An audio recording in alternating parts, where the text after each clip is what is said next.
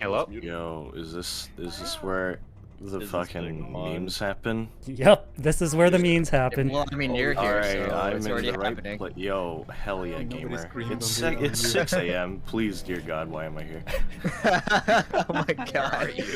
Can I go to sleep now? I mean, Sure. you could just unawake. you could just double O2 and just go to sleep. That's fine. It's not recommended, but it's fine. No, watch this. 2-0 That's an from interesting my sleep. strategy, Cotton. Ooh. See if it pays Yeah, out. just lose 4 Zerg You rushes just sign and up for a you'll be game and then you just don't do anything at all. That kind of like, yeah, that's actually kind of perfect summarization of this event. He's just building additional buildings. He's just standing there, menacingly. All right. Welcome everyone to the VTuber StarCraft 2 tournament. I'm your host, Masked Hero VTuber Thunderbird Prime, and joining me as the co-caster is Brandon Loveless. Introduce yourself, Brandon. Hi, I'm Brandon. I've been casting for about a year now. Been playing StarCraft since about mid-2020, and yeah, I'm gonna be your co-caster today. All right, let's go through all the participants one by one, starting from the left. Starting with Bang. Bang, introduce yourself. Bang. Uh-oh. Oh, I guess it's it. Yo, someone I was hoping for a free win. I'm just a gamer of the games. That's Hank it. has stopped responding. All right. What? No, she's just quiet. What? Oh, there you are. There you are. Oh yeah, I'm just a gamer of the games. Sorry, I didn't mute.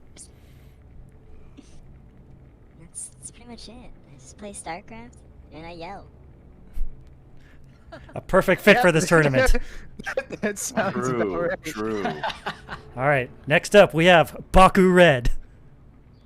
Oh, hi. I live in a dumpster. That's about all. True. Fucking You know, Short and that's a sweet. mood. I like it. I also never played StarCraft before. Awesome! Let's go. Nice. Like, ever. Oh, you gonna learn today. Oh, you gonna learn today? Yeah, I kind of figured. All right, next up, Cream. Introduce yourself. Hey, what's up? I'm Cream. I like heavy metal. That's kind of my shtick.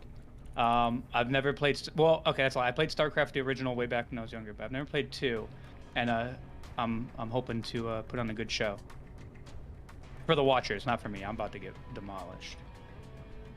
So, in other words, if anybody loses to either of us, they need to quit.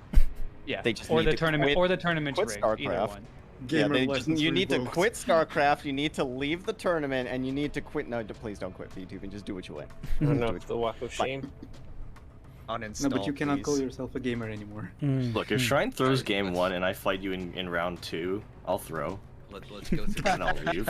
Anyways, Yeah. moving on. Next up, Echo. Introduce yourself. Hoi, I am Echo Whitefield. I play some games, also try to make some music, and yeah, today I'm playing StarCraft. I have played StarCraft quite a lot, but I'm still kind of trash at this game. So yeah, waiting how I'm gonna perform today. Don't worry, no pressure. It's not like there's a prize on the line or anything. Oh wait, there is. Yeah. There is? Oh yeah, we got to 16 entries, so first place gets a 5,000 yen scab of their choice from the artist of their choice. Oh, see, that doesn't matter to me because I never figured out how to use Skeb, so I might. I'm What's good is good. fun. I don't know what Skev is. It's a service where you can send like a message to like a Japanese artist, and it'll get machine translated, and then they'll like draw you some art for money. Oh. Yeah, it's for putting in commissions.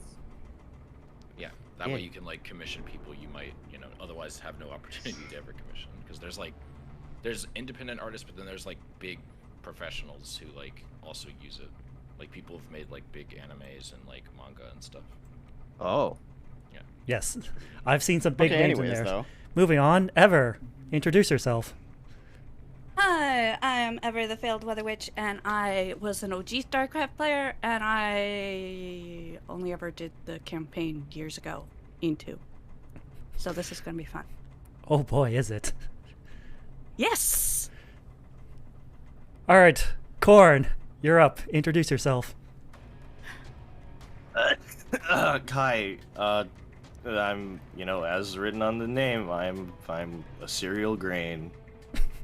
Yeah. You're also glorious. I am glorious.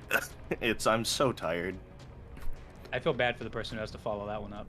Hey, true. Speaking of which, Joey, introduce yourself. My name is Joey Ghost, and I am the mad scientist. I'm happy to be here, and I hope to destroy you all! Let's go! That was pretty good. I like that. Kuma, you're up. Introduce yourself to chat. Hi, I'm King Kuma, and I'm currently learning how to play this game during my introduction. This isn't my scene, but I like to go around and see other VTubers passionate about their games and hobbies, so that's why I'm here today. Hell And I'm here yeah. to support the scene. What a Good great luck guy. to everybody today. You're kind of Also, like that's me. very Any wholesome. 1v1 in any other fighting game, and I will fuck you up. That's true. Kuma's very I went from passionate when very it comes wholesome that to an shit. actual death threat. Oh, fan. Look, having Most known wholesome Kuma for a while, death threat ever. this is true. This is absolutely true. Take it at face Oh. value. Oh, Welcome to VTuber Collapse, where it's all chaos all the time. But hey, good to know somebody else is going to be just as clueless as me. How's it feel learning it all literally right now? I have a build order, and I'm currently winning. Oh, Oh, While you're the actually big playing talk. practice matches, imagine. He's doing a build order. I'm lost. I'm done. I can't do this anymore. All right, next. Next, Maru. Oh, it's my turn. Yep. Hello, hi everybody. I'm Maru5, part idol, part hero, all VTuber. I'm a time-traveling android from the future. I'm a variety streamer. I am a singer. I build Gampla model kits on weekends and do play retro games. And I've been playing StarCraft since the original one in 1998. But I haven't played that much in the last few years. So I don't know how good or bad it will be. All I know is that Zerg Rush. Good luck to everybody. That's all you need to know. Well, Yeah, Zerg Rush I'm and Cannon Rush, yeah. Losing the first round. That's what I hope. If I can beat the first round, I'll be happy. Cool. Positive attitude. It's important to have goals like that. One step at a time. One step. 0 to 1. All right. Melody, you're up next. I think she might be deafened. She's deafened. Uh-oh. No. Let's just come back to her later. Okay, Next up, Rada. Salutations, kind strangers of this world. Raider Revolt at your service. Ooh, I love the passion in that intro. Yeah. Nice. I like it. Yay.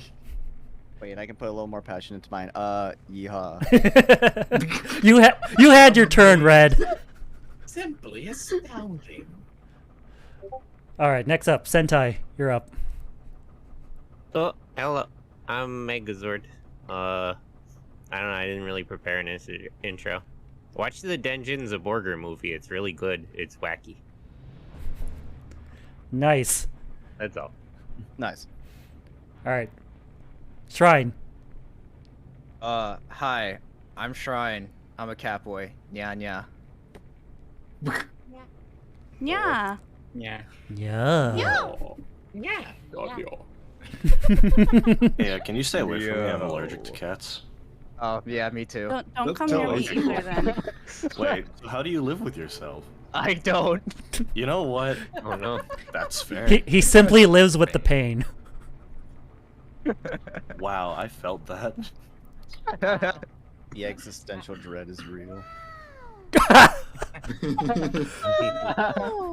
Mara has a soundboard and she's not afraid to use it. I don't Uh-oh. myself Oh, in that's first person. I don't know wonderful. why I just said that. Yes, I also have. Thanks, Cronus, for pointing that out. I have a button to just pull up the current bracket right now, so anyone watching stream can keep up with who's in which bracket and who's gonna face who. A nice little feature. All right, continuing the introductions. Soul. Hi everybody, I'm Soul Marquis. I'm the one who funded most of the channel points to make this tournament happen, so I'm the one that forced Thunder to do all this. Let's go! Much obliged. Good job. And because of that, I have high expectations for you.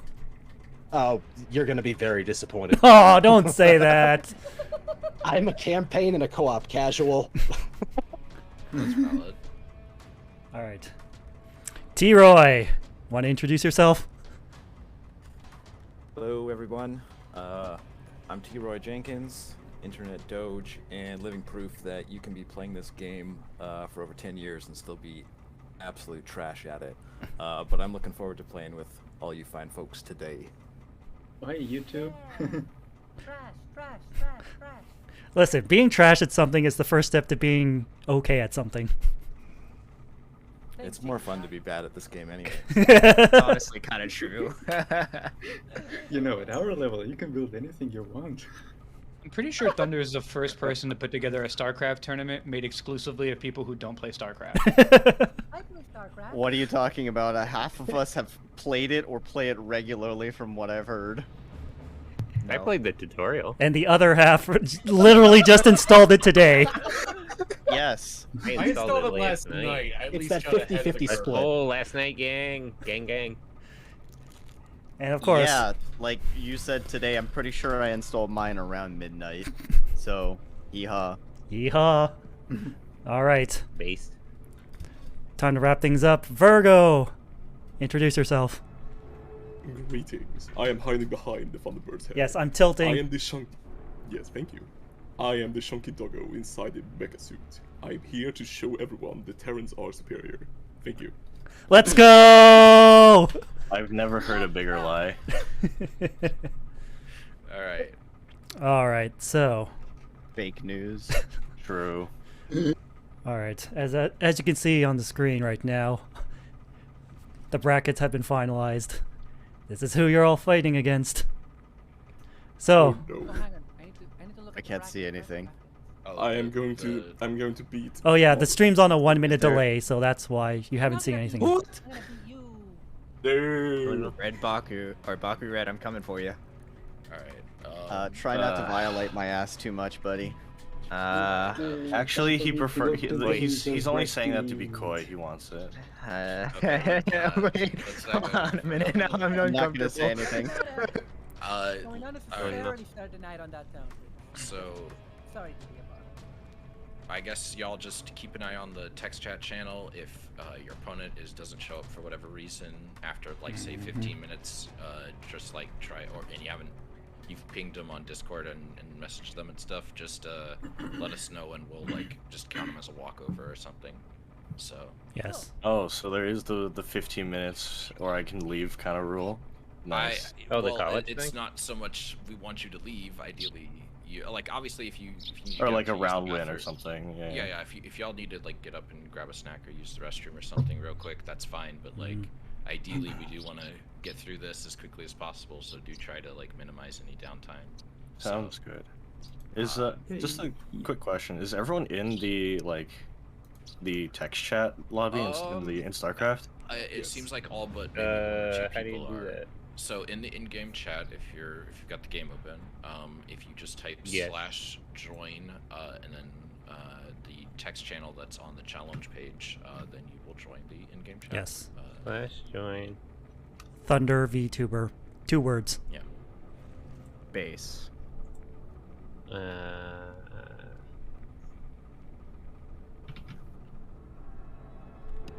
By the way, isn't here? Did I just hear birds? It's like 6 a.m. Cut me some slack. There's a tree outside my window. Alright. Nice. It's 6:20 p.m. over here. Anyway, so Oh my lord. Thunder, we should probably Yes. go to our little caster deal, and then Yes. How did that work? whoever wants to get casted first, I guess you're welcome to volunteer yourself. and we'll go from there. Any takers? We just go in order. I mean, if you guys want to witness a murder, I'm down. All Throw right. me to the wolves. All right, Cream's volunteering. A humble sacrifice. Yeehaw. So it's Cream and Bang. Alright, we'll watch Yeah. Okay. Alright, Thunder, Alright. I guess I'll move us over. Actually, I think my match might be the most interesting among the first ones. Will it be Or, though? well, maybe Will not. I mean, yeah, I guess not. Anyway, Fair enough. Good point. all y'all should probably dip for now, but Yeah. Do we have to stay here? no, you don't. You don't have to Cool. stay here. Okay, because it sounded like that, and I was very confused. No. No one has Just to be in the here voice in time channel. for your own match. Well, no, you Oh, don't even yeah. have to be in the voice channel for your own match. Like, Just pay attention to chat for when you're upcoming. yeah, pay attention. I assumed to we it. only had to be here for the intros, Yep. and then we could like disperse. That is Yeah, Oh, so absolutely I can be playing my cool. own little game while I wait, Yep. right? Yes, you can. Sweet. Oh boy. Yeah. I Alright. may need to clock in like a practice round. Alright, everyone, good luck. Tournament's now including starting. Alright. Jelly Good luck, shift. lad. Good luck, everyone. Who Good invited me to a luck. party? Have Bye fun. bye. Bye. Let's die. Good luck, y'all. True. Yeah. Alright. All right, I'm in the shoutcasting channel now. Let me get Cream and Bang. I forgot what Bang's in-game name is. It is. It.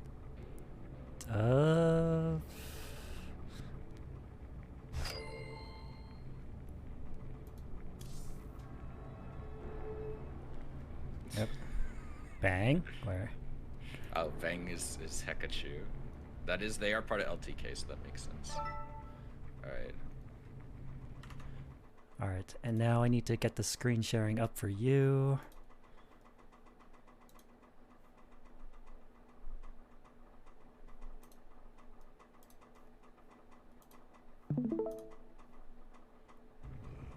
All right.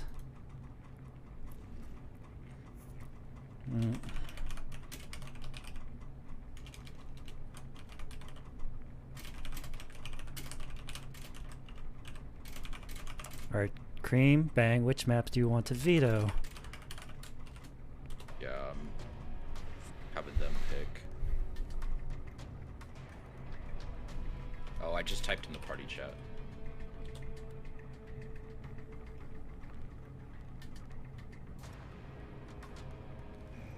That way, it's more separated from the rest of the stuff.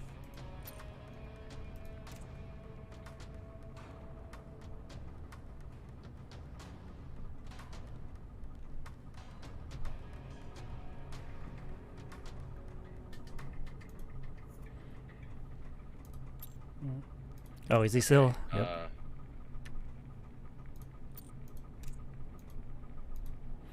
Hmm.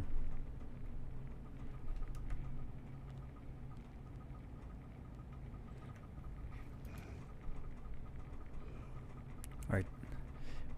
Banks. Banks just Yep. I got the map pool pulled up, and a randomizer pulled up. play Berlingrad first. Okay. All right, Berlingrad. All right.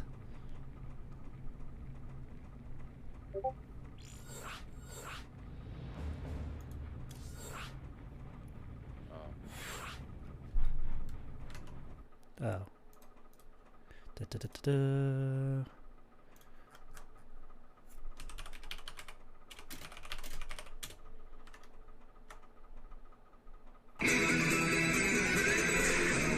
All right.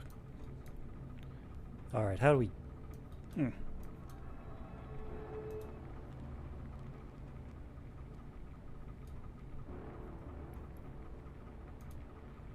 All right.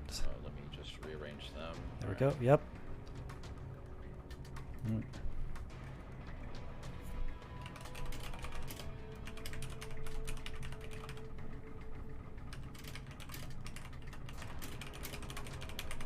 Yep. Just waiting for the players to pick their race, pick their colors. Then we'll get ready. Cream plays. Alright, Banks going. Banks off right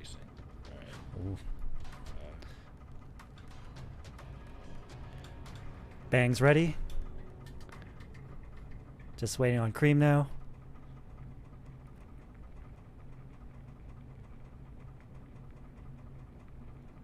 All right. Cream says he's ready, so we're gonna get started. Excited. You know?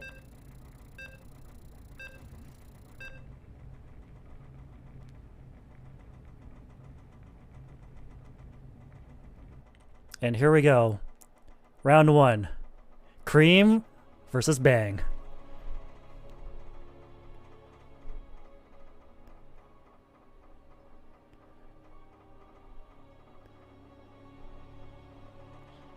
Very brave of Cream to volunteer.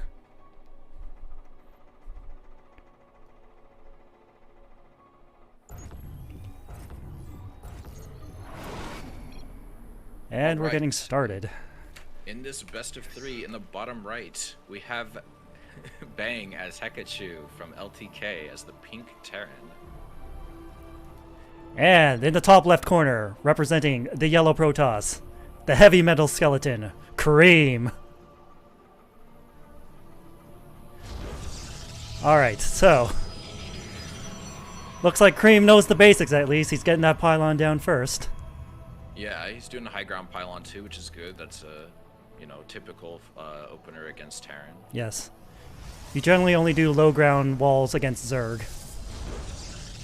Yeah, absolutely. Oh, he's going gas first too. What's he got planned? Meanwhile, Bang is doing a pretty standard wall off. You know, supply depot and then barracks. And then second depot right above it, prevent any scouting from going on. Gateway's going down for Cream. Alright. Oh, where's this pylon going? Another pylon. Alright, at least he won't get supply blocked. We have an SCV scout going across the map from Bang. We'll just follow that here. We'll switch here. We'll see what Bang sees. Let's see. It looks like this probe is about to put something down. What is Cream gonna do? All right, he's going for a forge. It's an interesting call. Typically, you follow up a gateway with either a second gateway or a cyber core, but forge could be good for making turrets if he's wanting to be more defensive. Yes. Well, cannons, but and that probe is chasing that SCV. Why is there a cat? Yeah, so there's dogs on this map, and they're just kind of there. They're just there. Don't worry about it. Oh,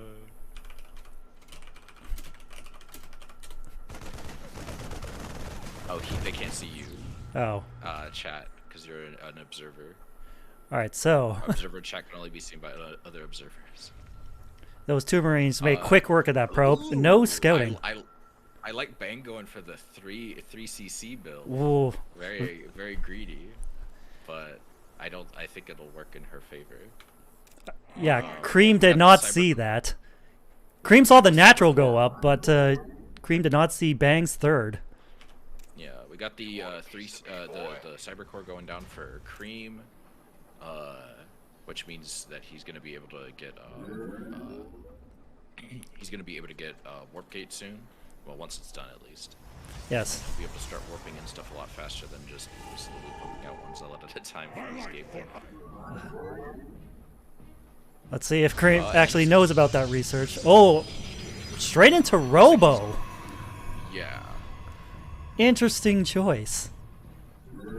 It is. I'm going to try and avoid making fun of people because, like, I do like to kid around, but at the same time, I know a lot of these people. It's their first time playing, so I hope if anyone is watching this, you won't take it too harshly. Yes. It's coming from a place of love and appreciation. I assure you. Meanwhile, we have Bang got one Marine all the way across the base, but dang, 3cc into 4 racks. I love it. Oh. This is great.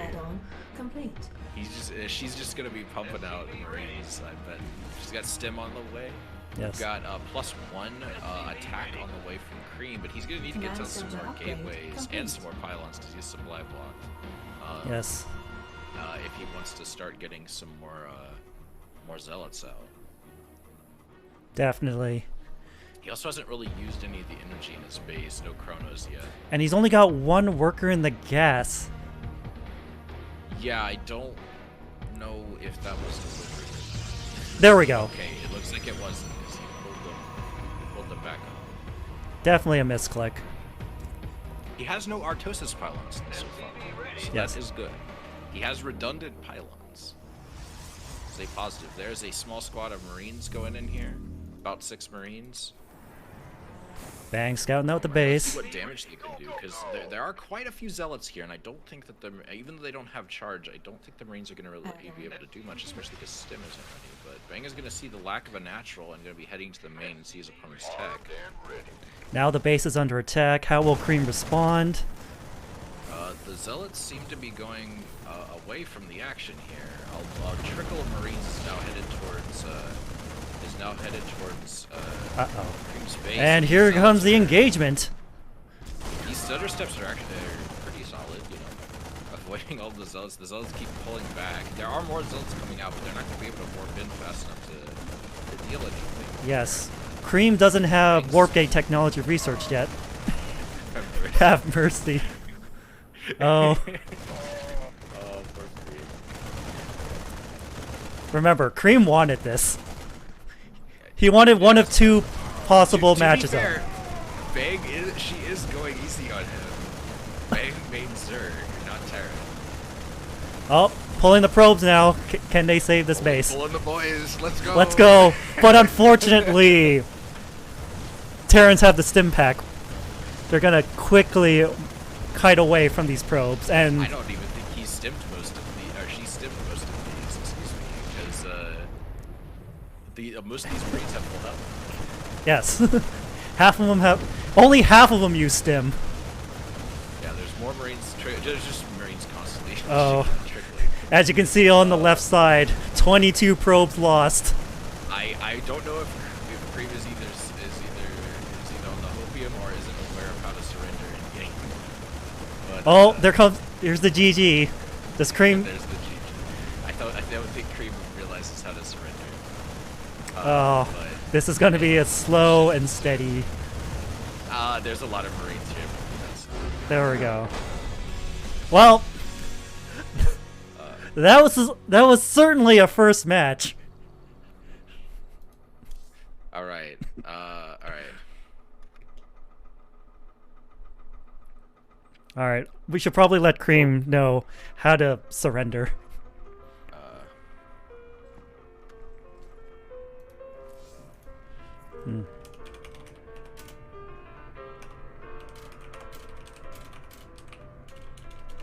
Cream, if you wish to surrender, hit F10, then select surrender.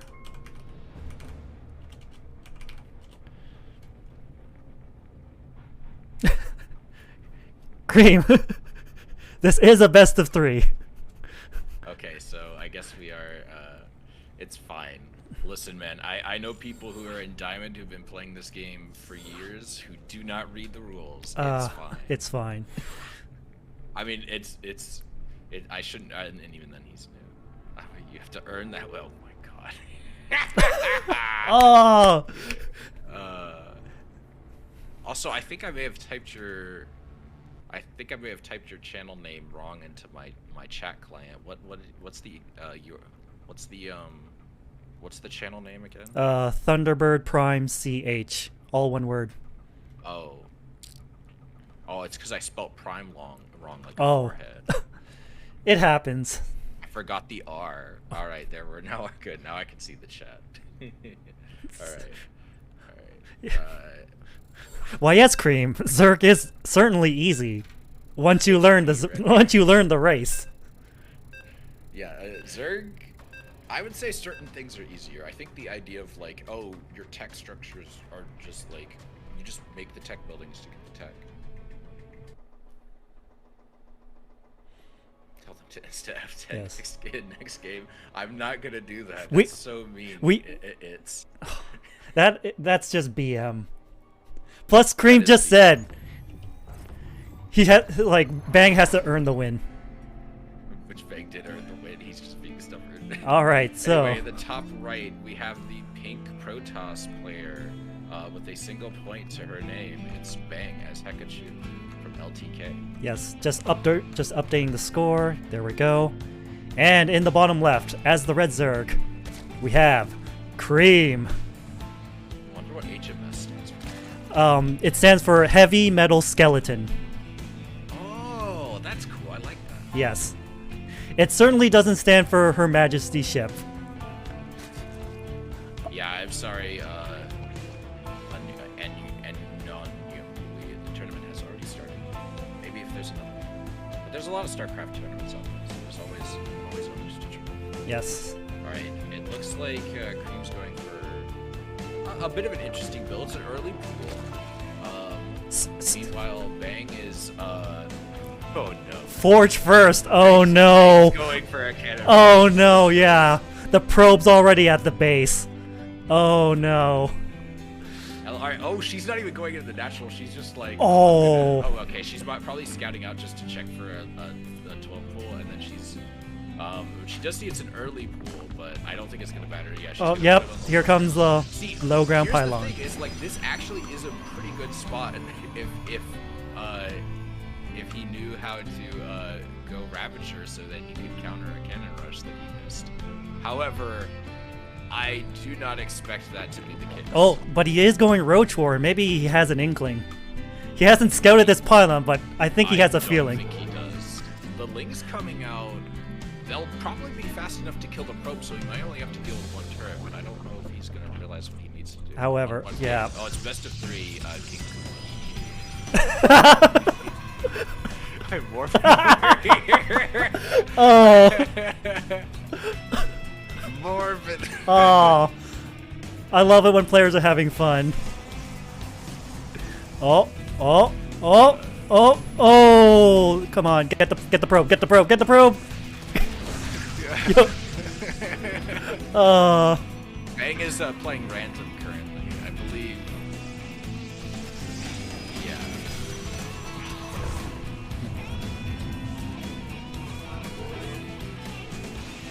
Oh, oh! Get that probe, get the probe, get the probe! Okay, at least the probe's down. Yeah, but all it takes is another probe. Is Bang even macroing behind this? She is. Yep. She's also building defenses at her base, but yeah, those Lings. If he massed Lings, he could probably get to the other side of the map, but he's gonna need Ravagers if he actually wants to be able to deal with these cannons. He is building roaches, so he's on the right track here. Yeah. However, the Roach Warren is under siege now. He's got a very small window. Yeah, he's gonna need to be able to either morph the Ravagers like right now, or he's gonna need to mass units to quickly kill it. Oh. Oh, congratulations, man! Winning in a tournament always feels good.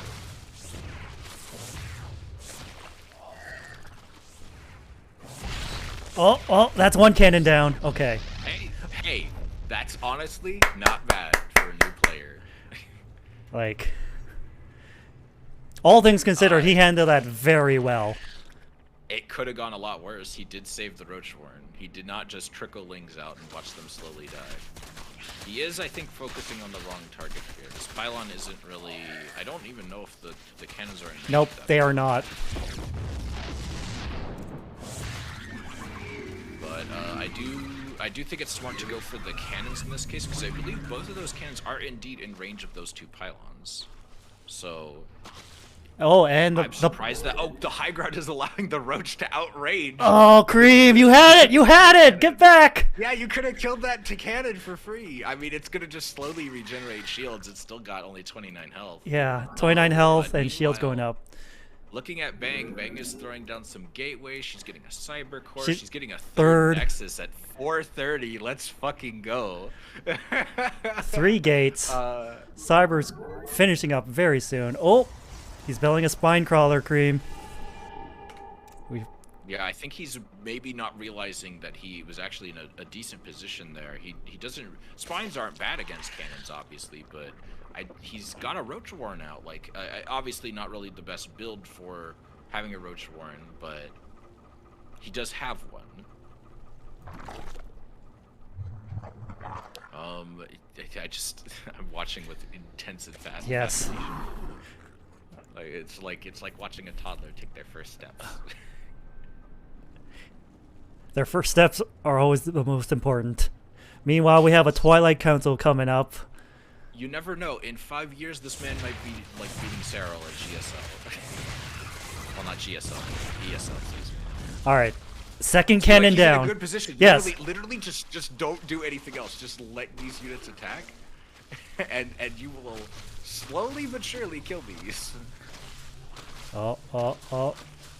That these roaches are getting stuck. Bang is just macroing up.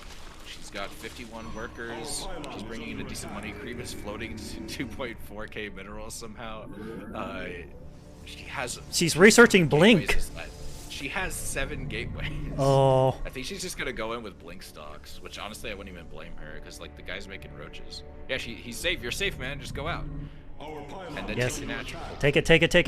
I mean, Clean he's it up. hopeless at this point. He is extremely behind, but he's got so many minerals. He could rapidly expand. He could get a ton of drones, and he's still gonna probably lose, but he could make a lot of shit right now if he really wanted to. But he's supply capped. He can't even make anything right now. All right. Come on, Cream. Take your natural. That's a tentacle. Yeah, that's a spine crawler. Oh. A bunch of stalkers are on their way across the map. He might try aiding Bang into the spine crawler and then like attacking, but I don't know if his like tactical knowledge is enough. We'll see. We will see. I don't know how good Bang's Protoss is. It's probably better than mine. Yeah, but I feel like to an extent, like just having the macro skill of a high-level player is, or relatively high-level player at least, is like enough to help carry you with races you maybe necessarily aren't great at, because your just general game knowledge is going to be enough to carry you even if you don't necessarily have a great Blink and level 1 weapons is about to finish up. Oh, Roaches dear. are not the right call. Roaches and Lings are actually not a terrible call for this matchup, and he is making her fight up ramp, but she's just going to blink up. Oh, she's blinking back the injured ones. That's smart. Very good. Yeah, that's pretty standard. Very good. Oh, but she's reinforced. Are you scared, Mike? What are you talking about, buddy? Oh, the back pedal is real. And I think at this moment, Cream realized that he messed up.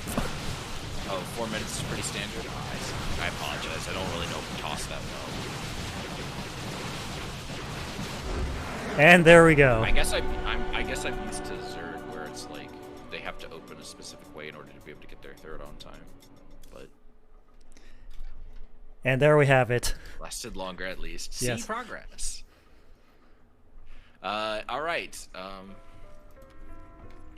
Anyway. All right. Let's get Cream out of here. And then who do we want to do next? Let's check the bracket. What's the? Let's see who's. Wait. Why does it still say that it's a preview bracket? What? Did you start the tournament? I should have. I would check the challenge real quick. Settings. Yeah, check-in underway. Oh. What? Yeah, the tournament needs to start, man. Oh dear. Settings.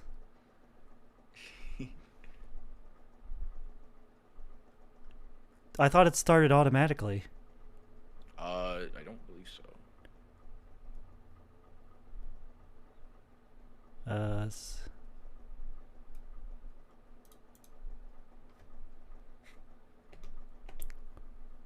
Well then. Did you start it yet? I'm trying to find the button.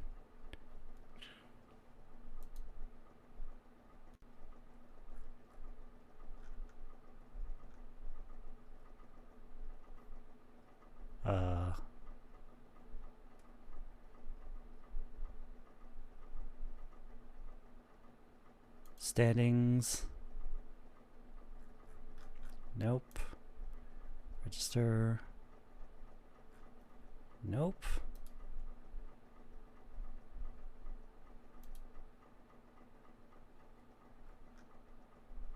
All right. Yeah, you need to go to, yeah, you need to click the start the tournament button. It's on the bracket tab. Bracket tab. Yep. Process checking results. Start the tournament. All right. Tournament started. Right. So, report scores. Yeah, so I guess put it for Bang and Yep. Yeah. I should definitely tell. But it should be good. Hmm.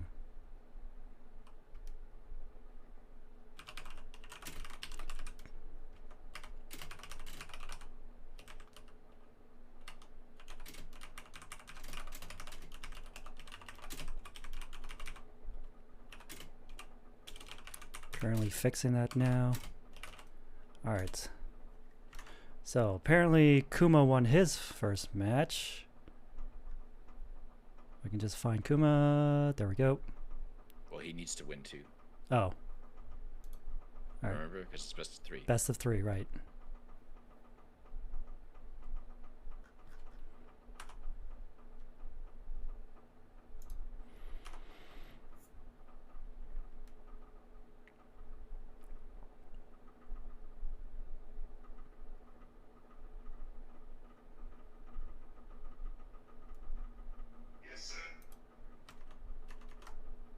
All right, back to the game. Let's see. Anyone currently available?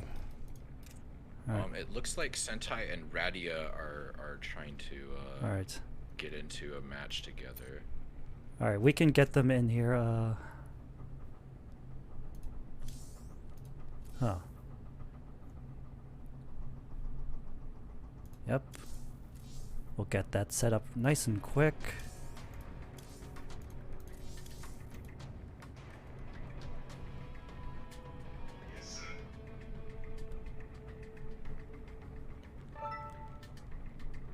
Alright, there's Rada. Now let's see, can we... Oh yes, you're party leader. Yeah. I'm just trying to find what their name is. Sorry. Let's see. Mm.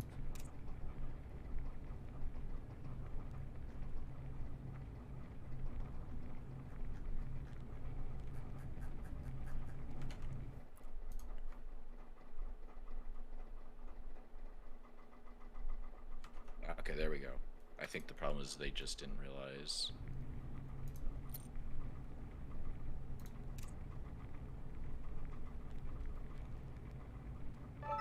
Alright. Okay. Alright. Alright, time to alright. decide the vetoes. Yeah.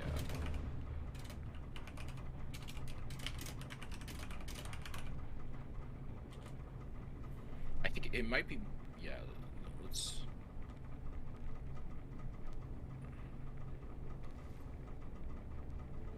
Any.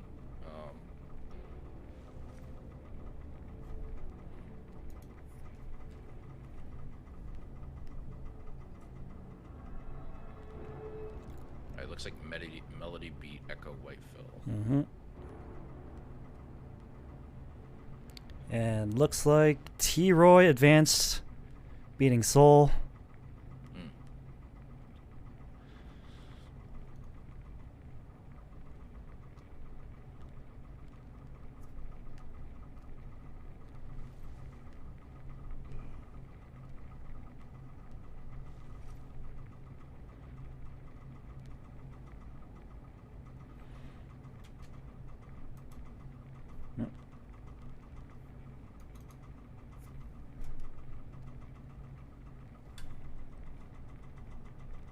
Still waiting on Sentai.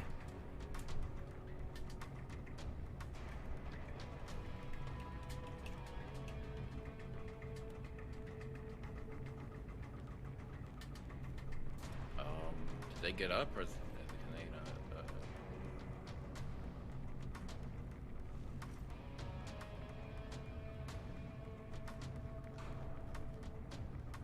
So we played Burning Lad in 2000, so probably won't pick those for this round.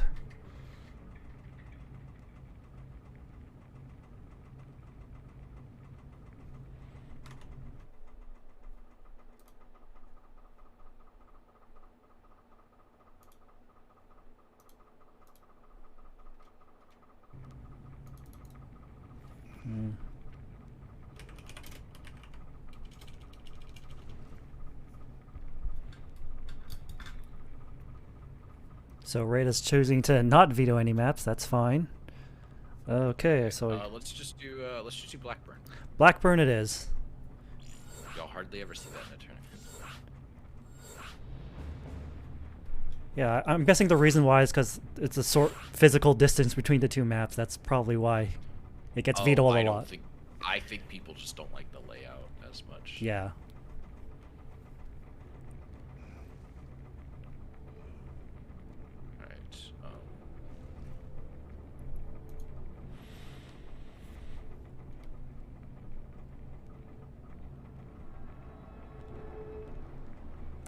Alright, looks like we're in for a TVZ.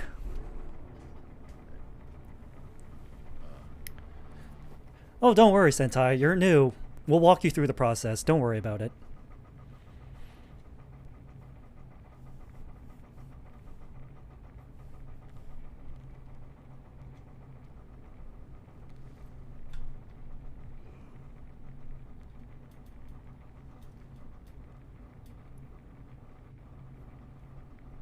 Just waiting on confirmation. We are ready, and let's get this match started.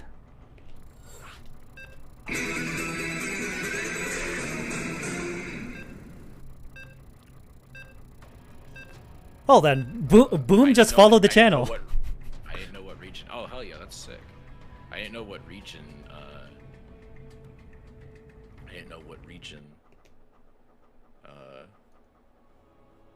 No, you're not stupid, Sentai. It's your first time. We understand. It can be a bit intimidating.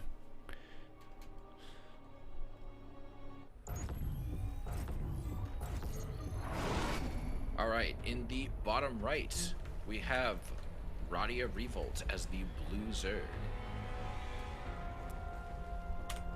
And in the bottom left corner, playing as the purple Terran, Sentai VTuber. And we're seeing an interesting choice here. Refinery first, even before the supply depot. Second refinery. Ooh. Could be rushing the tech here. Radia's actually doing a fairly standard opener so far. He's taking a second to get his additional drones. Maybe he's going for a 14 hatch. It looks like he might be going for a 14 hatch. Which is surprising. And second base already going up for Rada. And then he's going straight into a pool. Huh. I guess maybe this might be like an amateur, like a really relatively low-level player's idea of a 12 pool. Well, no, he's making drones. Interesting. I guess we'll see. I don't really. This is a new one for me. Yes, this tournament is just full of surprises so far.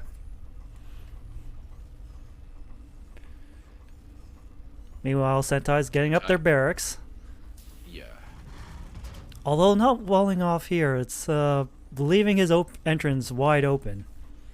I do like that Radia is thinking to send an Overlord into their opponent's base. The only downside is that it's a Terran, so sending an Overlord into your opponent's base this early isn't going to get you much, and even if it did, you're going to also be dealing with the fact that your opponent's going to have Marines in a second. They're going to kill that Overlord dead before they see anything that valuable. I guess he knows that his opponent's not doing a proxy. Oh, but if he does see the second refinery, that is going to tell him something. What that tells? Oh, an engineering bay too. Is that SCV trapped, or can that SCV get out? I can't tell. I can't tell. I can't tell if it's idling or if it's trapped. Interesting. Drones are mining here at the Radia Revolt Hive cluster. A queen is on the way. Just one though, not two. Oh wait, no, there's already a queen in the main. Nice. But Marine is chasing away this OV. It's gonna die. We got a tech lab on the way. More supply depots being built. No wall, interestingly enough. Yeah, that's the first thing I noticed about this first barracks, that it's not blocking off the entrance. Yeah, not really a typical opener at all. Typically, you would only do that if, say, you know, you were like proxying. Not in this case. We do have a second racks going down. We have a Marauder on the way first. After that Marine. Meanwhile, back in the Zerg base, we have a Baneling nest coming up. That's actually interesting to see.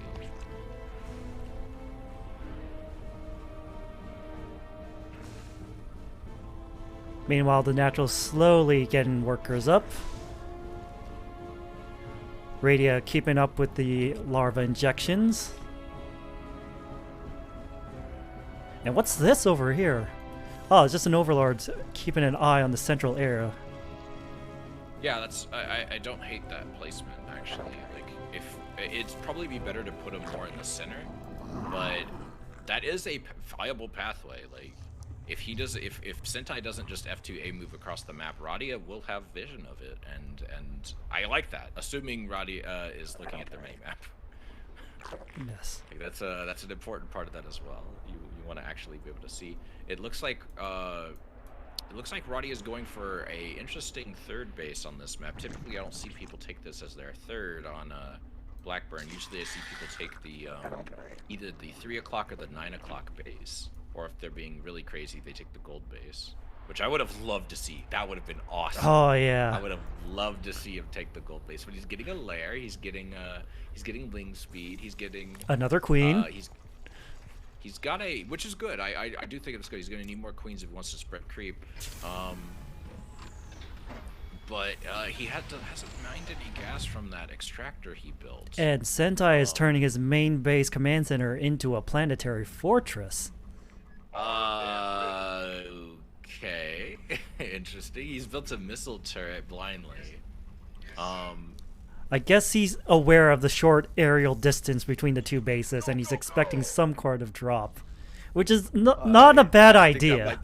I think that might be a somewhat charitable interpretation, but sure. The planetary in the main is an interesting call. I am liking the strategic overlord placements from Radia, keeping him in this high ground. Maybe Sentai has died to a lot of Ling floods, and so they want a planetary fortress to protect against Ling floods instead of walling off. We got a Ghost Academy though. Oh. And a factory. Are we gonna see some nukes? Let's do it. I'd like to see some nukes. Who do I report to? Oh, King Kuma. You just posted in challenge. In fact, I Yes, should probably you can self-report the scores. Oh, here come the Lings, but the planetary is ready for it. Sentai's worries were vindicated, 100%. I bet he's feeling real good at defending against that attack, but we have centrifugal hooks coming from Radia's Baneling nest. It's good, at least. Like he knows he needs to get the upgrades in order to compete with the Bio Army. Oh, Kuma's fighting Melody. Well, Kuma's winning streak is over. Don't say that. Maybe he can pull a come from behind win.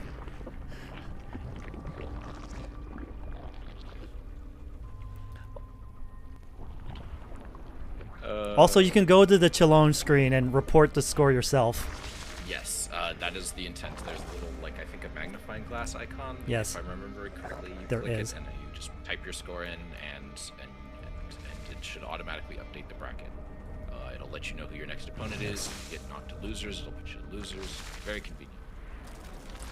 All right, we got a lot of banelings morphing. I actually really like this. This might actually work really well for him because this is a lot of bio and it's not upgraded at all. There's no stim, there's no armor upgrades, nothing. All of these units would just absolutely get multi-buildings. Yep, 23 Marines, 4 Marauders, and a single Hellion. See, I kind of wish I could be in the players' minds right now to understand why they're making the decisions they're making, because it's fascinating watching someone who's new to a game like learn how to play it as they're doing it, because you can see, I watch this and I'm like, I see elements where I'm like, okay, you kind of get it. You know, there's here it certain comes. things where I'm like, oh, you know what to do, and then there's certain stuff where I'm like, oh, well, that doesn't make any sense. I'd love to know why you think that is what needs to be done, and I'm sure there's higher level players who look at me and think the same thing. Yes. Take the easy one.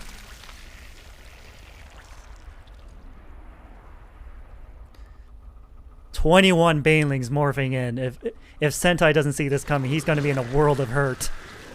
I want an easy one. No, you need it like. It's not about easy wins. It's about having a good time. It's all bio and a single Hellbat. This is not looking good for Sentai.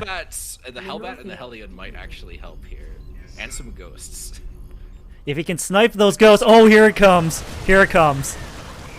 Oh my god, that's so Oh, it's a massacre. Oh, everything is just he didn't dead. quite hit that last Marine, but he did kill a lot of stuff. And yeah, 42 more Lings on the way. There is not enough production structures from the Terran here to compensate for that. Yeah, unfortunately. But if we take out units lost, he's also floating a lot of stuff. He's not really building too much. Yeah. Lings fog. Exactly. Voom's got the right idea.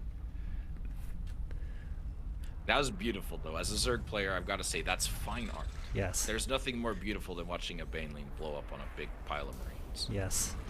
Although, if we look at the units lost, even though yeah, Radio won the engagement. On the way.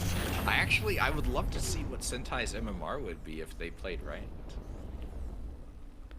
Oh, what's Sentai? Oh, here comes another tech lab. Interesting. I mean, to be fair, if I just got hit with a bunch of Banes, I would also probably make Marauders, so I could help soak up the Banes. But at the same time, he has no idea what his opponent's doing. Yes. Sentai has no idea what their opponent's doing. So yeah, if we take a Sentai's vision, he doesn't know there's a natural, doesn't know there's a third, doesn't know there's a fourth. There's a fourth. Doesn't know there's mutas. Like, but Ling Bane Muta was not in my forecast for Mr. Radia. I'd love to see Radia's MMR if they played right. Like, this is honestly, I think, a build that would at least get you to gold.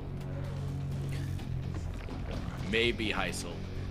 Like, cause like there's like tons of no way like most like Terran or Toss or even Zerg would expect to go like this. It is odd. I don't think it's great, but it's not bad. Like, it's not, there's a degree of competence here that I would not expect from a new player. Oh, we have a Thor coming out. Thor on the way. A blind Thor to counter the mutas. Amazing. Amazing. That actually might help because there's not a ton of mutas, but we'll see. If he can bait the mutas into this missile turret, he might stand a chance. I still think the Lings are gonna kill him. Yeah. Like, we got a third CC coming down here at 11. Flyer attack level 1 is on the way for Radia in a minute, as well as +2 melee and +2 carapace. 40 more Lings are on the way as well. And it looks like Radia is going to move out in a minute against our front Sentai here. Oh yeah, this army is looking honestly, mighty scary. Look at Radia's injects. They're actually pretty good. Yes. I'm actually really impressed. These are better than my injects.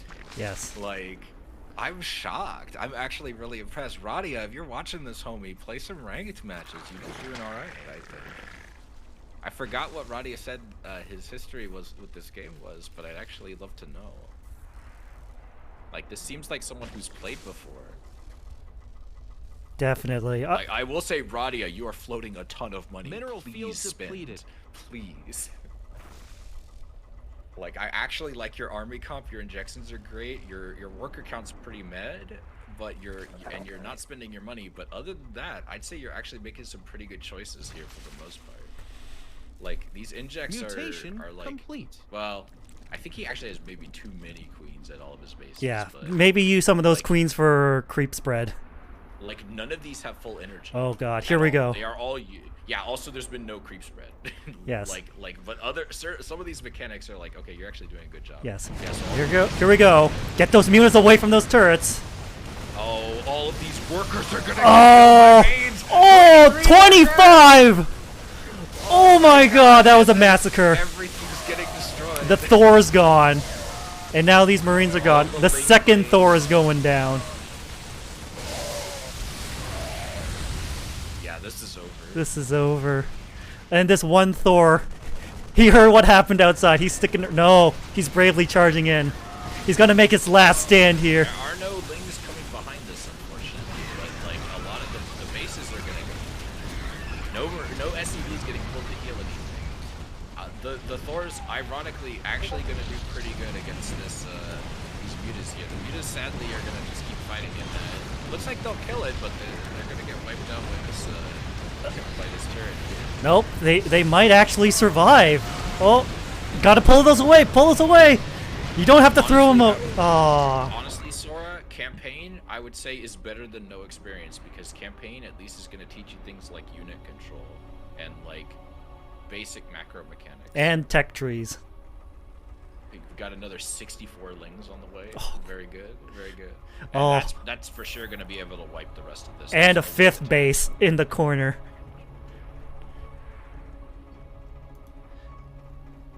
Meanwhile, Sentai's got a orbital at a third. Rada doesn't know about it, but he's got to expect something's up. Sentai hasn't been revealed. He's got to suspect that something's up. If Sentai's not being revealed and Sentai hasn't said GG. Oh, the 37 Baneling morph! I feel like that's excessive. The minerals have up and gone. Looks like we may need to fix the bracket after this, by the way. I think that You was made another queen. Nice.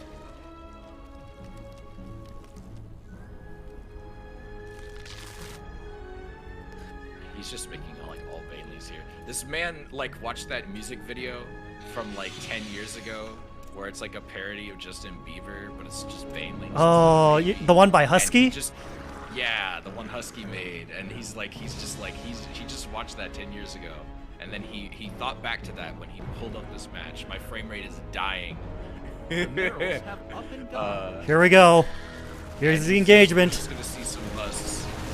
I approve of the Bailey intro. There's actually a decent amount of busts here. If only he would produce behind this with us. I honestly think. And this base is toast. Like again, there's a degree of confidence. This guy is not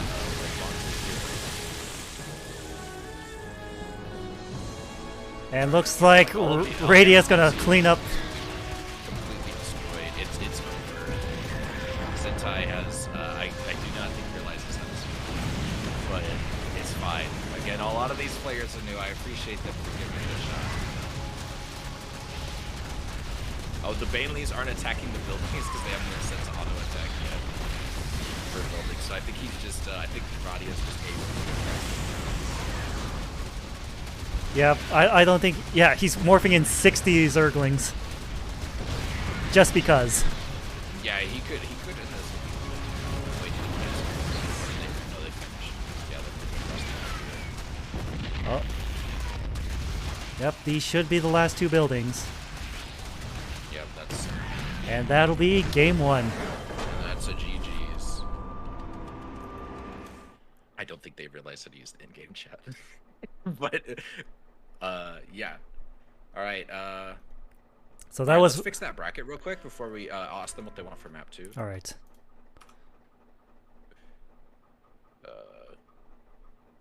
So yeah, Kuma accidentally put that he had a win against Melody. So if you could correct that on the bracket. All right. Wait. Reopen. Yes, reopen this match. There we go. Fix that. Kuma, Melody, if you're listening, we fixed that bracket mishap.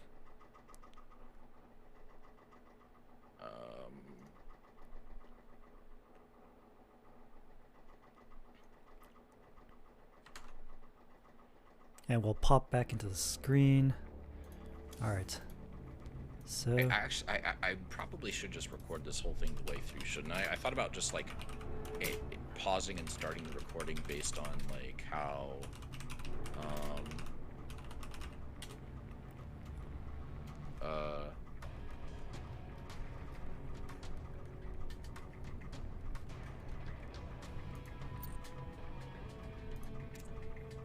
all right.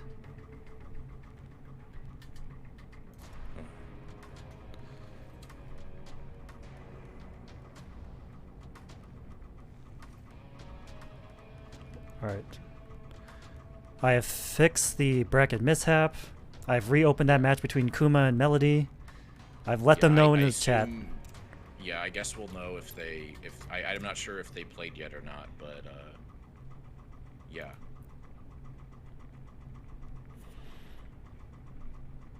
Anyway, so did they say what they want this second? No.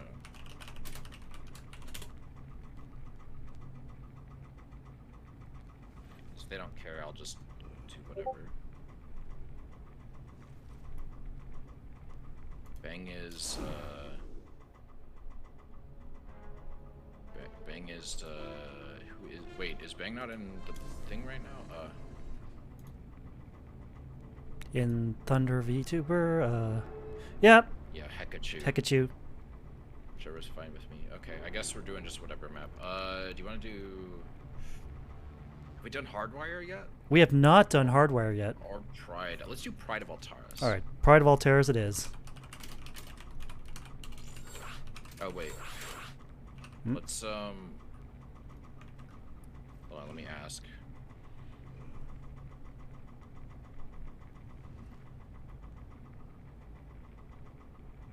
Because they said the ping was 200 milliseconds, right? I probably should try and accommodate them to an extent.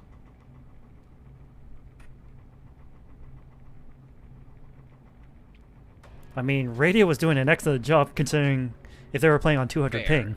It may not matter. Asia, okay, we'll do East. We'll do West, excuse me.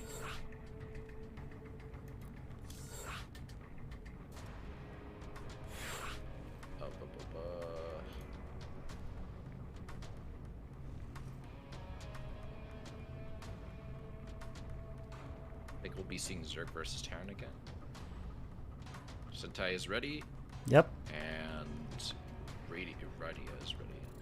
Okay, I think I'm just gonna record the whole tournament as a single file and then just edit it down to cut out any dead air, or maybe make like some compilations. I kind of wanted to do something like high quality, and I wasn't really confident that streaming it would get me the good quality.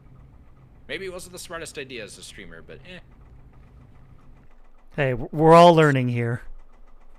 Well, no, I just, like, someone DM'd me earlier and was like, wait, you're not streaming it? And I'm like, well, I mean, it's already being streamed.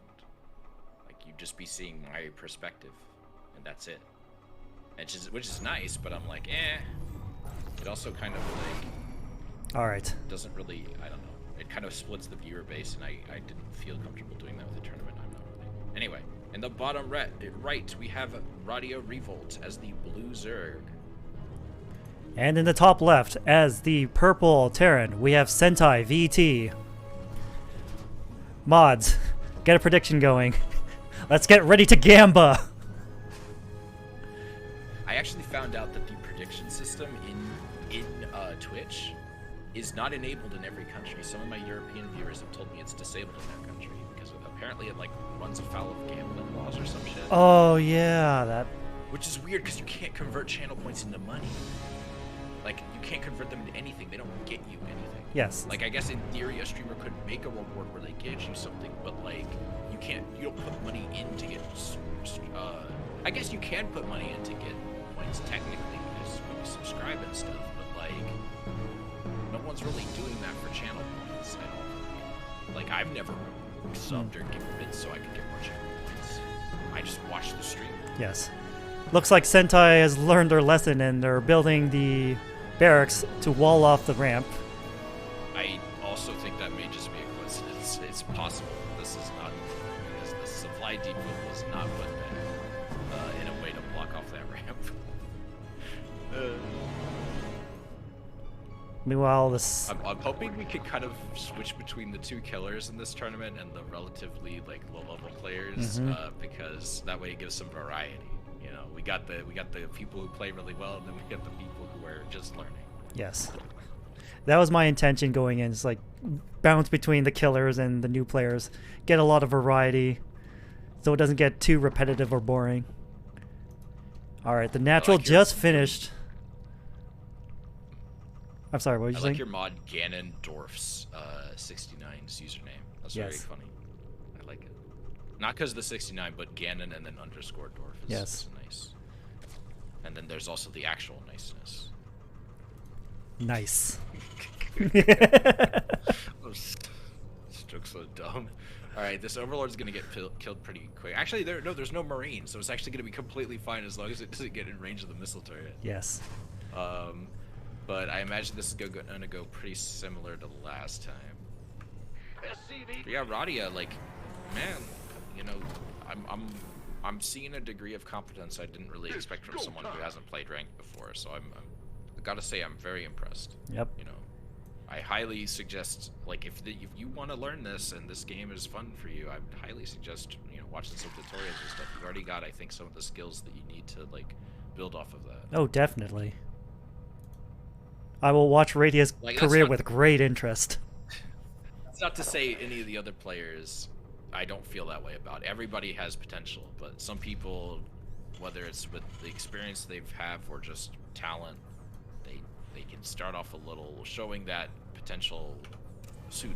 If that makes All right, sense. so this Overlord's not seeing any. Oh, never mind. They're seeing the that factory. No, he doesn't even see the factory. He sees a supply depot. Oh no, he does see the factory On the low ground. But I don't think Sentai is aware that there's an Overlord floating at the edge of their main base. Meanwhile, back at home in the Zerg base, Metabolic Boost has started. Natural's getting a nice worker count ready. I don't think that this OV is quite right on the pillar. I'm not sure, actually. I guess we're going to find out in a second. Oh, yep. Oh, no, he can't see it. Yeah, it's on the high ground. Yep. These two lings, I guess are going to see the move out here. And I imagine Roddy is going to react by just pumping out a bunch of lings. Because I don't think... the 3 Marauders and 2 Marines isn't really enough to do damage, but... a ton of damage, but, you know, it is a potential problem for just 4 lings and 2 queens.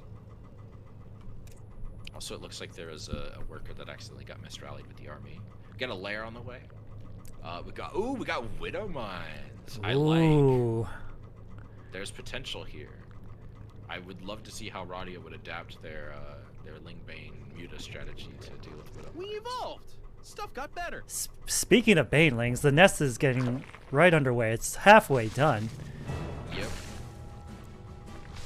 Plus 3 extractors on the way. Yep, he's transitioning into Banelings just like last game. I really want to see what he's gonna do with this one. Like, I'm just extremely interested. Oh, and he's taking a very interesting base. He's just going like, he's not taking his natural. He's going for this one on the very low ground in the center of the map. And I'm surprised. I would think he would go for the gold base if he was going to do something super aggressive like that. But hey, I'm interested to see what's going to happen. Maybe he's trying to trick him into thinking he's like a one base. But I feel like that specific base is maybe a little too obvious. Yeah, it's right on right on the A move path. Yeah, if he wanted to be weird, he should have taken like the 8 o'clock base or like the 2 o'clock base. I think would have been a more interesting move. There's also barracks going down there. Bane speed is on the way as well. 2 more queens. He's droning up. He's not quite hitting the 60 drones by 6 minutes, but you know, still. The fact he's making drones at all is a good sign. Yeah, he's at 42 drones. He's getting there. Yeah, because like Sentai only has 21. He doesn't even have a fully saturated natural. But this army's just. I do like that he's guarding his expo. I do think that is good. Like, a lot of players in the low levels don't guard their expansions, so they're pretty easy to snipe if you know what you're doing. We also have that Spire on the way again, so you know what that means. He also does have enough gas. You are going to need 4 gas if you want to consistently do mutas. And So I do like that. yep, he's got 4 gas. Will he get 6 gas though? Being a bit wasteful with his sorry, you don't really need like 2 rounds at every base levels. Yeah. That's good if you're worried about air attacks, but like right now they're just doing injects, and it's like, man, you could really spread some raid and get yourself some good average. Definitely. That being said, it has some okay overload spread for someone who's never played before. Yes. Like he has a couple of like pretty good flanking positions covered by OBs, but I would love to see one maybe towards the middle of the map, or maybe see him grab this Naga tower. But you know, he's a new player, so shouldn't hold him to the same standards. Meanwhile, got a siege tank coming up from Sentai. Probably learned his mistakes with the Banelings and getting some splash damage to deal with that.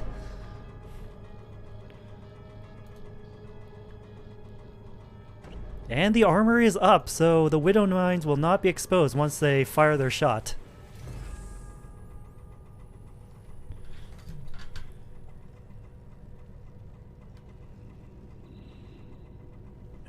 Alright, like, I guess this army's just gonna sit here. I guess he's just slowly trying to mass a bio army, which, to all the Terrans out there watching, the strategy there is to just make more production. Also, maybe just not build only 2 bases. He's got a tank, but that's probably not gonna be that helpful considering what he's finding. The Widow Mines might actually help him, depending on how the Widow Mines hit and where they're placed. If he can bait him into the Widow Mines, he will probably kill all of the Lings, the Banes, and the Mutas. Yes, yes. But we got +1 melee and +1 carapace on the way, as well as +1 flyer attack. Infestation pit too. Placement of all of those buildings. The infestation pit's also placed back by the mineral line, which is a bit interesting because it's not really that important of a building compared to the other 3. But hey, it's valid. I guess it'd be harder to scout. Speaking of scouts, Sentai hasn't done any scouting so far. He's completely in the dark as to what his opponent is up to. No, and I think he's just new, so he's just not really aware of, you know, exactly what they need to do to realize what their opponent's building. Mineral field depleted. But he does have a starport up, so They win the planetary in the main again. They're now getting their natural, though. Armed and ready. which would So they are- technically be their 3rd. Yeah. SCV ready. Alright. It's their 3rd base, but it's in their natural. Melee level 1, ground carapace level 1, and flyer level 1 all finishing at around the same time. Alright, Lings and Bane, well, not Banes, but, oh no, there's some. Oh, here we go. The attack has started. Oh, there's no answer. Oh, Sentai, burrow your Widow Mines. No, no, no. Oh no. He hasn't burrowed the Widow Mines. They're completely exposed. Oh. Completely died, unfortunately. Oh no, and now here we go. Oh hey Joey, don't get disheartened. You're a relatively new player. Some of these players have been doing this for literally 10 years, almost non-stop. Like, we're just having a goofy time with the And here comes the natural getting gutted. 8, 9, 11, 13 workers down the drain. This factory's going to...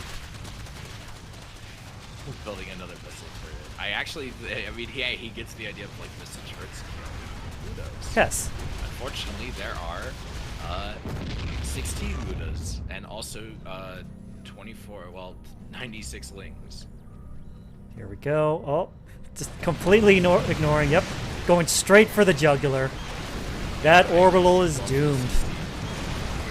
It's a good strat. Planetary is dead. Yeah, Radia, my guy, hit up some training videos and tell him we got a chance for some of the skills you've shown off today.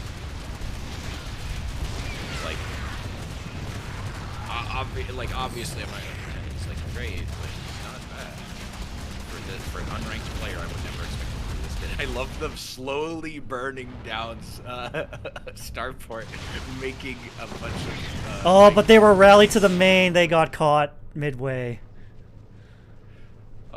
That I mean, even if these Vikings were enough, the Starport's gonna burn down in a few seconds. He doesn't even need to attack it. Yeah. Yeah, it burned down. All right. I'm gonna run to the restroom. I apologize. All right. Be right back. Take your time.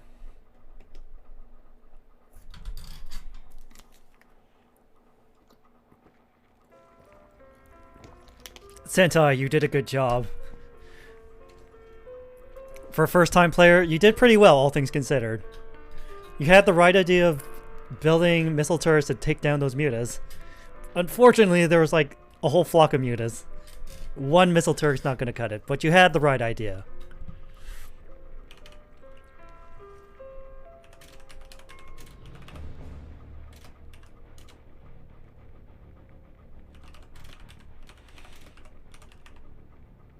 You did fairly well for your first time.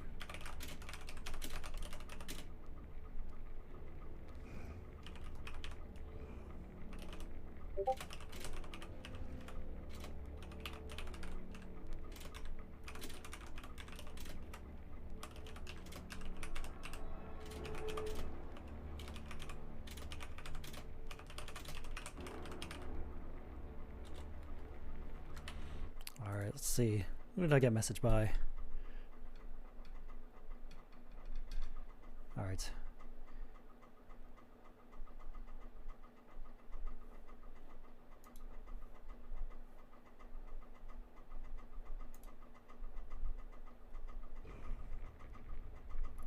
Let's see. Options, sound, music loud. Okay, we can turn that down to 30%.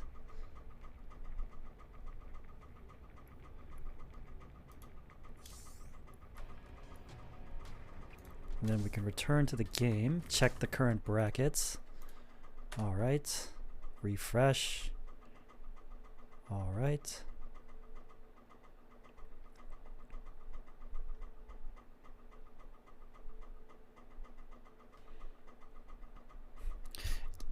God, I'm like legitimately sweaty. My shirt is drenched. You did pretty well. Rada, you got most of the mechanics down. Like Brandon was saying earlier, like you got the macros down. Your injects were on point. If you can get to the creep spread, then I think you're in a good position. All right, I am back. All right. Apologies for the delay. Oh wait, they're still in the party. What? Oh, Yeah. I don't know why they're here.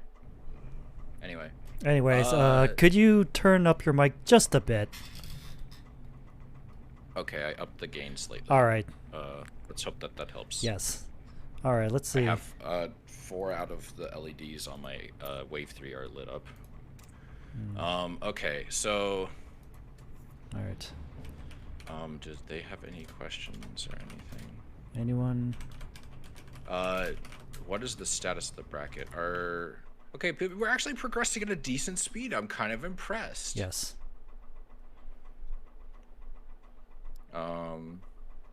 Shrines, it looks like you're up, homie. Up against Melody. All right. Should we do Melody and Shrines?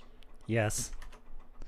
We're alternating between killers and new players. That's the plan. I guess that wasn't my original intent, but I think Bang and the other are in the middle of a match. Like Yes. it looks like everyone else is in the middle of a match or waiting on an opponent. So,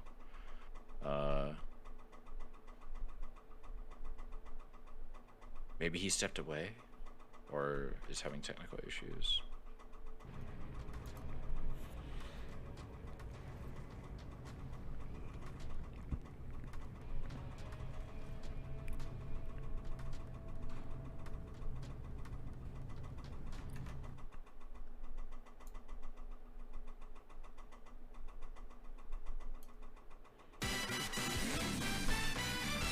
Ah, Ganondorf 69. Thanks for the resub.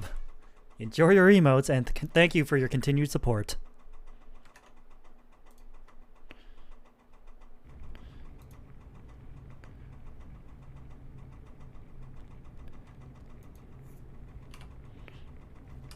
I don't know what Shrine's in-game name is.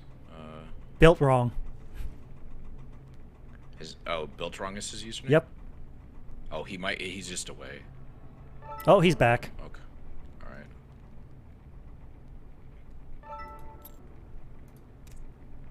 Alright.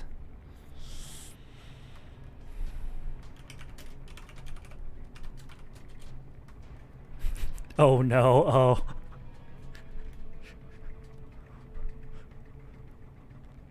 Shrine, you knew that if you were good enough, this was eventually going to happen sooner or later. This will be fun. She's gonna play Terran, Oh. so this will be more evenly matched. All 'cause right. I think Mel's Terran is like Diamond 1, so this will actually be relatively close. Yes. I have hopped into some of Shrine's streams. I believe he's also Diamond. Yeah, it says he's Diamond 2, or no, he's peaked at Diamond 2 Protoss. Alright, so Glittering is vetoed, Alteris is vetoed. Blackburn is vetoed. Blackburn is vetoed.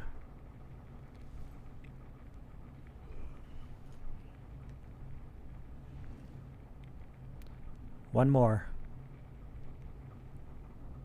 EVP isn't really my matchup, so I apologize in advance if my casting isn't quite up to spec for that, because...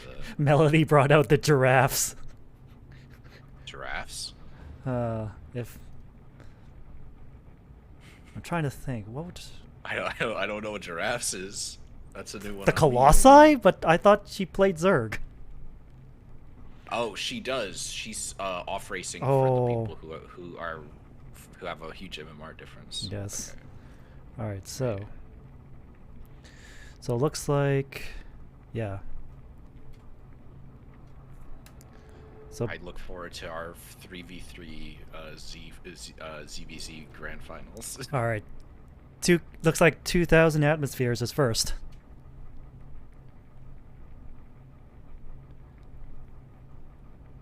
So we'll just get that so set up. 2K,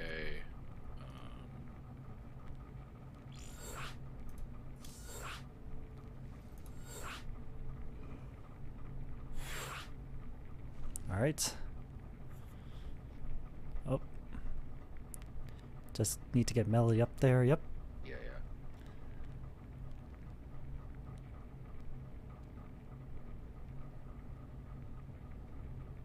I assume Central, okay. Okay.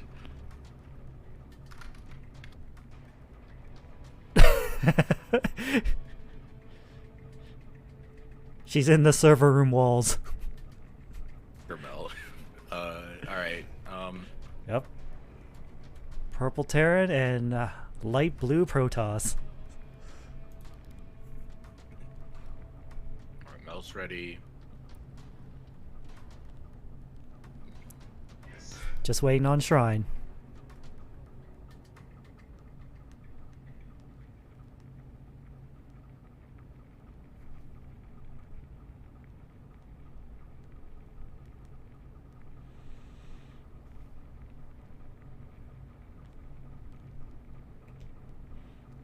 While we're waiting on Shrine, we can just pull up the brackets right here. Yeah. I'm just waiting on him to reply. Yep.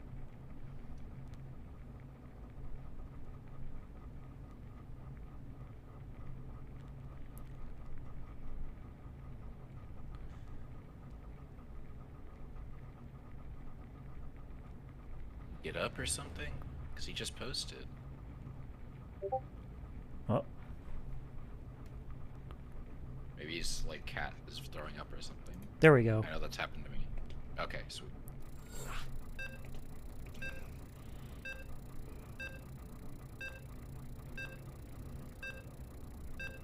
One SC2 YouTuber calls them giraffes. Interesting. See, because I always the Colossi to me are more like the War of the Worlds, Yes. like tripods. Yes. Like that's a pretty clear like inspiration.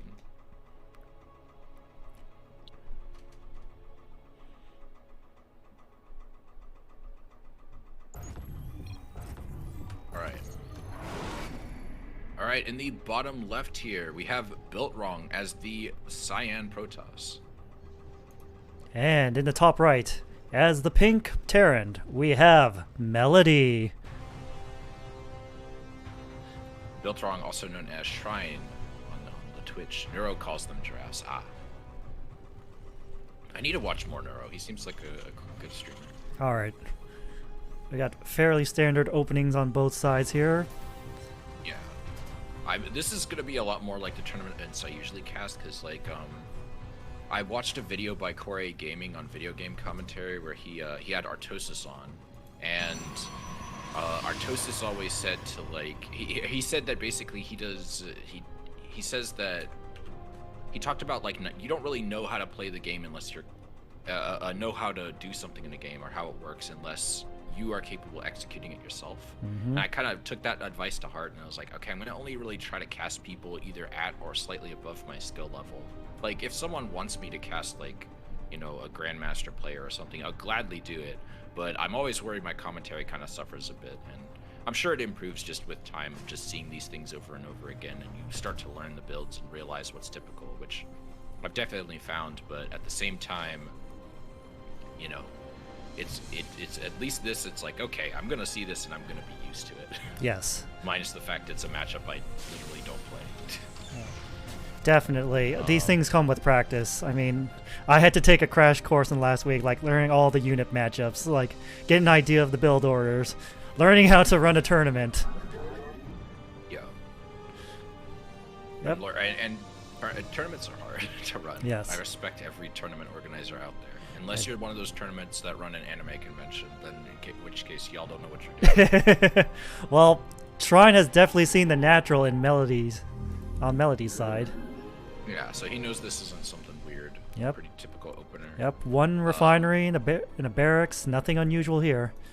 But he is continuing to scout, which I do like. He seems really nervous that she's gonna do. Oh, she's going for a 3 racks opener. Nice, Oh. nice. Yep. That probe's heading back. Hopefully he can see what's coming before it hits him. I like this patrol here with the stalker. That's kind of cool. I don't think I've seen someone do that before. Yeah, he's At least definitely not- worried about medevac drops, or maybe a early Banshee too. No, he's worried about Reapers. He's worried a Reaper's gonna hop up. That's why he put the buildings the way he did. It's to make it harder for the Reaper to get in there and attack the probes. Mhm. But there's no Reaper coming here. No. You should fear the Reaper, but the Reaper is not coming. This is a 3 racks. And also she waited until that probe was gone before she put those down, I believe. Yes. Because Shrine is still none the wiser here. He does know there's a natural up.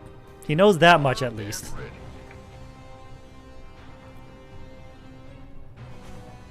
Be drinking a Red Bull midstream is a mistake. My voice is gonna sound awful. Add-on. You know that feeling when you drink a soda and you kind of get all, yeah. Oh yeah, that's one of the reasons why I stopped drinking soda. I would still drink it. It's just I'm not gonna drink it during or right before a stream. I just should stick to water. But I didn't have a ton of caffeine today. Anyway, Warp Gate's wrapping up for Shrine here. Research is done. He's got, Let's hope what you do we click got? the We right got one. 2 gateways on the way. Melody has Stim and Combat Shield on the way. Very good, very good. All right. Uh, Shrine's parked in front of the natural. He's really scared to go in there. I do like he has a shield battery. He has an Immortal on the way, which I don't think that's going to be helpful against Mass Marine Marauder. Your probes are under attack. And I believe Stalkers and Marauders trade pretty evenly. We do see this Phoenix going across the map. It's a hallucinated He's gonna get a Phoenix. full vision. Yeah, sorry, I should say hallucinated Phoenix. You play Protoss, right? Yep. Thunderbird? Okay. Oh yeah. He's seen everything in the base. He knows something's up. Yeah, he knows it's a 3 racks, and there's a factory on the way as well. He knows that both tech labs are going. I assume he saw that. Yes. Hopefully he did. Hopefully he But did. So. He probably knows that they're about to wrap up. Concussive Shell is also. Yep. He's also on the way. Stimpak's finishing up. You know, he's putting down another shield battery. I like that. Why is he getting a Nexus? This seems like a weird time to be getting a Nexus. This seems like a bad time. He needs to get Colossi out. Yeah, expanding while your opponent's coming to attack you with the 3 racks is a bad. Oh, here it comes. This is a bad idea. Yeah, this is. He might can hold if he can stay in the shield batteries and maybe use force fields really well, but otherwise I'm not. Oh, come on. Oh no. They're focusing down the immortal target first. fire on these. Very good. It's too late though. It's He's too gonna late. Try warping in some more stalkers, but I don't really think it's gonna be enough. It's Pylon not. goes down, and that overcharge isn't gonna be very helpful. Melody's going into the back of the mineral line, taking out all these probes. And she is going for the pylon as well, trying to slow down his production. There it Now goes. she's gonna go for the immortal again. Oh, I love the focus fire here. Very good. Yeah. He just needs to stay back and try and warp in what he can, and maybe hope to survive. She's pulling back. I think she realized that she's kind of gotten all the mileage she can out of these units. Doesn't want to lose them. Yeah. That's the good thing about Terran. You can always just heal everything with a medevac or repair it with an SCV. Yes. And the starport just finished up. Yeah. So Melody's got all the tech she really needs now to build whatever she wants from here. And she's got the third ready. She's gotten a tech lab at the factory. This is definitely bio. Like I can't imagine transitioning into anything else from here. What is she getting? This is a reactor on the starport, so she's probably just going to be using that to make medevacs. Tanks on the way. She does have 2 NG bays. She's got +1/+1 on the way. We got a robotics facility on the way from. Robotics bay on the way from. Shrine. Shrine. Excuse me. Brian's still got. It was able to get that third down, but it'd be nice to see him maybe rotate some of these probes around. He's getting a shield battery in the mineral line here. And he's getting a starport. Oh wait, no, that's not a starport. Excuse me, Twilight Council. There we go. I don't know how I got that confused. Weird alien Protoss stuff. Can't you just use biological shit to make all of your units? He does see her full army here with this observer. She has no idea this is here. So hopefully he's paying attention to his minimap so he can see her move out here. But these medevacs are going to come out. They're going to start healing all those bio units up before she moves out again, I'm guessing. It looks like she's going to have a third medevac join. She's building 3 more barracks. Wow. Very good, very good. She's got 65 workers. Meanwhile, Built-Wrong's got only a measly 51. Yep. And that difference seems to be increasing over time. He is going to have a Colossus out in a minute here. I don't think it's going to be before... Melody knows about the third. Yeah. And she sees there's no fourth. Yeah, so she knows he wasn't super aggressive in his expansion. Both players are pretty good about spending their money. No one's really floating anything here, which I think is really good to see. But I just don't... I'm not hopeful. He does have the shield battery. The shield battery overcharge is available for usage, but he's going to be fighting into this tank, and he's going to need to pull back and bait her in to fight him. Yeah, the Colossus is not with the army yet. He needs to wait, otherwise he's going to get slaughtered. Oh, let's see if Melody is going to see this Colossus, because I think that might help turn the tides a little bit. She doesn't know about it yet. And he's getting another shield battery, very smart. I'm interested to see how the game sense is going to be a factor here, because Melody needs to pull back she's here, pulling back to the bait him tank. into the siege tank. It's very good. Like, I think she knows she can't advance, but she knows he can't. Like, all he could do is make her leave. He can't take that fight without leaving the shield batteries. Your research is done. Don't forget the rest of it. Putting down that extra shield battery is really smart. I really like seeing that from Shrine. Yep. This army has fully retreated. Getting that vision on the Zelnaga tower. No one's really grabbing these Zelnaga towers, which kind of surprises me. I would love to see both players try and grab those, get basically some free vision. For those of you watching who don't play a ton of StarCraft, these little buildings, if you put a ground unit next to them, even just a worker, they'll give you a ton of extra vision in this whole area. It's very useful. I do like Shrine is using this observer. I kind of wish he would maybe put it into like observation mode and kind of just leave it outside the natural or something, so he could just see the army at all times, or just like have it follow a medevac, something. I'm also surprised there's been no drops from Melody. She's kind of avoided doing any harassment. It's been aside from that big push, it's kind of just been a macro game this whole time, and Built-Wrong's now got 61 workers. He still has no upgrades though, and I think that's really going to be his Achilles heel here. He is getting extended thermal lance. He's getting Dark Shrine. Went behind Dark Shrine. I don't think that's a bad idea. He needs to do some harassment or something because Melody has a massive worker lead. She's maxed out. She's getting two infantry attack and armor soon. There's some zealots running around here. She's also getting air weapons +1. She's getting a fusion core, which probably means battle cruisers are on the way. Although that could be upgrades for other things. Yeah, those zealots probably should have just moved to Peck. Yeah. Upgrade complete. Tanks are in. Field depleted. We're in an interesting position. See, he can see some of this. He knows there's an army here.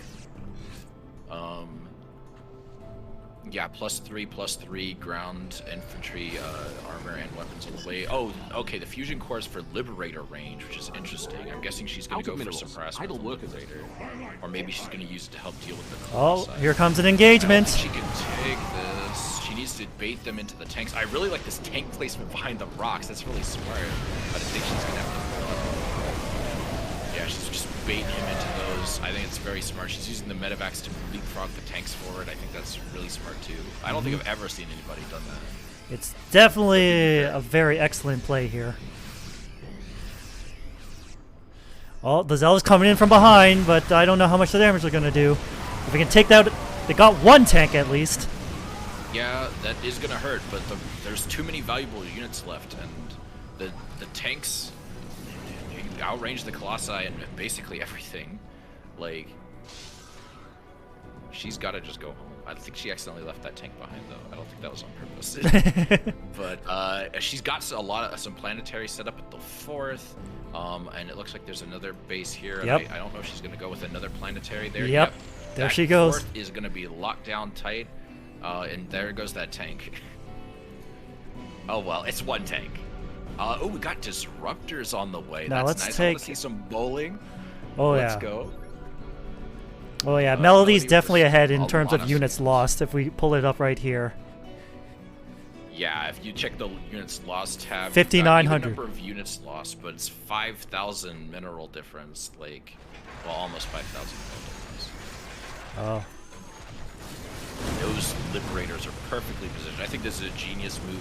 Don't make him come to you. Just get him to try and attack you with all of this, and then pull back. Oh, and the disruptors are not going to help at all against liberators. They have no way to hit them. Yeah, for those of you who don't know, disruptors can only target ground units with their energy nova.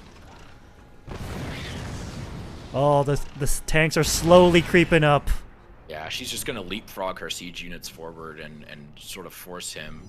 Like, all he's got is the single shield battery here. He can't really... Oh, wait. She's got to have plenty of scans here, though. She's yeah. Gonna be fine. Oh, okay. He gets 8 workers here. But again, she has plenty of scans. She's going to be absolutely fine. He's got to focus down some of these buildings, or otherwise it's going to be too late. Yeah. There's going to be...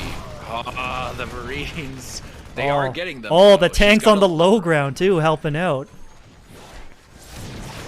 But he is taking care of this. He's dividing Melody's attention, which he absolutely needs to do. He's not really taking advantage of that, and he knows he can't engage this. He just has to try and kill what stuff he can. But and he does end up taking a worker lead, but I really don't think it's going to matter that much. Oh, here it comes. This fight is going to be disastrous from him. Like, those handful of DTs are not enough. Oh, I think that's bad. He's walking right into this liberator line. Yeah, this is just a massive siege line. Come out with your hands up, .MP4. Like...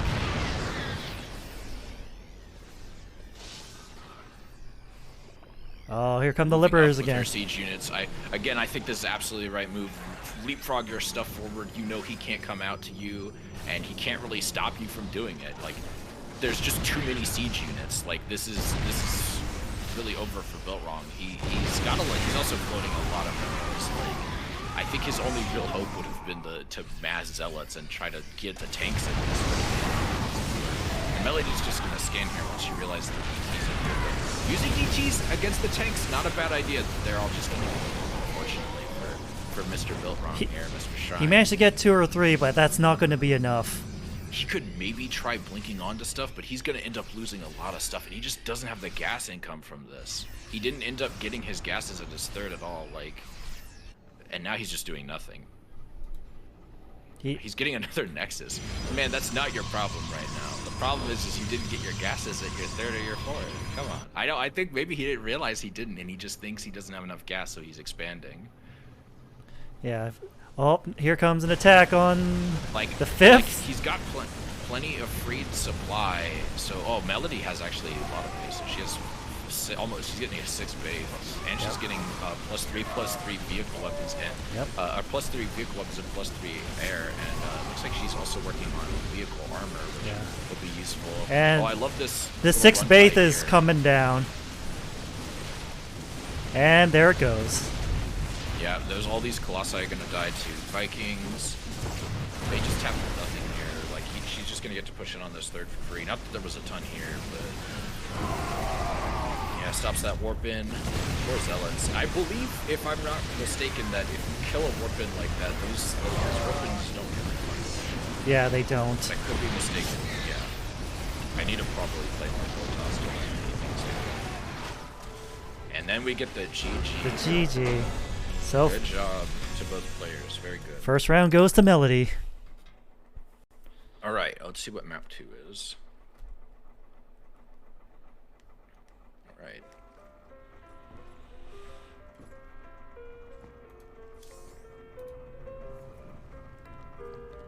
Right.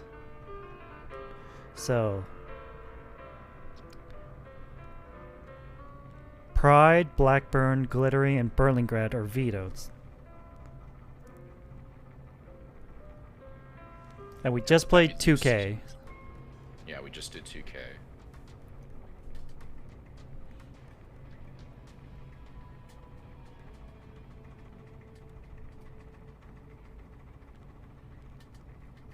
Oh, did we have losers pick set up?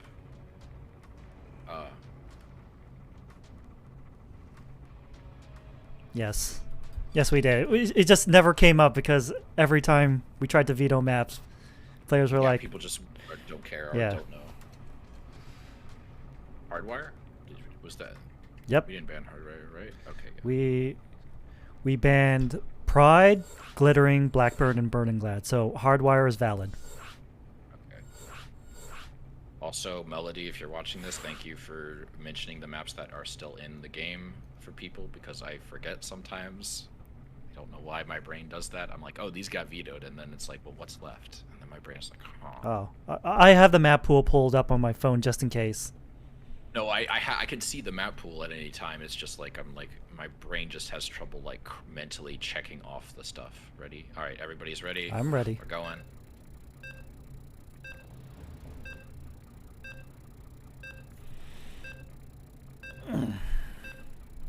I'm glad that I have like such good like recording option. Like you have so many more options with recording than you do streaming in OBS. It's really nice. Mm-hmm. Like I could just record at so much higher quality, and I can record at like variable bit rates and shit like that.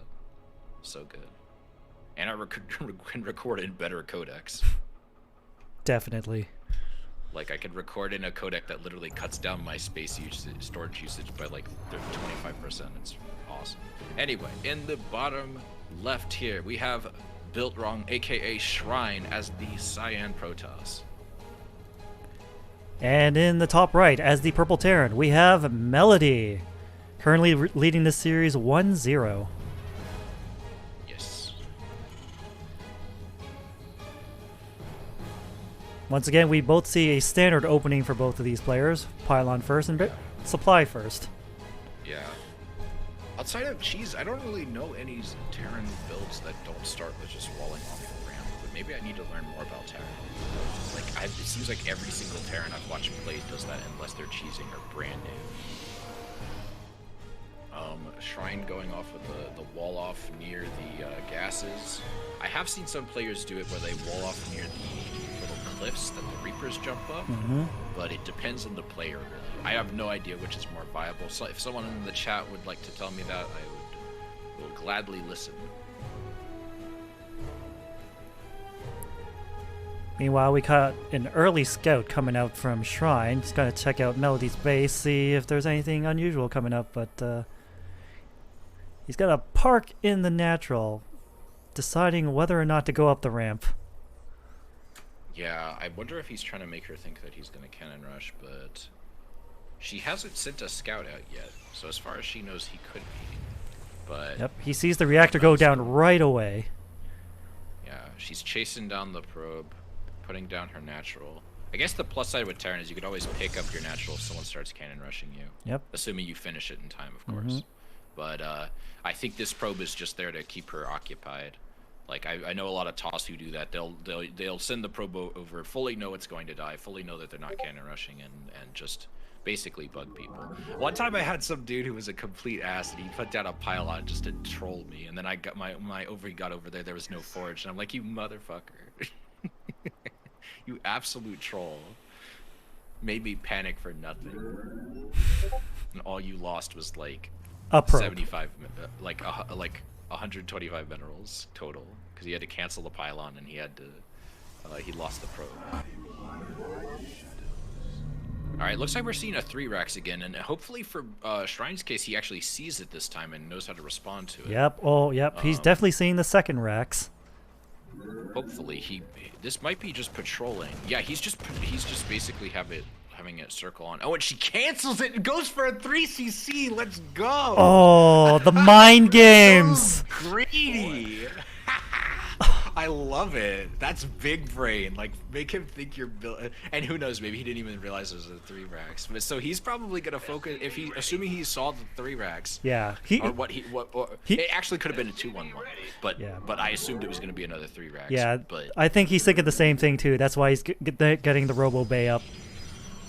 Or Robo Facility up. That's great. I love that. I've never seen that before. Oh. To be fair, I need to watch more pro games. I don't watch enough pros. Oh, pros definitely do too from some of the games I've seen. Oh, sure. I just Command between center when I upgrade. work and cause the worst thing about loving StarCraft and wanting to care about the pro scene is the fact that I live in America. Because of time zones, all this shit is happening while I'm at work. Yeah.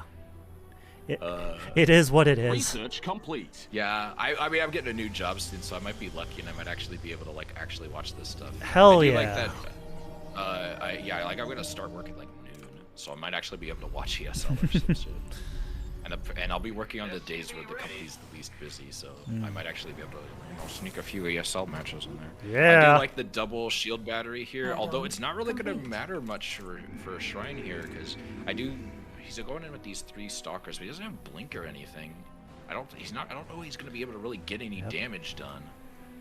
Also, we got a cyclone coming out from Mel. Yeah, that's gonna be big trouble. Third orbital wrapping up. He's not gonna Shrine. I don't think is gonna see that. He's Yeah, gonna check. He's gonna see that the third hasn't gone down yet. Oh, we got double Liberator. Oh. What? Interesting. Oh, Melody's going mech. Yeah, he's. I think. But will Shrine spot this? I do like that supply depot though. Oh, the cyclone's gonna be annoying, and she's trying to bait him in. I do like that blink though. That was real good. I think Melody's going mech here. Yeah. Shrine must have seen the cyclones. Like he's thinking to himself, "What the heck is going on? I thought she was going 3 racks." He's gonna be really surprised with these double liberators. I wonder if this is for harassment.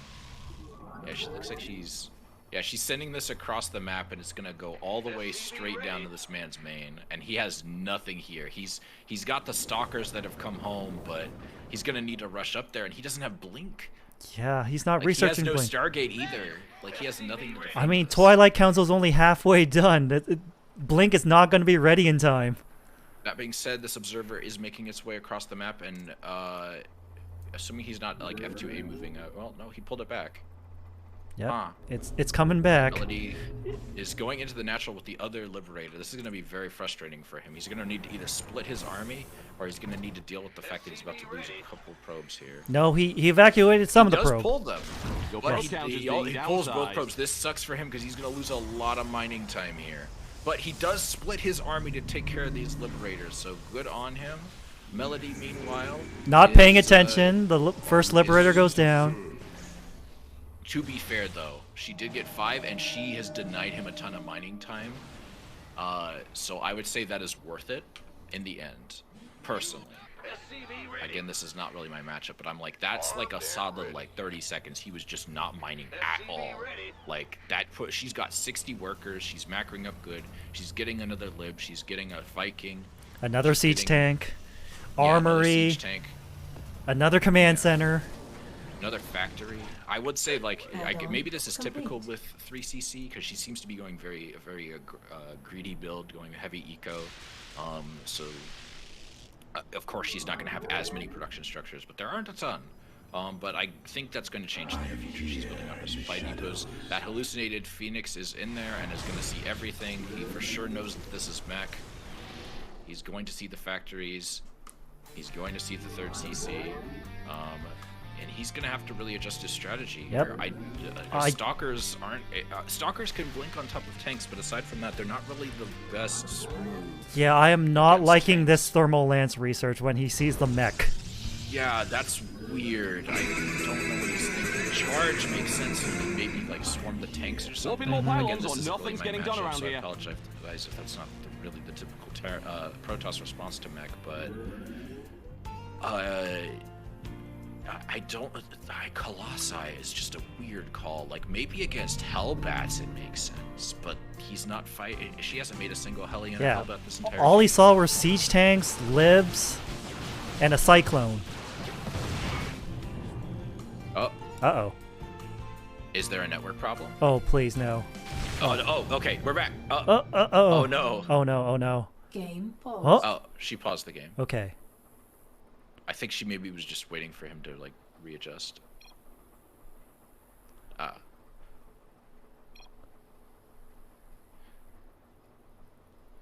Very polite.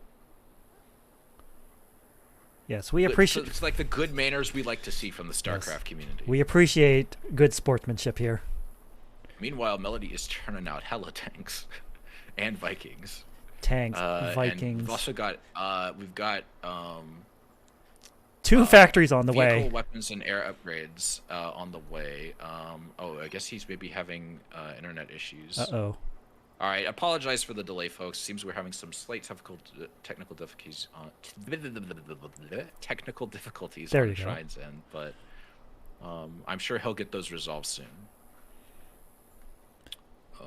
Yes, if we look at the production tab, 3 pylons, a gateway, thermal lance halfway done, but I don't know how helpful that's going to be, like I said before. Yeah, Melody's got like, what is that? Like, Jesus, over 15 more workers than him. Yep. The army supply is pretty even, but like, again, the army comp is mainly what I'm worried about. There's so many siege tanks. Shrine would absolutely need to blink up on all of those.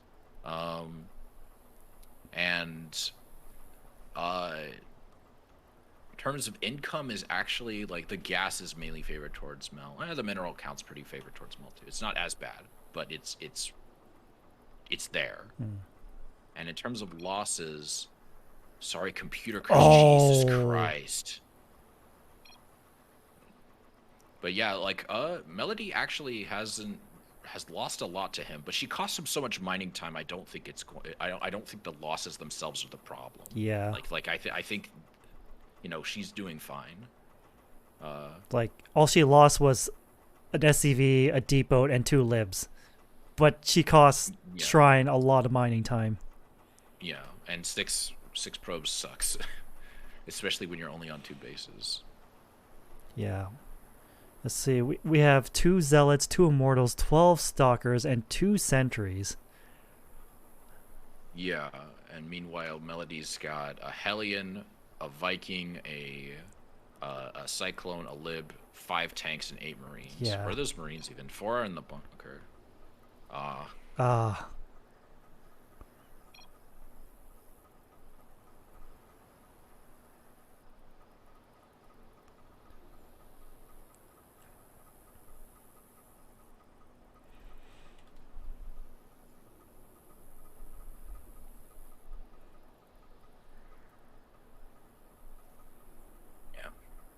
Unfortunate. I deal with the struggle too. Running the game can, especially because so for those who don't know, the VTuber software that a lot of VTubers use, you can use it with a webcam, but it has to run the face tracking stuff on your device. on your computer basically, and that is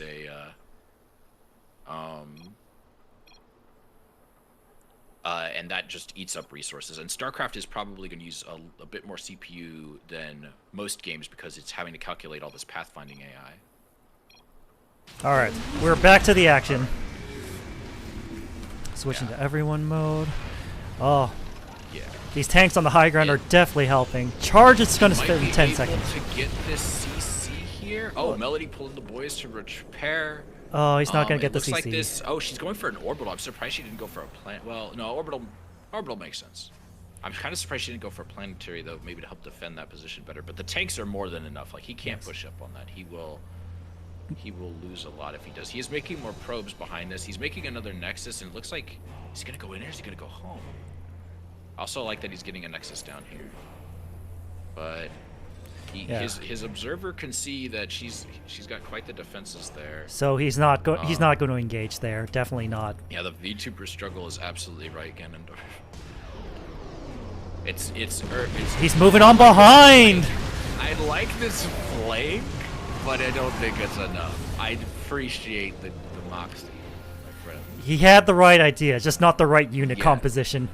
No, his unit comp is not there. Did he cancel? Or no, he got Thermal Lance. He let that finish. I don't think that was a good call. We've got Planetary at the 1 o'clock base here. Is that 1 o'clock or 12 o'clock, excuse me. He's going to get these tanks here. Not much that he can do to deny him here. These extra command centers, I think, are maybe a little too greedy. So they need to cancel that. He gets the minerals back. That army I don't think is going to be able to do much. But she also can't really charge it, so she really has some good tanks loose. She's getting drilling claws. Oh. Interesting. Well, Shrine forced the cancel on that CC, but she starts it right back up. She's gonna rebuild it. I think she's just gonna make another planetary there. We got a fleet beacon on the way, so he's just giving up on his ground game, which is kind of a shame. He got thermal lance as he's transitioning into air. You're gonna really use that money. How much is thermal lance? Thermal lance. It's not a big deal. Just like, I believe it's 150, 150. It's not cheap. Yeah, that's not cheap. Salute VTubers. Thanks, y'all. All right, +1/+1 is done for Built Wrong. That puts him at pretty even with Melody in terms of upgrades. She's gonna have Blue Flame Hellions in a bit, which unfortunately isn't gonna be helpful with this transition to carriers. But she's also got plenty of Vikings ready, and she does have air upgrades. She got the 3 scans down. She spots the 4th. She knows there's a 4th. This is not a bad run by, but and they actually get quite a few SCVs, bringing Built Wrongs to be pretty even with Melody in terms of worker count. She's getting so many, so much stuff. She hasn't really scouted him at all though, so she has no idea that this air transition is coming. But that being said, he does only have the 2 Stargates, so he's only going to be able to pump out so many carriers. Yeah. And she does not know about the Stargates. She did not scan the main. She is getting more air upgrades. She's getting smart servos. The tanks are not going to help at all. Honestly, though, I do think it's a very smart transition from Built Wrong. She's what is she transforming these into? Planetaries. Yep. Oh, wait. Yeah. Oh no. No. One's an orb. Oh, these are orbitals. So many command centers. Yeah, this run by isn't doing anything. Well, I say that he's getting a couple. Got 90 workers. He's macroed up quite well, honestly. He's getting a Dark Shrine as well. That will be helpful. I think he recognized Melody kind of struggled with that a little bit in the last game, but she's building more factories. Thor's probably not the worst thing. She could always just make Thors off of this, because she's going to be needing to make the but this is going to be a big push, and he doesn't really have the army to deal with this. She has such a massive army lead over him. She has 60 army supply ahead of him, and I think that it's just like 2 carriers is not enough to fight this. There's too many Vikings. All she has to do is target fire those, and she'll deal a lot of damage to those, and she'll see them way before he's ready to deal with it. I think he's just trying to avoid it. He's just sidestepping. He's saying, screw it, I'm going to sack this base. I'm going to charge it. Oh, no. Here we go. Has some army. Oh, no, he's going to fight it. Oh, that was a bad idea. Why, friend? She's just gonna pump out a ton of Vikings and end user. I like the target fire. Yeah, she's got 6 Vikings on the way. Yeah, she's just gotta pull the rest of this army home. Unfortunately, it's not gonna really do her any good. At least she's got plenty of tanks for defense from any run-bys, so that's a plus. But she's just gonna pump out Vikings. Like he's literally going the Protoss strategy of like, F it, I'm just gonna make a ton of carriers. But I don't really think it's gonna help here. He does have +2 air weapons on the way. He's getting +3 ground weapons. Is that +3? That's +3 armor, right? Yes, if it's got the blue glow, it's 3. Also, he lost 20 probes, so now he's fairly behind her in terms of worker count. Yes. And she's got missile turrets up, going down everywhere, which I think is very good. She's building more orbital. She's building widow mines, which is going to be helpful against these air units. She's transitioning quite well. She's got Thors on the way. Her macro has been great. She's really re-upping this army, taking this transition quite well. Yep. We got +3 air weapons on the way. She's going to be ahead of him, I think. Like, mass carrier is hard for anyone to deal with, but it looks like he's also Shrine also has DTs and zealots. More missile turrets. I like these very forward missile turret placements. Is he gonna see this? He does see the missile turrets going down. He's Yep. Ooh, some self-detonation there, but these Vikings are gonna get a lot of damage done. Yep, they took out the DTs with that. The Vikings all go down, but that was a lot of damage. He's lost quite a few carriers already. He's lost 2 carriers to this. It's not a cheap, and it's not cheap. And Melody's just so outmining him. Like 10 more bunkers. Tanks immediately delete those DTs. There's just too many missile turrets. He cannot fight into that. He will just lose everything. Yeah. And the DTs just immediately melt thanks to those missile turrets. Yeah, this isn't ZVP. You don't gotta worry about creep to move up your spores. You just make more missile turrets. He's got Tempests on the way, which I don't really know how he expects that to help him here. Maybe it's for the Thors, but like I would think Void Rays would be a better call, no? Yes. Just hit E, and it does much more damage against the armored units. Yeah, yes, Vikings are good against pretty much all armored units, but like Void Rays are still really good, especially with prismatic alignment. Like, contrary to the nerf, Void Rays are still good unit. Like, they just take longer to come out and they're more expensive. Yep. And then now they cost like 4 supply instead of 3 like they used to. Oh, did they up the supply cost? Yep, they did. Basically, I know that there was a patch in like late 2020 where they basically made them faster and made them cheaper and faster to build, and then they just undid the cost changes and the build time changes, but kept the speed changes. Which I think it seems like that was a good call for lower level players to lower level like GMs to and masters. All right. Yeah, these zealots are gonna do shit. Some friendly fire there, but there's a lot of interceptors dying, and the Tempest and carriers with massive units. So that high impact cannons from those Thors are going to do plenty of work. More Thors, more Vikings on the way. Upgrades for ground or vehicle weapons and armor on the way as well for Melody. Like, she's just got a great siege position here. Unfortunately, though, the missile turrets are helping slow this, but a lot of these siege units are going to die. Yeah. He's also researching the upgrade for, I forget what that upgrade is called or does, because I don't actually see Tempest use that much, but I believe it causes like damage over time for attacks from disruptors. Or am I misremembering? I apologize. That is a Tempest upgrade. No, I know, but I forgot what it does. Tectonic destabilizers. I don't remember if that's for building damage or for something else. Those siege tanks are ready to nuke. I mean, like, be nuked? I guess. It's too bad Protoss don't have nuclear weapons. They just have a giant death laser they shoot. Yep, improves Tempest Resonance Coil to deal plus 40 damage versus structures. So it's for attacking buildings, which honestly, not a bad move considering he's having to deal with a lot of missile turrets. but Melody has so many Vikings. Yeah, and all he has is carriers, Tempest, to do is target. Zealots, and a Disruptor.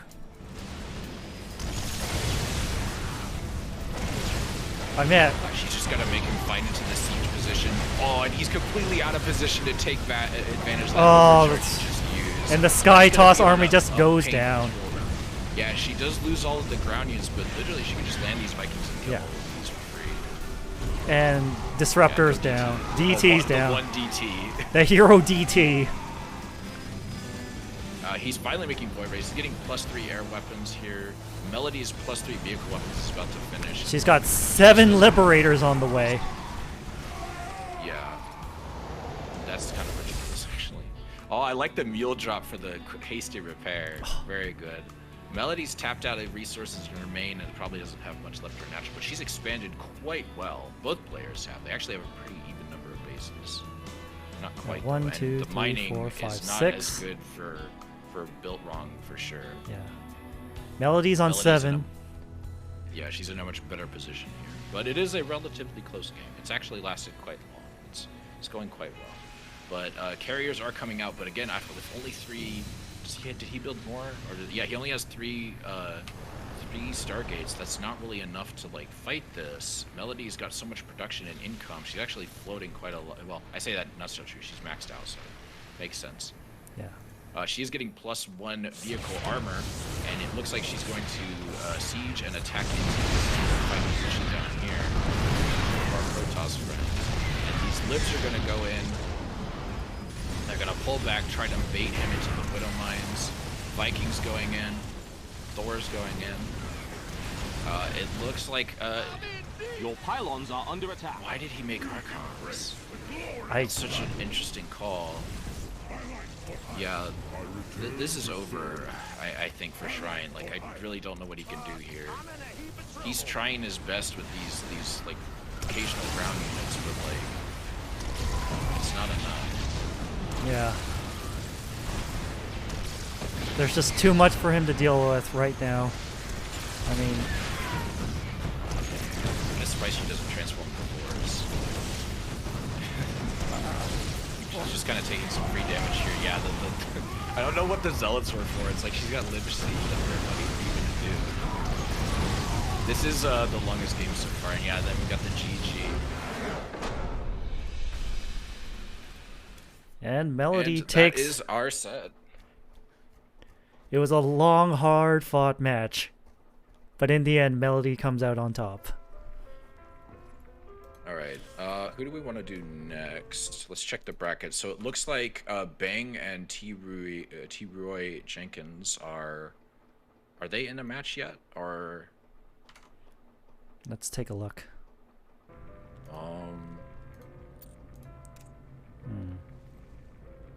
It looks like that they are already in their match. Yep. I'll just ask if anyone is casted. Also let people know in the Discord.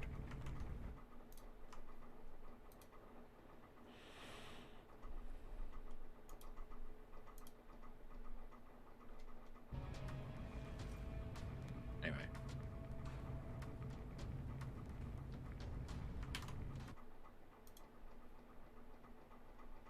Why did VLC open? Go away.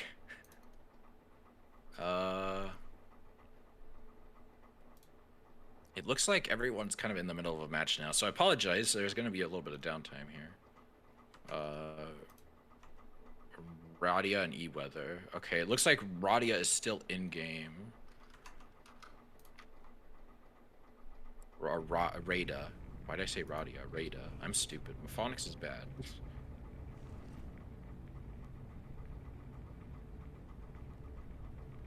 Glorious Corn and Soul Marquis also seem to be in a game still.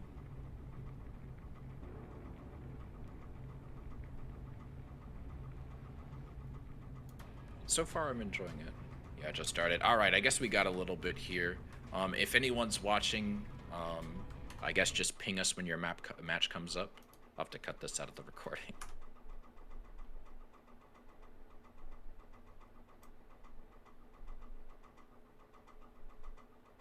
guess it helps I'm encoding in a variable bitrate because I'm only using like 4.5k kilobytes, whereas like normally this would be huge.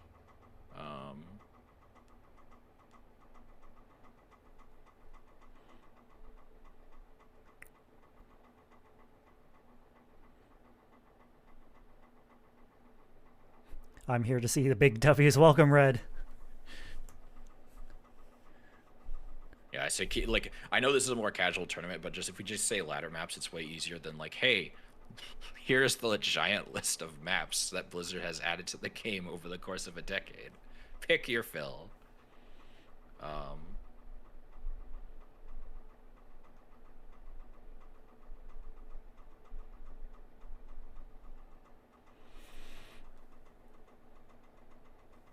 Oh, I accidentally clicked the collections tab, so now my game has to load. It put me in a load screen. Oh, no. Seemingly no reason. I hate when it does that. I don't know why it does that. It's really annoying.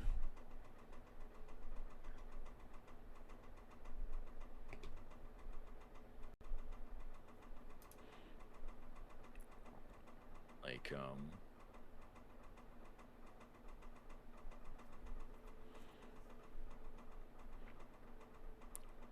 So in terms of the brackets, have there been any surprises, or is it going exactly as you thought it would?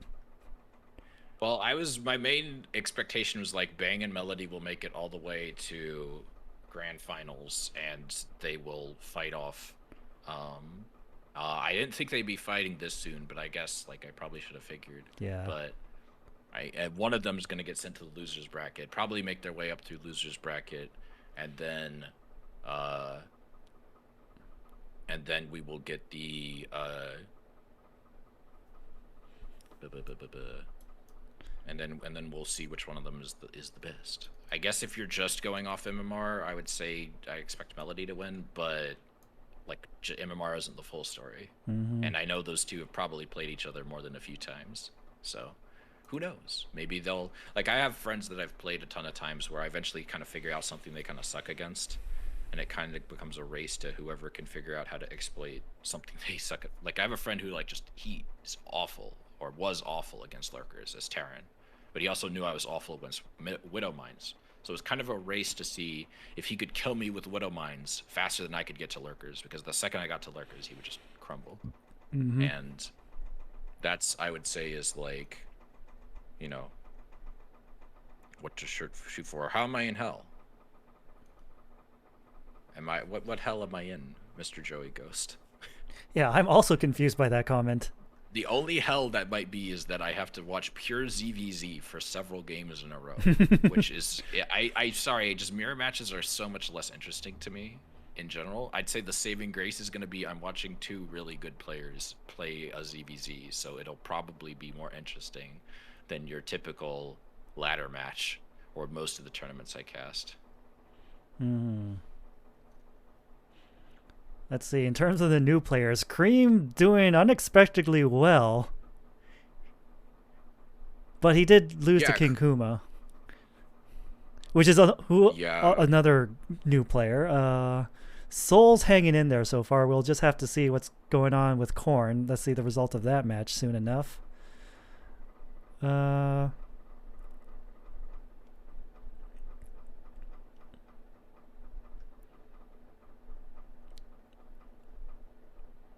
Shrine making it as far as he did. That was well within expectations.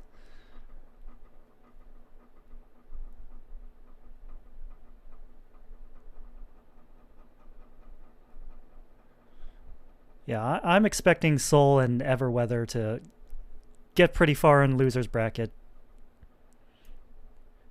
Considering one of them instigated this tournament to begin with, and the other has like, I think the civilian StarCraft one as a sound redeem on her channel. Oh, that's cool.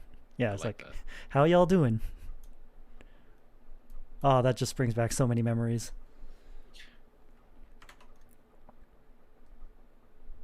Just waiting on Rada to leave his party so he can invite him. Also, I don't know what E-Weather's in-game name is. Ever. That's why I said the full name, Everweather. Ah.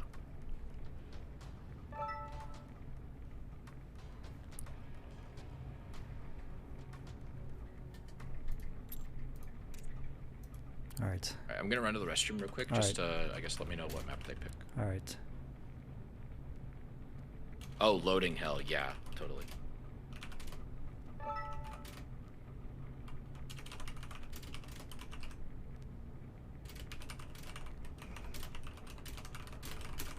Alright. Each of you veto 2 maps, then we'll pick from the remaining 3.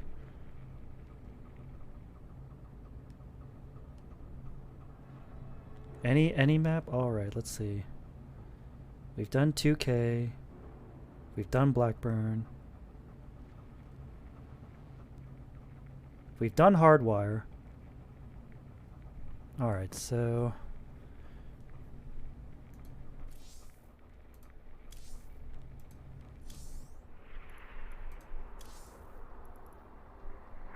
let's see. Any map will do. Replays. Hardwire, 2K, Pride, Blackburn, Berlingrad.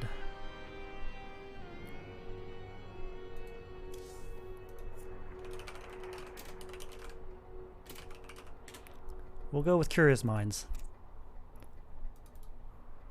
Just waiting on Brandon. Brandon, when you're ready, we will start up Curious Minds.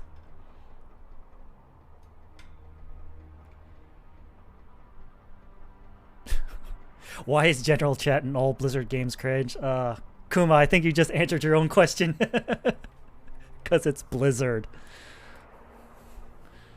Playing some games while I wait. I think I'm getting the hang of it, but fall off after 5 minutes. Yeah, there's a lot to manage mentally in RTS games. It takes a lot of getting used to. Me having like a 7-year gap from 2013 to 2020 has not helped my case. I am back. Alright, What's up? we're going with Curious Minds for the first match. Okay. Oh wait, I forgot. Rada is Asia, so I should do Yep. West. Oh yeah, Kuma. General chat in pretty much every single Blizzard game is just full of philosophers who want to tell you how smart they think they are and espouse political opinions, or just be bigots. So yeah, it's like it's not great. Usually in the same sentence. Sometimes it's really funny to watch someone say something stupid, and then sometimes it's just annoying. So I just turned it off after like 6 months of playing this game. General chat is cancer. Don't go in there unless you want to watch, like, unless it's for ironic purposes. Or to say something heated to intentionally troll. just throw a match in the Don't fire. play TOS. Yeah, more like a match on like pitch or something. Yep. Alright, we have another ZVT coming up.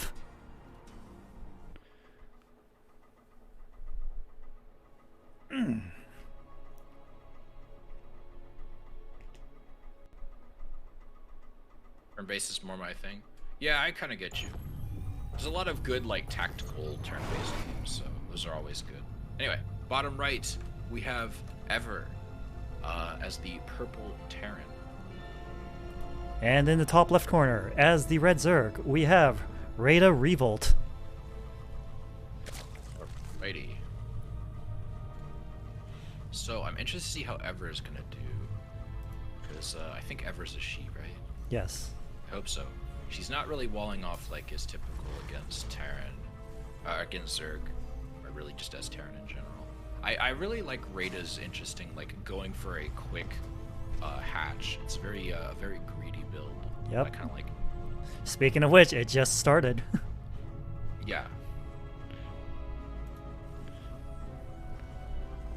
Not RuneScape. That's how I bought my GF. Wait. Wait, Kuma, I don't think that you want to say that like that. This channel does not endorse human traffic. Oh, definitely not. Me especially. Alright, so we have Refinery first, going into the barracks. So that will help if she's going for a 1-1-1 or even a 2-1-1. Yeah, I'm not sure quite what she's building. This supply depot placement is also kind of interesting. Thought it was going to be endless EVZs, but so far I only played against T. Interesting, that's good. That can be good, but that can also be frustrating because on the one hand, like you might prepare for a matchup really hard and then you never fight it, and so all your preparation was useless. Yes. And so I feel like it's just good to just practice in general, because like you don't know who you're gonna fight. Like, I mean, a pro player is, because they're gonna know the bracket ahead of time, but like, you're not a pro player. So None of us are. You're gonna fight. You don't know who's gonna not show up. I think it's also from like the chat and Discord. It's like, oh, it's like we have so many Zerg players, we have so many Protoss players. Yeah. But oh no, totally. I deal with the same thing. It's like, oh man, we got so many Zergs, and then it's like I didn't fight Zerg the entire game. I only fought Protoss, and so all my practice against Zerg was for nothing. I've had that happen to me exactly. I practiced against Protoss like crazy, fought nothing but Terran, lost immediately. Feels bad.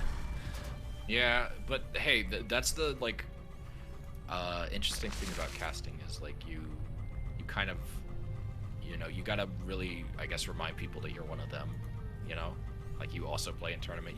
You've lived the struggle, so to speak. Mm-hmm. All right, Rada is making some lings, some more drones. Ever's actually been a bit better about you know, making a lot of SCVs. No natural yet from her though, and she's also making an interestingly placed missile turret blindly. But to be fair, Rada has made a lot of has gone link bait like in 2 games, so you know.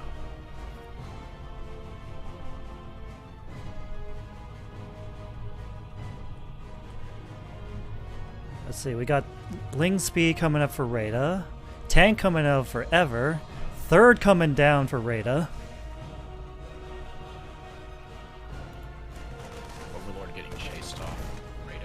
My advice to you, Rada, my friend, yeah, put him on the pillar, let's go. I was gonna say, it's like, you just, against Terran, just always send it.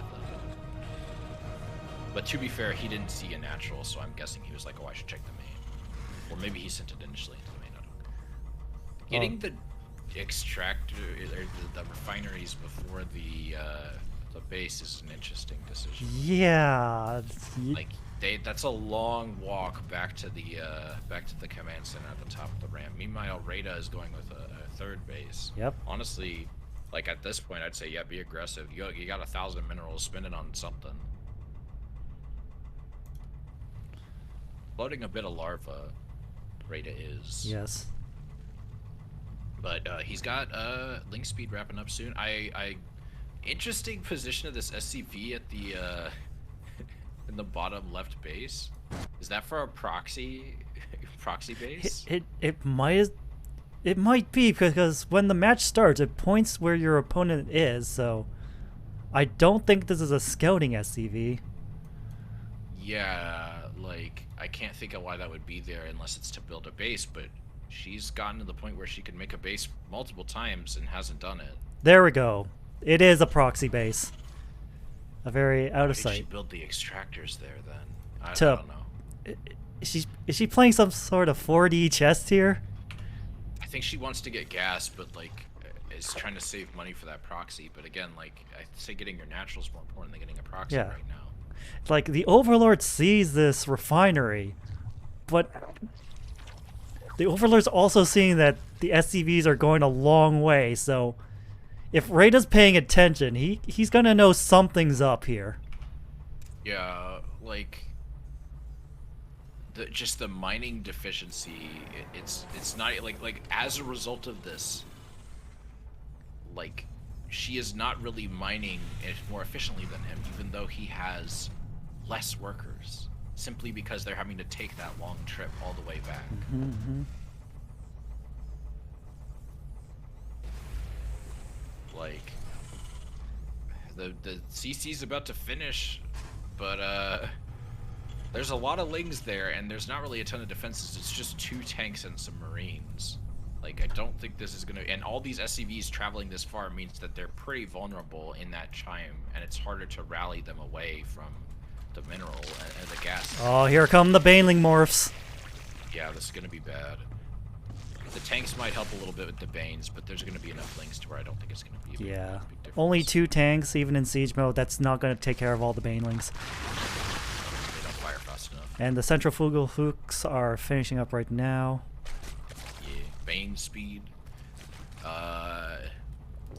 WCS game heart is so good. Just like, oh hey, I don't need to like just constantly pay attention to certain stuff. I can just like wait for the pop up. We're getting a fusion core. What? Hell yeah, let's go. Nani? And 3 starports. And we have a nuke and a ghost. Oh. What? What is this? If I don't think those are gonna be done in time.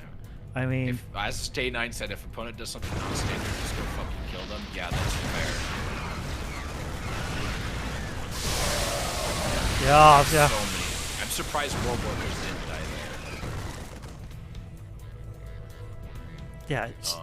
Only 4. Only that 4. Actually was like pretty bad for Rada. Like I don't know why he insisted on charging the Marines as a Yeah, tank that instead was of going for the workers. that was Like, not don't get me wrong, efficient. Killing your opponent's army, good idea. The problem is that there's the workers deal more long-term damage because they could just make more army. If you kill their workers, that slows their speed at which they can get resources, which means everything, including replacing those workers, takes way longer. And he still doesn't know about this hidden base in the bottom left corner either. Yeah, but there's like there's barely anything mining from that. Like the income on gas is basically even, and the minerals are an advantage for Rada because again, this long mining gas is really just hurting Ever by a ton. It's functionally negating the advantage she has by having more workers. Not that she has that many more of these now, but there's a lot of links on the way. Spire is going to be wrapped up in a little bit. Overlord speed on the way for some reason.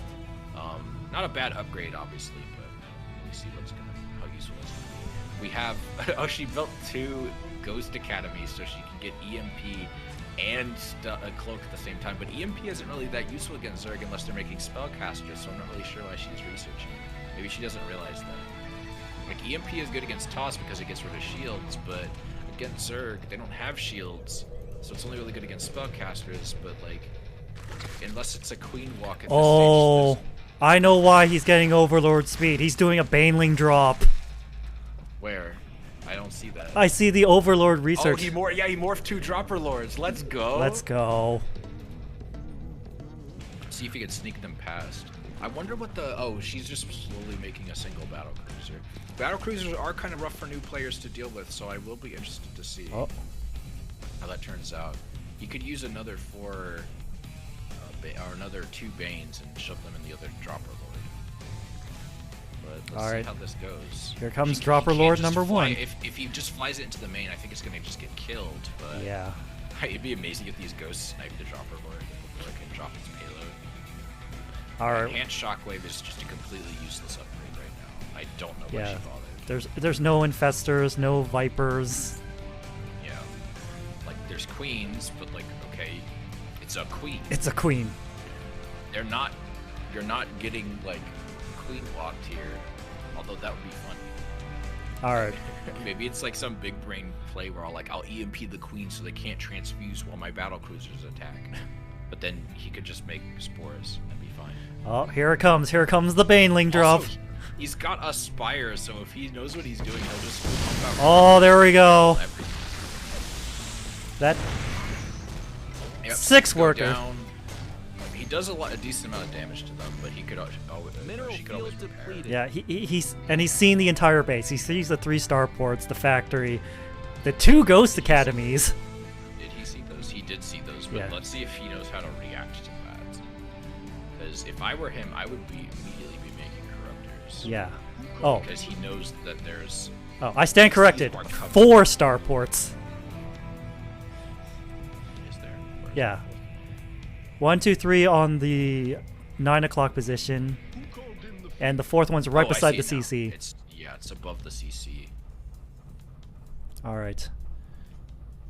It's against Queen's Transfuse. I mean, that just seems kind of hasty. Oh, There nuke goes- coming down. Here we go. Let's see if- 2 nukes.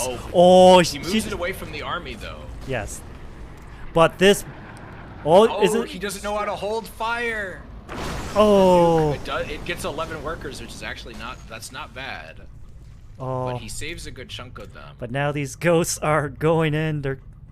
Oh, they spot the The base. Yamato cannon is about to wrap up. These mutas are not going to do shit against these VCs. Base is under attack. Yeah. This is a bad trade. He needs to move those mutas now. Just move past them and target Get fire him, the get him. walkers or something. Oh, this is such a waste of gas. Oh. He's trying to target fire, and I appreciate that, but like this is not how you want to take this. We need corruptors, my guy. Oh, he's making more mutas. This is not the right move. No, man. Mutas suck against BCs. We need corruptors. Doesn't exactly okay, there we go. More BCs. This actually might be Ever's game because if he doesn't, if Rada doesn't figure out that he needs to hurry up and make some Corruptors. Yeah, he's kind of screwed. Like, Yeah. corruptors are how you kill this. Yeah, mutas. Mutas are bad in straight up fights. They're only really good for killing stuff that can't shoot up and for dealing like harassment. Like, I've had Terrans that just like do nothing but make tanks, and like then they get hit with the mutas, and then they're like, what? It's kind of funny. Meanwhile, Ever still hasn't taken a third yet, which is very odd. We're 12 minutes in, almost 13. There's a couple of droners here. There's like 5 drones just chilling with this queen off creep for like no reason.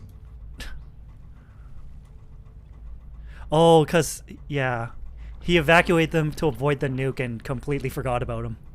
Also, no spores have gone down at any of the Zerg spaces, which means he's going to be pretty vulnerable. Yeah. I'm surprised there's no overseers, too, considering 2 nukes just went down.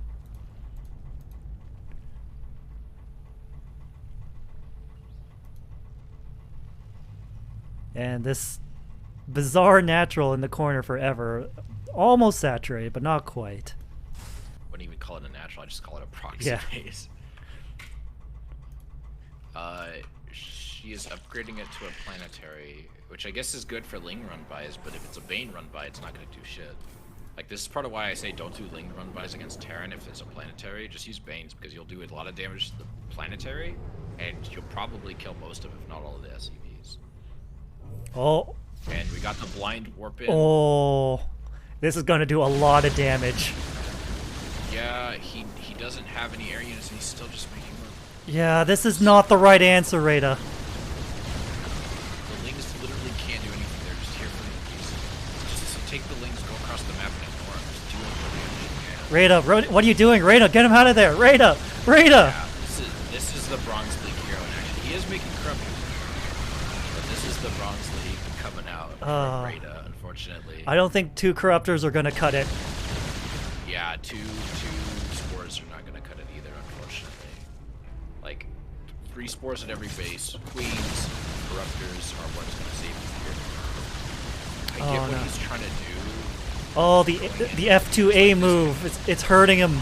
It's hurting him so hard. He's not target firing either, so like what damage he could do, but it's just not doing. Corruptors are more corruptors than that, my G. too little, Did too kill one late. of them.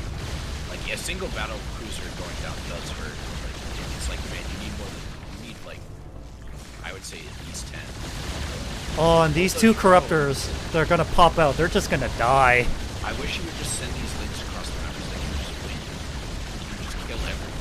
She has nothing. She either have to go home or just kill everything.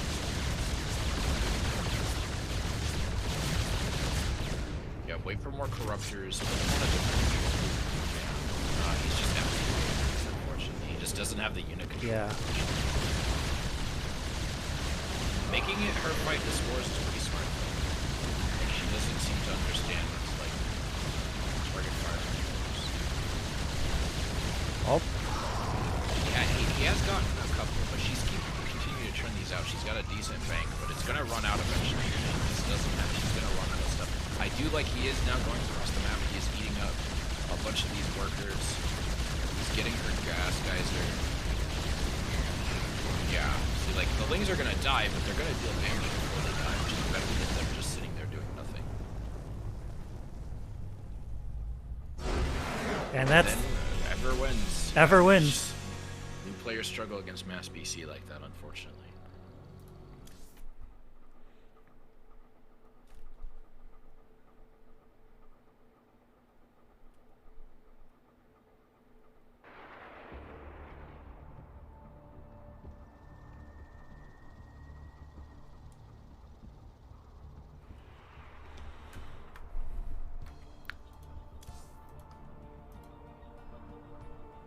Yeah, even Rada knows that he made too many mistakes in that play.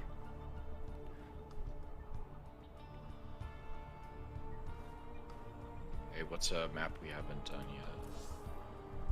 yet? I don't think we've done Glittering Ashes. Let's do that. Yeah, we have not done Glittering Ashes.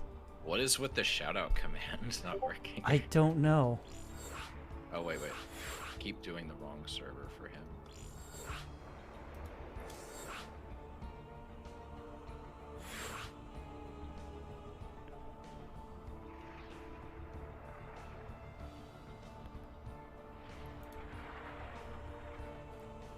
Maybe, Ganondorf, you may just want to post links to the actual streamers. Just because it keeps giving you trouble. Yeah. It probably is an issue with how it's written in for the bot. Yeah, for some reason the shadow command is the one thing and the only thing that consistently has trouble. And I don't even know why. Sometimes it works, sometimes it doesn't. It's weird. As long as the name is spelled exactly correct to what the username is on Twitch, then it should be fine. It's not even case sensitivity shouldn't matter either. Yeah. We thought it might have been the case. That's why he used the proper casing this time. But even that didn't help. Alright, in this best of 3 with a single point for her, it is Ever in the bottom left with as the purple Terra. And in the top right, as the red Zerk, we have Rada Revolt. Alright, let's see if Rada can pull one out and get a full set off of this, or if he's gonna get he's gonna lose it and unfortunately be eliminated from the tournament.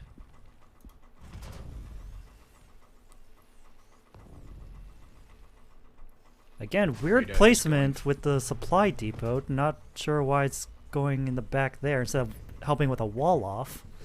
Yeah, I just don't think she realizes exactly where it should go to wall off. But to be fair, Rada hasn't really ling flooded anybody yet, and you know. Yep, he's going with the early pre-1 minute base again.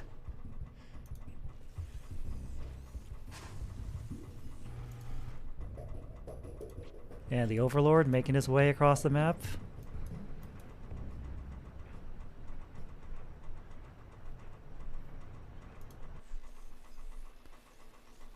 And second refinery going down forever. I blame the water temple. Yeah. Water temple led to a lot of childhood trauma. Yeah. Nintendo really should be ashamed of themselves. Yeah. No, I'm kidding. For context, Water temple's actually not that bad. Yeah, for context, Ganondorf was streaming Ocarina of Time last night, and he was playing the Water Temple, and that's all I'm gonna say about that. Is that OG Ocarina of Time or the remake? Because in the remake they made it a little bit easier. I believe it was remake on the Switch. The remake's not on the Switch, it's on the 3DS. Okay. Then it was the OG on the Switch. Oh yeah, the Switch Online N64 emulation. Yes.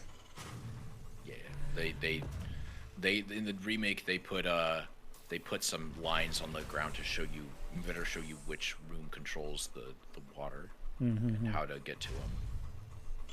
But let's see, we got double Queen, we got double Ovi for some reason. Oh, I get because he didn't make the third Overlord. Ah. Yeah, no lings yet, just drones. We got a Marauder on the way from Ever, and Ever's also making a factory. And then looks like she's going to take a proxy again, maybe. Could be a scout though. No, she's going for a proxy again. Definitely. Yeah, she's going for this base at the 5 o'clock. Yep. Oh yeah, she's going down to this corner. Hi, Mothy. How you doing? Yeah, Ganon did not have a good time in the Water Temple. It was virtual cons. There we go. Yeah. Yeah, the Nintendo Switch Online thing. Unless you're playing on the Wii, which the Wii emulator I believe is actually superior to the Switch emulator in terms of its accuracy. Yep. Here we go again. Double Starport. Looks like she might be going BCs again. Yeah, and considering it worked last time, I think it's a good idea. I'm hoping Radio will see it and recognize what's going on, but the starports haven't gone down yet. But to be fair, she has no way to stop him from seeing this because she made Marauders first for whatever reason. Maybe she's worried about roaches, or the idea is that Marauders are maybe tougher. I'm not sure. Yes. Also, try increasing your gain a bit more. I'm getting people saying they can barely hear you. Okay, I'll try it again. How about now? Yeah, it's coming in louder now. Okay. Sorry. You could also up me on Discord. Okay. If that's not enough. I'm just worried y'all will hear like background noise and stuff. Cause like I'm pretty close to my mic, so like in theory I shouldn't need to up the gain that much. Alright. Third going down for Rada. And a lot of overlords just drifting towards the center. Putting down missile turrets to deny scouting. Overlords are so cheap, it's worth suiciding them just to get the scout off. Like, just to fly the OV into the main to kill stuff. More overlords moving out. Where are these going? That's what I'm wondering. Is he sending them into the main? Which, 3 is too many. You just need the 1. Yeah, we got that proxy again.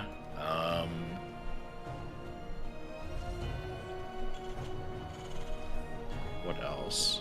We got another Spire on the way, which, again, will be helpful if he recognizes that he needs to make Corruptors. Mm-hmm. But that's it. Yep. Other than that, he's just droning up, as he should. So he's getting 2 Evo chambers. I think he just really has like a certain build like nailed down.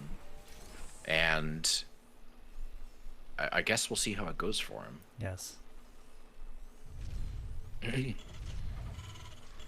Alright, so... Concussive Shell's finishing. Yeah, Concussive Shell's... See, I'm worried I'm going to be peeking in a second here. You're not, don't worry. Yeah, but I'm worried about it on my end. I'm not sure. Maybe it's the Discord noise suppression that's doing it. Because, like, that's not affecting any of my stuff on my end. It's be coming through to you. But I can turn it off. Like, I may try that. Yeah, I don't know if this is any better or not. Oh no, he's going mutas again. Going mutas I don't think is bad. It's just, like, does he know what his opponent's doing? See, why is there 3 overlords?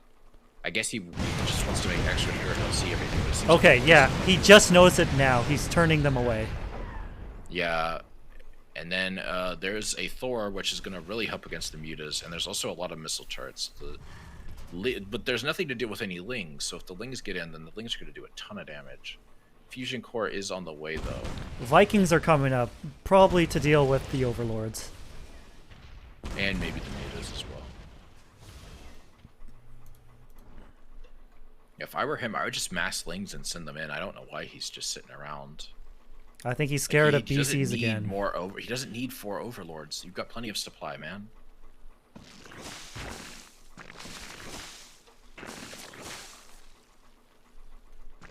But he is getting those injects off. Ah. Ah.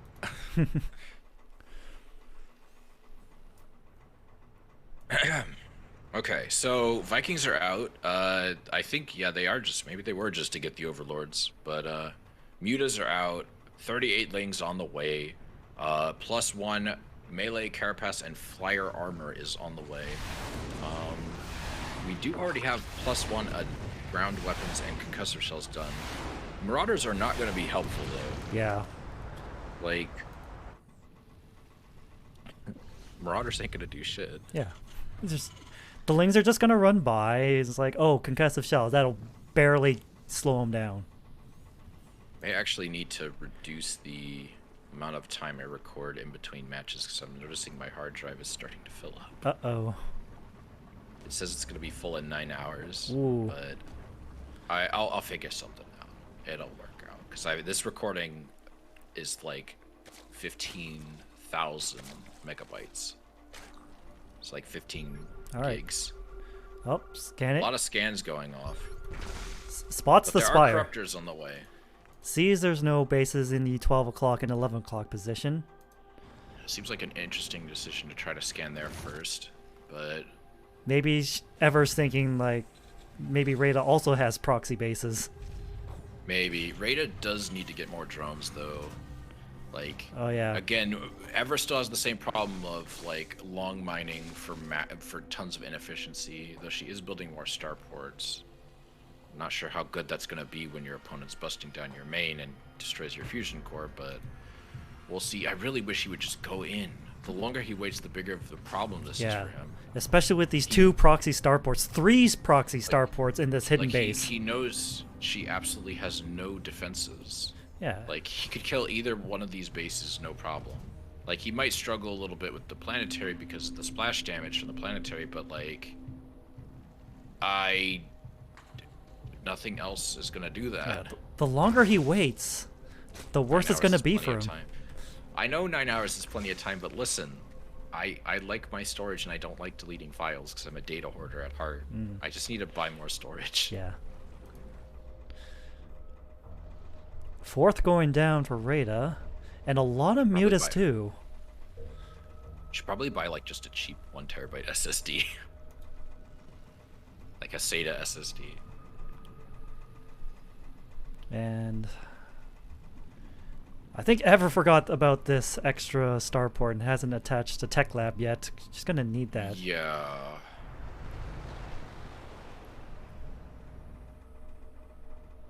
Vikings just kind of patrolling, basically. They spot this Overlord. Yeah. I don't know what Rada's doing. He's just like trying to max out, I guess, but it's like you only have 4 bases and you don't have a lot of workers, and you could just kill your opponent right now. He hasn't scouted in like feels like forever. Yeah, nukes are on the way too. Yeah, he's moving out now. Okay, finally, please. The minerals have Resident up and gone. sleeper. Also, 9 hours is an estimate because this is variable bitrate, so when there's more action on the screen, it's going to use up more data. Alright, so the Vikings go down very quickly. He's gonna notice, why is there no natural? Again. Oh, the BCs are here though. He needs to focus them down or he's gonna be in a lot of trouble. Oh, he's A-moving. He's gonna kill that Thor. No, I think it's gonna be okay though. Like, he's getting actually a lot of damage done. Yeah. And, like, he's attacking where he needs to attack. Like, yes, the BCs will eventually kill all of these, but look at all the SCVs dying. Yeah, 24 SCVs gone. Yeah, like, this is what happens when you don't build any ground whatsoever, basically. I kind of hoping he'll target the tech buildings, but it seems like he's just, like you said, F2A moving. He really needs to make units behind us. He's got a ton of money, and he's got so much larva. And why is he going Muta again? I don't understand. Mutas are not good. Well, he made a lot of things. Yeah, this is like these things, if they're being smart, will go and just hopefully kill the fusion core so she can't make any more BCs. Like, Vikings are completely useless here, except for maybe, I guess, killing overlords. Yep. Why are their medevacs being? Why were their medevacs built? There was hardly any buy. That had to have been a misclick. Yeah, he could literally just print things and just win this game. He has no reason to make these posts at all. Like,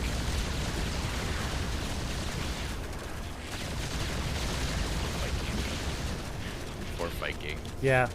Now the more corruptors. Yeah, the corruptors. At least the corruptors can pee on the buildings. So that's. I've said that as a joke in isolation, then I found out that basically everyone else does that, and I'm like, okay, good. I'm not the only one who says that. These buildings are gonna burn down. That fusion core is dead in a few seconds if she doesn't pull an SCV. Yeah. Which I don't think she is. Yeah, all the SCVs are like on the other side of the map. Unless this SCV is on autocast or something. Yeah, it's not gonna make it. It's gonna be really close. No. Yeah, Ghost Academy's gonna burn down a little bit too. But like, at that point, why bother? What is he doing? He's macroing up, which, I mean, that's not necessarily a bad idea because you know your opponent doesn't really have anything. But at the same time, your opponent has no army. Unless she literally picks up all her buildings and sends them to the corner of the map, you just win. Which even then, it's like, well, you already got a Spire, so you just make Mutas. Why? He's getting a greater Spire. Broods aren't exactly what you need right now, my guy. Brood Lords are not going to help you against BC and Ghost. And Vikings. Especially not against BC and Ghost. He's building another fusion core. Yeah. Okay, he's making 70 more lings and he's getting cracklings. He's also getting +3/+3 for melee and armor. Carapace. Yeah. So, love to see him go in. Oh. AEI. Ever's getting some Banshees, but I think it's too little too late for that. Banshees ain't gonna help against this. I guess like, that Banshees are good for harassment, but they're not really like. I guess they will kill. It's kind of like the BCs. Like they will kill the lings eventually, but like you need something that kills them faster. Yeah. And Terran, none of the Terran air stuff is really meant for that. Nope. This is gonna end very badly, but on the bright side, we'll get to round 3. ISEC auto tracking. Also, not really a priority here. All right, Rada's moving out. Ever didn't get revealed, so he knows something's up. Maybe. He hasn't really sent anything to try and scout the rest of the map. I think he assumes that this is everything. I don't think the idea that there's a proxy is really resonating with him yet. And +1 is gonna get denied for air weapons. Not that I think it matters. The warp into the main. Picking up the building's a good idea. Yeah, he needs to get Corruptors back to his main ASAP. Otherwise, this main is just gonna But the die. Corruptors are getting these buildings taken care of, so that is nice. I mean, if the main dies, it's honestly not that big of a deal. Oh, but oh no, she's going for the Overlords, which is bad. He is making 12 Corruptors, though. Very good. I wish he would split this army, because if he just lifted the control clip these things and sent them literally anywhere. I guess he doesn't know, but he should check. Yeah, there's too much air here. That's gonna kill everything. It's a shame. She could have maybe killed that Greater Spire. It would have been very handy. And they just get instantly deleted the moment the Corruptors pop out. He's accidentally attacking one of his own Corruptors. Oh, and then there's a ghost in the base. The hero ghost. Literally doing nothing. And here come the cracklings. He's going back into the main, but like he needs to realize that there's a base somewhere else. He just needs to find it. And these Banshees are being annoying. But they can't cloak forever. Actually, these Banshees don't even have cloak, do they? Yeah, they don't have cloak. These are fully visible. There's no reason for you to be losing.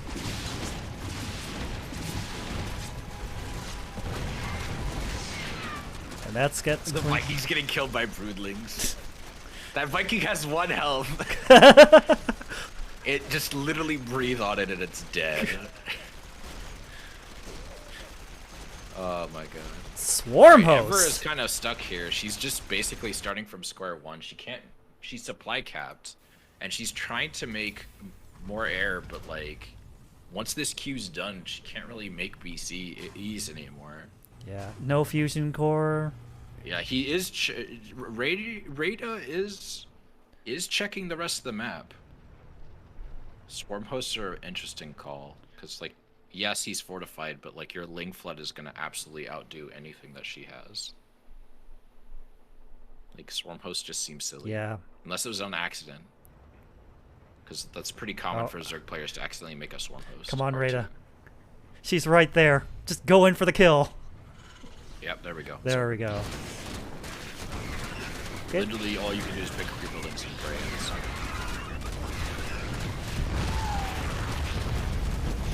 And this match is more or less over now.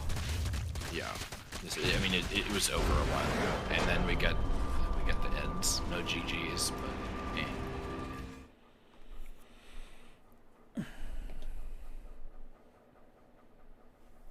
All right. Yeah, see, now it says I have 10 hours left, and that's partially because the encoding, like the bit rate it's encoding at has changed, because like right now, nothing is happening on screen. Anywho,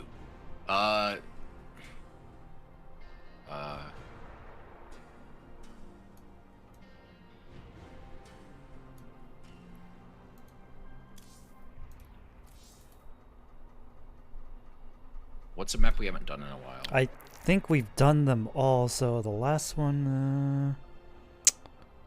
You pick. I'm tired of choosing. Pride of Alteris. Pride? Alright. Pride's a big map. Alright.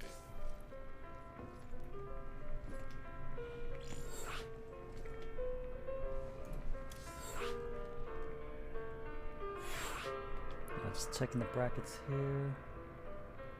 How's it going so far? Bang and T-Roar is still going, unless they haven't updated it.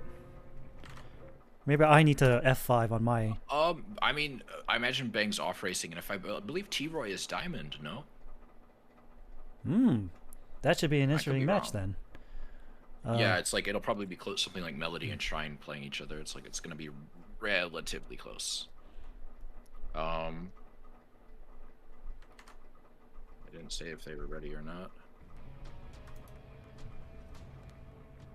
Pepper is ready. Is Raider ready? Yep. Radio's ready. Alright, starting.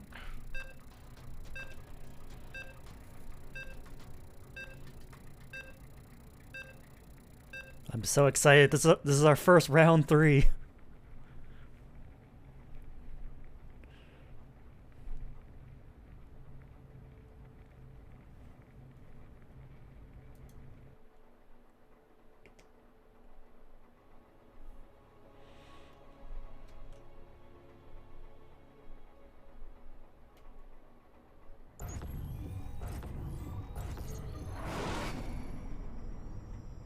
All right.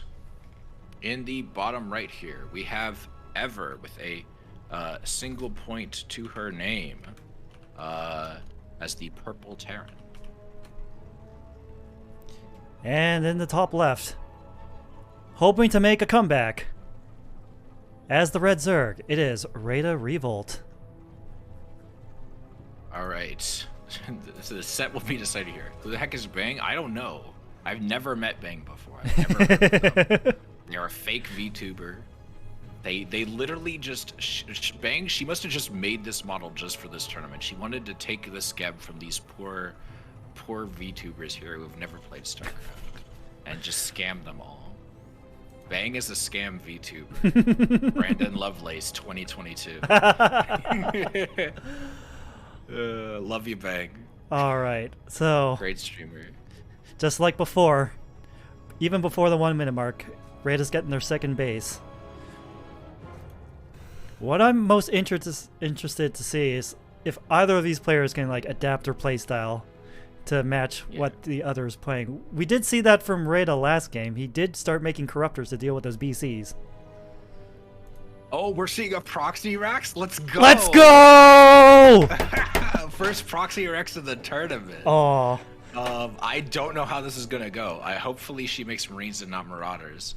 I don't know why she's getting gassed though. Oh, she's probably going Marauders. Oh no! And it's not all proxy. Some of them are in the main.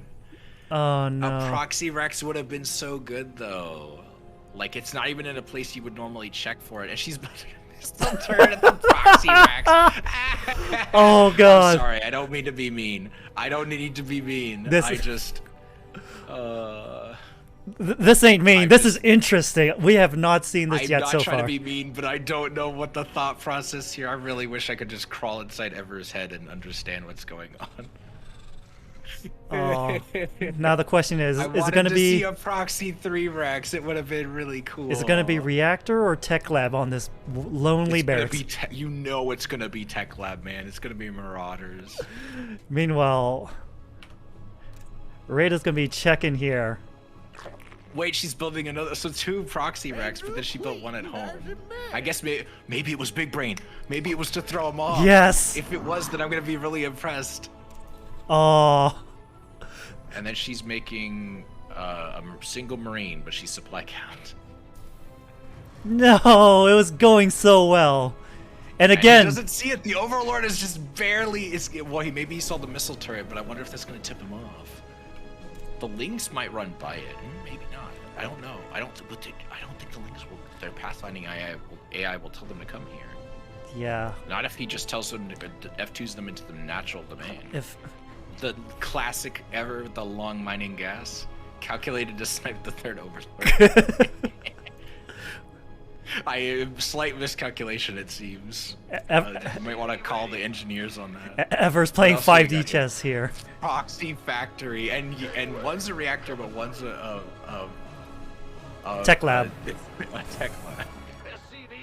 Why did I ever stop casting Metal League players? We're having a grand old time. I think I just got tired of doing it every week because Yeah. like you'd see too much of stuff like this, Yeah. and then I'm like I kind of want to see people who kind of have somewhat Yes, normal builds. someone in the chat is absolutely correct. These games are wild. Anything can happen, and that's the joy of casting. Oh, it's okay. This somewhat resembles a slightly normal build because it is like proxy racks into Reaper, but it's like, there's just so much wrong with it. Like it's one of those things where it's like, oh, the pieces of like a good idea are there, but you have no idea what to do with it. I think the Reapers are going to be interesting if her micro is good, but I think, there's roaches coming. Oh no. The roaches are going to be a problem for her unless she makes more marauders, in which case it might be okay. Double for two. This image is amazing. I'm sorry. Everyone get a good look at this. Screenshot it. Tell your family.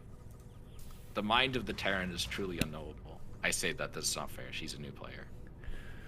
I have seen some Terrans do some weird shit, though. I don't know what's up with y'all Terrans. They're just built different. I mean, Clearly. again with the long distance gas mining. Yeah, I don't get that. That one's the one that confuses me the most. I guess the idea is like, I'll save money, but I need the gas.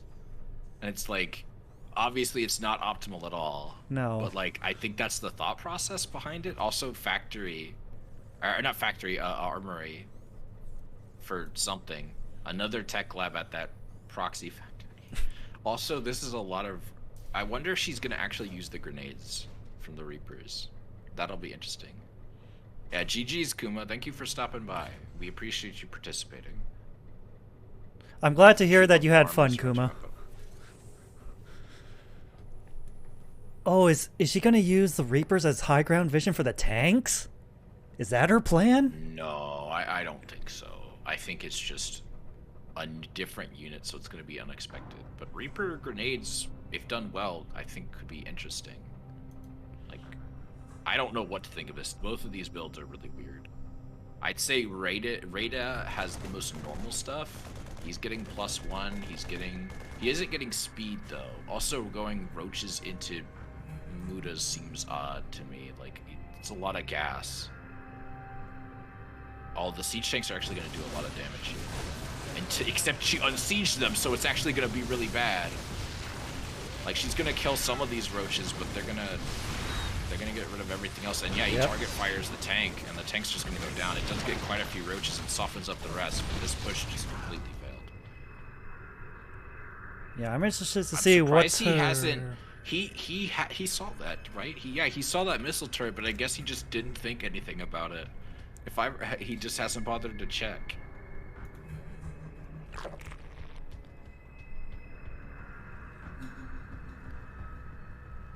Meanwhile, we're still getting more tanks. And a third proxy barracks going down. Yeah. Meanwhile... How was my disk full in my hard drive increased? That doesn't make any sense. What? Like, the time my hard drive Nice. supposedly fills up from footage is supposedly going up, and that doesn't make any sense. Windows, man. I don't even know if that hard drive is set to compress everything that gets dumped on it, but still. minerals 'cause, like, have it's up literally and just a gone. dumping ground for like excess footage and stuff. Like, I don't even put games on it anymore, unless they're like really small. Rada needs to get in more scouting because I don't think he's paid attention to that single missile turret, and he hasn't checked the main base in a long time. Yeah, he sent in the one overlord, and that's it. And he's just chilling on the pillar. Which isn't bad, because if he's looking at his mini-map or occasionally glancing over, he can see that there's no natural. Like this time there's no proxy. Ever is gonna run out of money, and he is vastly outmining her. He has more workers, he's got more bases, and as Zerg, that's what you want, because whenever you play against Zerg, it's ultimately a war of attrition. You're basically just hoping you can outlast the Zerg, because the Zerg is just gonna outmine you and flood you with units and just remax instantly. That's your goal as a Zerg player when you're playing a macro game.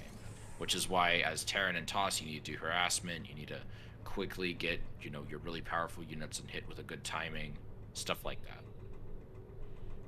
But the roaches for sure are a bad call against tanks like this. Like tanks can two-shot roaches, although the upgrades might help here. And is roach speed done? Roach speed is done, so that should maybe help a little bit, but I don't know. There's a lot of tanks here, and they're in a good position to not easily get attacked by the roaches. Lings would be so much better here. Yeah. But also, he could potentially just ignore this and go across the map and just kill everything. Yeah, there's nothing She'd home. just have to pick up all her buildings. There's nothing Like, home at she'd the have- main. It's like 2 missile turrets ain't gonna cut it. I mean, missile turrets won't do anything. I will say, the mutas here are actually going to probably work out in his favor, because sure, he won't kill, like, the missile turrets will kill probably a few of them if he's not careful, but he'll probably be able to kill the tanks because of it. Mm-hmm. Like, I actually don't hate the mutas. And then if she, like, keeps making turrets, he could just make lings. Because she's going to run out of money pretty quick. Like, look at this. Like, she's... Her second there's base just hardly finished any up now, minerals here.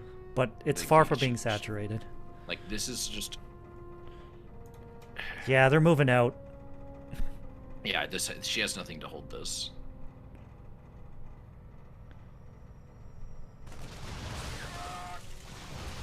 She's gonna get the alert, but it's gonna be too little too late. Yeah, she's gonna have to bring everything home, and it's like, well, all of your workers are dying. He's actually controlling the mutas a little bit, and unfortunately choosing to fight the missile turret, but honestly at this point it's over. Like, she has nothing. She's trying to push in and do a base trade here, but I don't think that's the right call. Your natural's getting destroyed. You need to pick everything up and pray.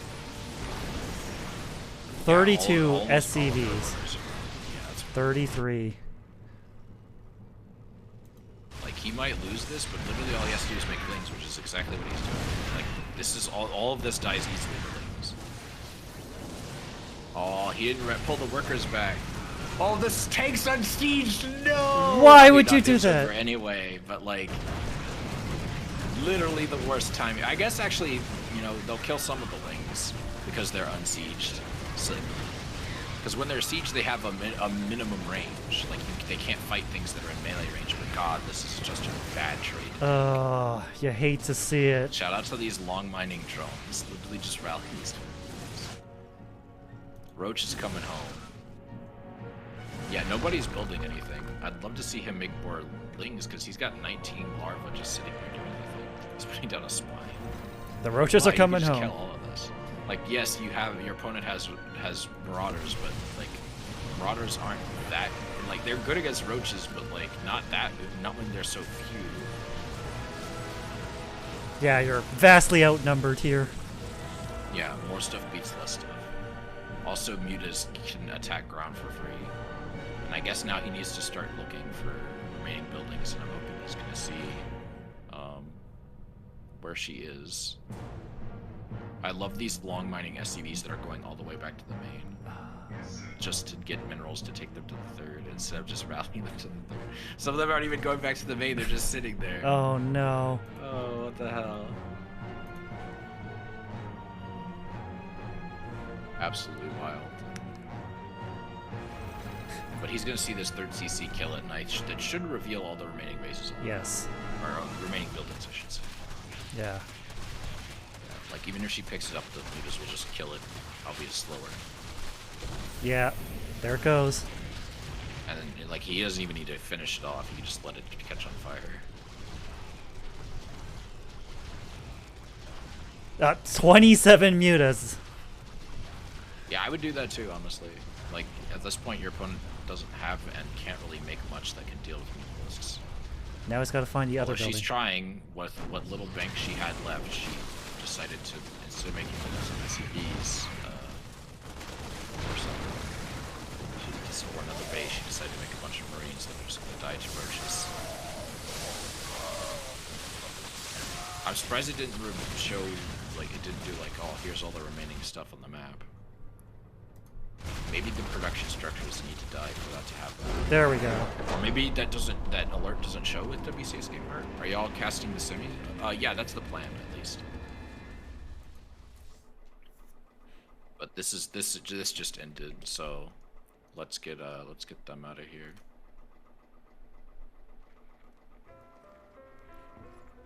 Yep, winner semis, loser semis too. Okay, have Bang and Melody started their match yet? It looks like they did. So I guess we're gonna miss the semis, but oh well. Wait. Yeah. But they'll probably end up in the finals. It's not the end of the world. I guess let's do Korn and Rudy. Yes. Let's see. Let's go. What are their? Okay, I see Korn. Korn's already in a party.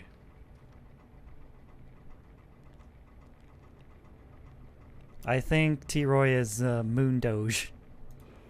Oh, probably.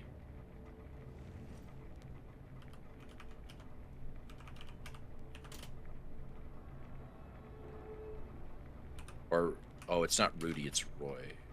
T-Roy Jenkins. Yep. I'm stupid.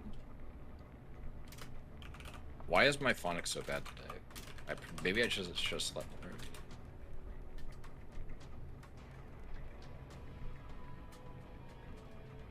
Alright, let's check if they're available right now. Yeah, they're not in game, so they should be free.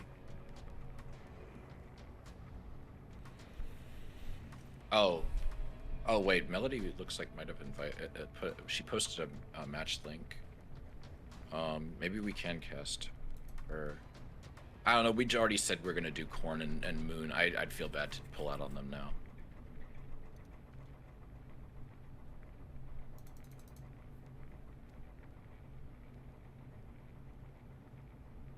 Yep.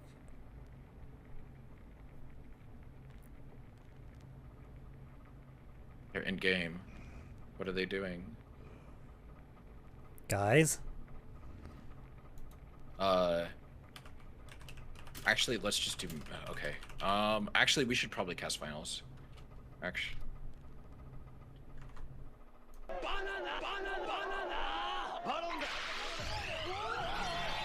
Thanks for the raid, Ever. You fought well. Alright. Oh, wait, we should probably,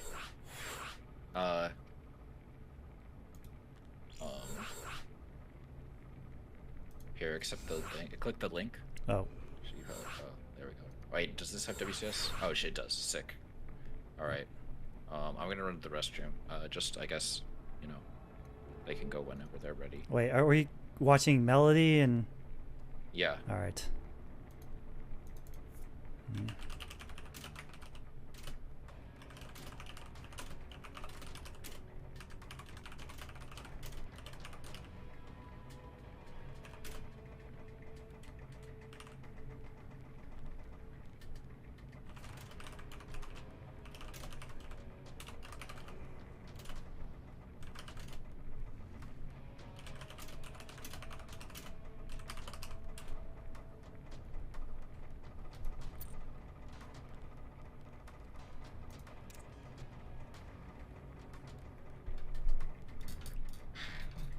All right, this will be an exciting matchup. It's going to be Melody versus Bang, aka Hekachu.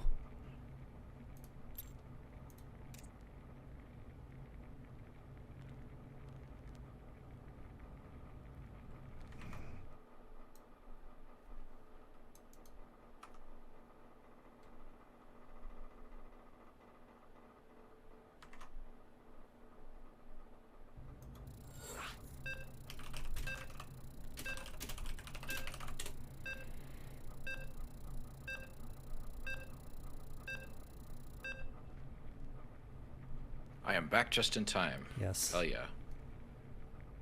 Yeah, it's... Yeah, I feel bad ditching them, but at the same time, it's like... No, we're going to cover them anyways, because I said we're going to cover winner semis, loser semis, winners finals, loser finals. Yeah, that's fine, I guess. I just feel bad for making people have to wait. just part of my instincts. But you know, that's fine. I'm not. They're cool with it. I'm cool with it. All right, in the bottom left here, we have Melody as the purple Protoss. And in the top right, as the pink Terran, we have Hekachu, aka Bang.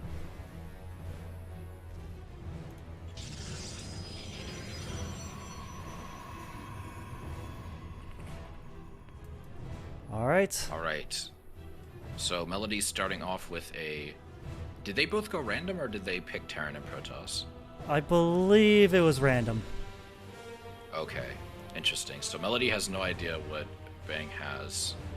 So, because I was gonna say, I would think Melody would not do a different build than this if she knew her opponent was going. Protoss? Was Terran. Yes. It's like normally you try to put your pylon either blocking the cliff or blocking the like the gas area to try and stop the Reaper from doing anything. But now she knows her opponent is playing Terran, so you know, I think that's not a bad spot to put anything, considering she wasn't sure. Mm-hmm. All right, what is Bang doing? Bang's just doing the normal Terran thing, just getting the wall put up, getting the barracks. Mel's grabbing the Nexus. I guess we're gonna see Cybercore next. Yep, Cybercore going down. Yeah. Second gas gonna get grabbed in a minute. Yeah.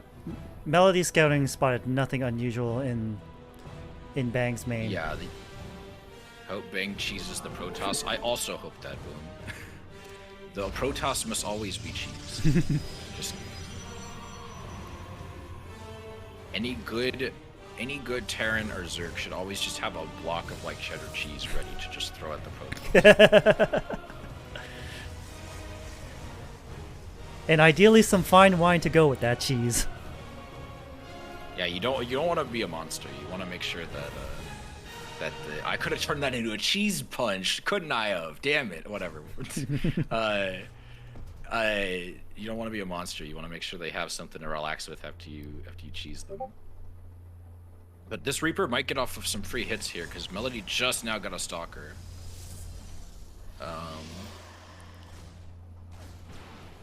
Yeah, it's got to pull back.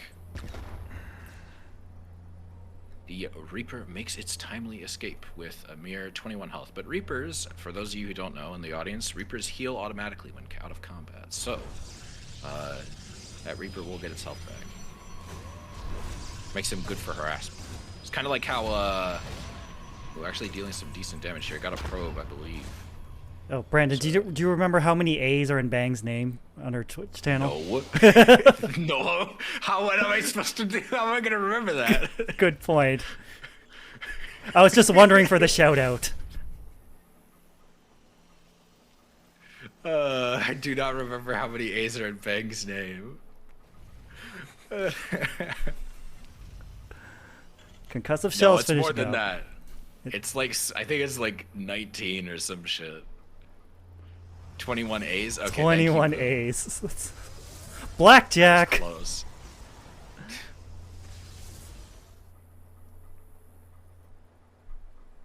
Anyway, what else is Bang doing? Bang is getting stim. We've got a another Marauder on its way. We've got a factory on the way. It looks like Bang's just going for a 2-1-1. NG Bay's already down and behind the mineral line. Meanwhile, Melody's just getting is getting a Twilight Council. And a third base. And I think Melody's gonna go for a. I've seen this used. I think this build is what it gets used against me a lot as Zerg, which is to like kind of go with a Twilight and a Twilight and a Robo and make a bunch of gateways to try and get out Immortals, Zealots, Stalkers, and if you have time, some Archons, so you can kind of just really go with a good timing attack. Like just go with a one nice big push. So far, Melody's lost about 3 workers, but she is quite ahead of Bang in this case. Bang's actually been relatively slow to macro up. Maybe she's been focused too much on trying to harass here. We got a Forge going down for upgrades. Another Twilight Council. Interesting. Is that so maybe she could get charge and blink at the same time? That has to be it. 69 A's in Bang's name, that's correct. Twitch gave Bang nice. a special username just to up the character limit just for Bang. Need a VTuber pop quiz tournament where one of the questions is how many A's are in Bang's name?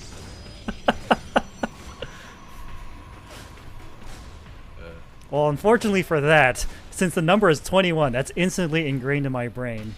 And I can thank my background as an underground casino dealer for that. You ran an underground casino? I worked at one. Oh my god. What was that like? Stressful, to put it mildly.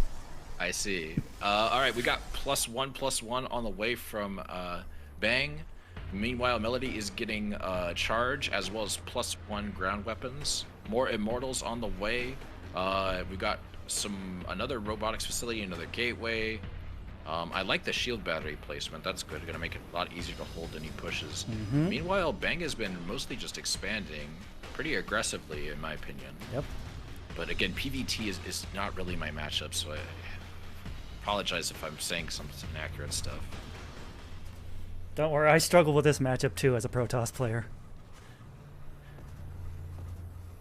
I imagine it's frustrating because, like, I see a lot of toss it that they really hate dealing with Terran. They think Stim and EMP mainly is really frustrating, and I relate. Like, I can get why that would be very irritating to deal with.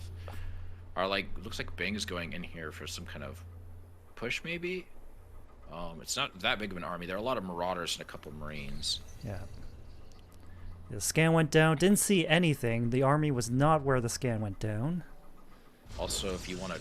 Well, actually, it's not as high as I thought it would be, but it is still relatively high. You check the APM tab. Alright, Combat Shield is about to wrap up in a minute. Concussive Shells is done. +1 is done for Bang. Stim is done. Melody, meanwhile, is working on getting Thermal Lance and +2 attack. There is a Colossus on the way. And Melody currently has Warp Gate, Charge, and +1 ground weapons. She's also grabbing a 4th base here in sort of this like little forward position this map has. There's a couple medevacs coming in early before the army, and I think they're gonna get sniped. I was hoping they get sniped by these stalkers, but it looks like Bang noticed and pulled back. Melody does have an observer following this army though, so she sees the pickup. Here it goes. There's a scan chasing the observer away. I guess Bang noticed the shimmer. Melody might be in trouble because there's 3 Marauders and a Marine about to drop into her main. And there's nothing back I think home. she's rushing back home. She's warping in some stuff. A stalker, or not stalkers, 2 stalkers warp in, and a Colossus finishes just in time. Loses only 3 workers, thankfully. That medevac is gonna just barely get away with like 55 health. Army rallying out here in front of Mel's 4th. Zealots going in, gonna pick off some of these Marines, maybe? Yeah, Bang just has to go home. I don't think she can fight this. Melody's got just too big of an army. 85 versus about 71 supply. Income is slightly favored for Bang. Melody's got a pretty nice worker count, and then she got like 3 more workers, and then the worker counts is actually better, but it's not as nice. And then Bang's actually not that far behind in terms of workers. It helps that Terran can just drop mules, you know, and enhance that a little bit. Oh, quite a few. What even happened there? I looked away for like 2 seconds, and then 8 probes died. Oh, they're in the main. They dropped. Bang dropped again, and Melody's lost a couple of probes, but she still got a decent lead over. It's pretty even, I should say. It's not really a lead. We've got disruptors on the way. Infantry weapons level 2 finishes for Bang. Melody is getting +1 armor and +3 weapons for ground. Looks like she's going for More another Zealots, drop. More stalkers. Templar Archive on the way. Very nice. We're going to see some storms, maybe some Archons. That Colossus is going back down to join the rest of the army at the expo. She's got a couple of Zealots holding position here in the main. I think that'll help, or at least delay the attack from any drops that Bang does further. Oh. Yeah. Melody sees that and drops away from the Going Zealots. in.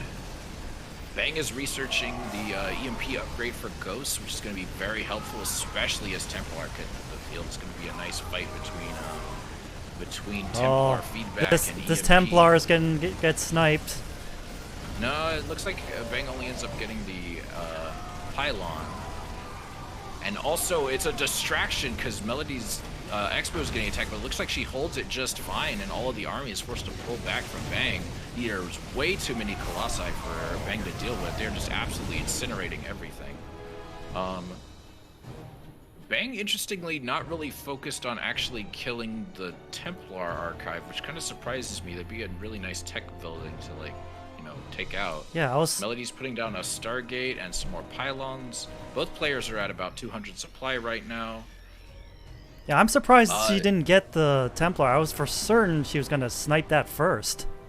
Yeah, I think maybe she was just too busy on focusing not losing her entire army to Mel's defenses, which I think is the wiser choice in the long run. Like, no, like Mel's still got to actually make the Templar, and she hasn't actually made any yet. Yeah. But +3 is about to wrap up for her. She's getting some static defense at this expo. She's got a 5th, meanwhile, that she built behind this, as well as 2 shield batteries. And down there. Bang knows is being very aggressive about her expansion. I kind of like it. The Widow Mines, oh, that's gonna hurt. That's gonna deal some decent damage there. Liberators coming in on the high ground. Stalkers would be perfect to blink under that right now, but Mel's got to pull back, preferring to go for maybe a safer route. Bang knew exactly where this army was thanks to the orbital scans. Yeah, Melody's got a really good position though. She's got disruptors, she's got colossi. Everything's just getting burned down. The Liberators are probably going to deal a bit of damage here, but Melody could just move out of the way here and go home. She's gotten most of her army. Melody has gotten most of Bang's army, and the last minute Colossus snipe. Yeah, that sucks. But she's got more stalkers on the way. We got a fleet beacon coming in behind this. I think it's a good call. Blink is on the way. +2 ground armor. We got +1 air weapons and shields on the way. 2 more colossi. Meanwhile, Bang is getting some more production structures. They're upgrading some orbitals. We got a lot of bio on the way. More Templars warping in. Liberators. Yeah, Templar will be good to deal with a lot of the bio. Maybe do some feedback on the medevacs if healing ends up being a problem. But it's probably mainly just for Storm. Maybe some Archons. Or maybe feedback for those ghosts. Definitely. Those ghosts are going to be a big problem. Alright, Melody's going to go in. I think she'll probably be able to hold this just fine. There's not really enough units here for Bang to actually fight this. Yeah. Like, it's pretty even. Bang has so many workers. Bang's sitting at 100 workers right now, mining like crazy. Melody's actually floating a bit, but she's transitioning and has almost 200 supplies, so I don't think it's really that big of a deal. Yep. Bang's been pretty good about her energy usage. Actually dropping a lot of mules and stuff. Getting some scans off, just trying to check how the things are. Yep. Bang sees her army. Storm is getting researched. The I forget the name of the upgrade. The building damage upgrade for Tempest. Templar. Yeah, Tempest. Excuse me, not Templar. Up here comes another engagement. Oh, EMP goes off, deals a lot of damage to the Protoss shields, but doesn't get the Archon, which would have been the real juicy hit there, because Archons basically have no health and are all shields. It's like literally 10 health. There are Widow Mines, though. Yeah. Fun fact, for those who don't know, Widow Mines deal bonus damage to shields, so they are very good to use for stuff. Oh, these Colossus are caught out of position. No, the Colossi. But the Tempests are done and are hitting those Vikings from range. And the rest of the remaining army, some disruptors are unfortunately going to go down, but honestly, Melody's taking this trade quite well. I'd love to see her maybe get some more observers, because there's literally just Widow Mines sitting here, and these two are about to go off and do some damage to her army. Sonic Storm is about to wrap Oh up. no! It's counting down. Oh no! No! Oh! They didn't kill anything, I don't think, but that. But yeah. Yeah. Melody like got the wake up call. Yeah, she's chronoing out an observer, so it should finish before they go off again. She's warping in some Templar. Let's see if these. She did research Storm, so wait, no, it's just one Templar. Yeah, observers are out. So now she can see those Widow Mines. Yeah. Alright, Bang's going in again with a bunch of bio with some Liberators to back it up. I think Libs are the right call. Tempests are going to be interesting. But I don't think I've seen that quite before, but I do like it. It's working really well. And we got the We got the Ghost mixed in to launch that EMP, which will help a lot. Yeah. And here comes engagement. Liberators EMP sieging goes up. off, but it doesn't get the Archon, unfortunately. Bang having to micro their way out of this bio. Storm. Melody is doing quite a bit of damage here. Oh. Widow Mines unfortunately didn't burrow Yeah. in time, and all of this army I think is going to get wiped. The Colossi going down sucks, but there isn't enough anti-air to actually deal with these Tempests. There's so many Tempests. How many Tempests is that? It's like 9 Tempests. Yep. 3 carriers on the way, 2 Immortals and a Colossus, more ground upgrades, ground armor level 3 about to wrap up, level 2 air weapons on the way, as well as shields. Damn. And look at all the bases that Bang has. Jesus 1, 2, Christ. 3, 4, 5, 6, 7. But they're both pretty even in terms of like everything else, so Yeah. I'm like, and Melody's army comp is still really good. Like the Marines are probably a big issue, but Melody just really needs to make some ground stuff, and then she can deal with the Marines just fine. Like the Tempests are working really well, and the carriers are going to be great to deal with the rest of this. Like Bang really needs to pump out Vikings, and that's exactly what she's doing. She's getting ship weapons level 2, but Melody's been getting ship weapons this whole time, and so she's gonna. They're evenly matched for now, but I'm. Things are gonna get better. I've got high sec auto tracking and a nuke on the way. Wow. But this, to be fair, Bang's got a lot of upgrades. I don't blame her for going for high sec auto tracking at this point. I'd say if you're gonna go for it now, especially as your opponent's going heavy on the air. You're gonna need the Yep. platform missile to. She sniped those Widow Mines as she should.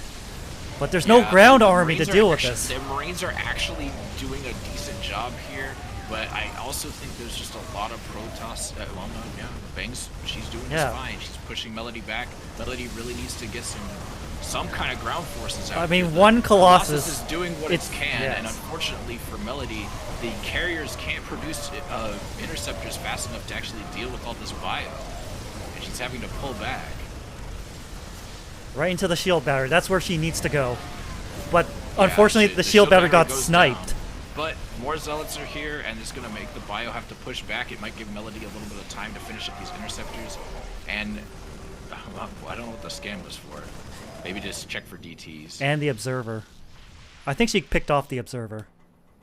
Yeah, I don't know how useful that's going to be, because Melody can. Observers aren't that expensive. They're pretty cheap. Melody's making more Colossi. More Vikings on the way, which is going to make things a little bit frustrating, but now the Vikings are going to have to split their attention between the Colossi and the carriers, and that's going to be a bit rough. I actually don't like how this fight for Melody. There's a lot of bio, and the Vikings are target firing pretty well, but it looks like they are going to get wipe most of the Vikings, the carriers. Yep, they're getting pushed back. More Zealots warping in. This time another Observer is out, so Melody's spacing things out, doesn't lose a ton of stalkers to the... Yeah, thanks to the Observer. She does lose the base, and she is going to lose quite a few probes here, unfortunately, but this is going quite well. Good army micro. The Vikings are having to split their attention between the carrier and the Colossi. All of the bio is just getting absolutely incinerated, War of the World style, and the carriers are now here to take care of everything else. But you might say the carriers have arrived. They have the carrier indeed. sadly goes down. Melody's got a nice bank though built up, so I don't think the carriers are going to be as big of a loss. It does take a long time to build them, but how many Stargates does she have? 3 Stargates. Not a ton, but I think as long as she keeps producing ground units to reinforce them, I think it's going to be just fine.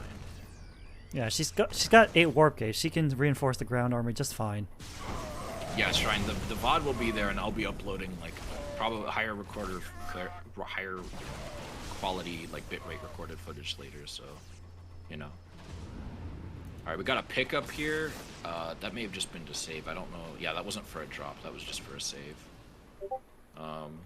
Melody is making more Tempest, more Immortals, more carriers. She's getting, I think that's +3 shields. She's getting +1 air armor. I wish I didn't have to see interceptors in the production queue. It's not the end of the world, but mild irritation. Meanwhile, Ghost, Marines, and Liberators in the way. That was a nice sniper there. Here we go. Liberators sieging up. Liberators getting taken out too, though. Yeah, those Tempests are putting in work. And so are the Ghosts. So many EMPs. Yeah, that's doing a lot of damage. It's really softening up Melody's army. She's in a rough situation, unfortunately. But like, I don't even think her army comp was really bad or anything. Like, she's doing quite well. It's just Bang just has so much money and so much production. But she's got a lot of static defense here, and that puts Bang in a tricky position on this retreat. Bang picks up and tries to boost away, and I think that's just going to be the saving grace there. A loss to medevac with quite a few Marines in it. If we look at the losses tab, Bang's actually lost way more than Melody has. Wow, Like, we're in the tens of thousands here. yeah, this is a knockdown, drag-out fight, and both players have taken almost every single base that's available on the map. And I think this is just a war of attrition at this point, and if that's the case, I'm a little worried about Bang, because Melody's got, like, hasn't quite, actually no, she's taking her last base now, or what I assume will be her last base. At this point, she's gonna have to start taking stuff on Bang's side of the map. She's now got more workers than Bang does, and I'm worried about Bang now. Like, this seems like it's gonna be over soon. Like, Yeah. Melody's putting down more gateways and just catching up on her production, which I think is really Oh, good. the blink underneath the medevacs. I love that. Yeah, real smart. Just like Bang is just forced to fight into this like kind of crummy position. All of these bases getting taken out, all of these workers getting taken out. Here come the Vikings. Melody now having almost double. Oh, the workers. recall! Oh, gets a couple of units, but not enough. Melody warping in more stalkers, more immortals, more carriers. Air weapons level 2 on the way. Melody's gonna might struggle a little bit here because that's a lot of bio. There's so many medevacs. I honestly think there's too many for an army of this size. Like, but you know, Bang is doing her best to push up, but Melody's just got too many fortifications here, even with the static defense gone. Like, there's just too many colossi for this bio to deal with. Like, Oh, I don't care man. how many medevacs you have, and the carriers just make it even harder to deal with, as do the tempests. Yeah, I really think this is. It's just going to be really hard to come back from this, like, if it's even possible at this point. I don't know about this matchup to say for sure, but like, this is rough, unfortunately.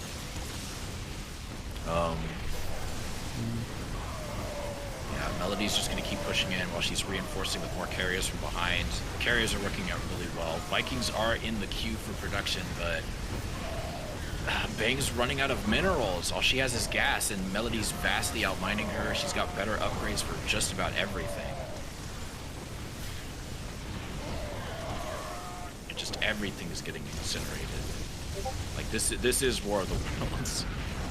Like, this is an alien invasion. GG. And they got the There we GG, go. well played, and that is the first match of the set of semifinals. And what a winner semi it is. All right.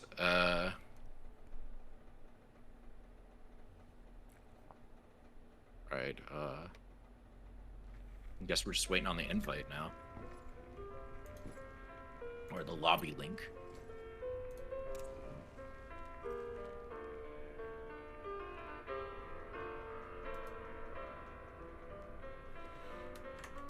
While we're waiting on that, let's see how the brackets are shaking out. I don't believe they've advanced that much because we got Yeah. semis waiting. Yeah, Yeah. both semis are ready. So after this, we'll cover the semis in the losers bracket. Technically, I guess this isn't semis. Because next would be semis after round 4. Round 5 would be loser semis. I'm guessing they're just deciding matches and stuff, like what maps they want.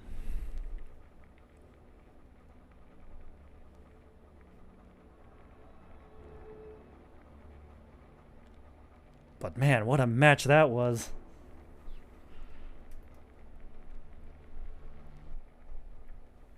Oh.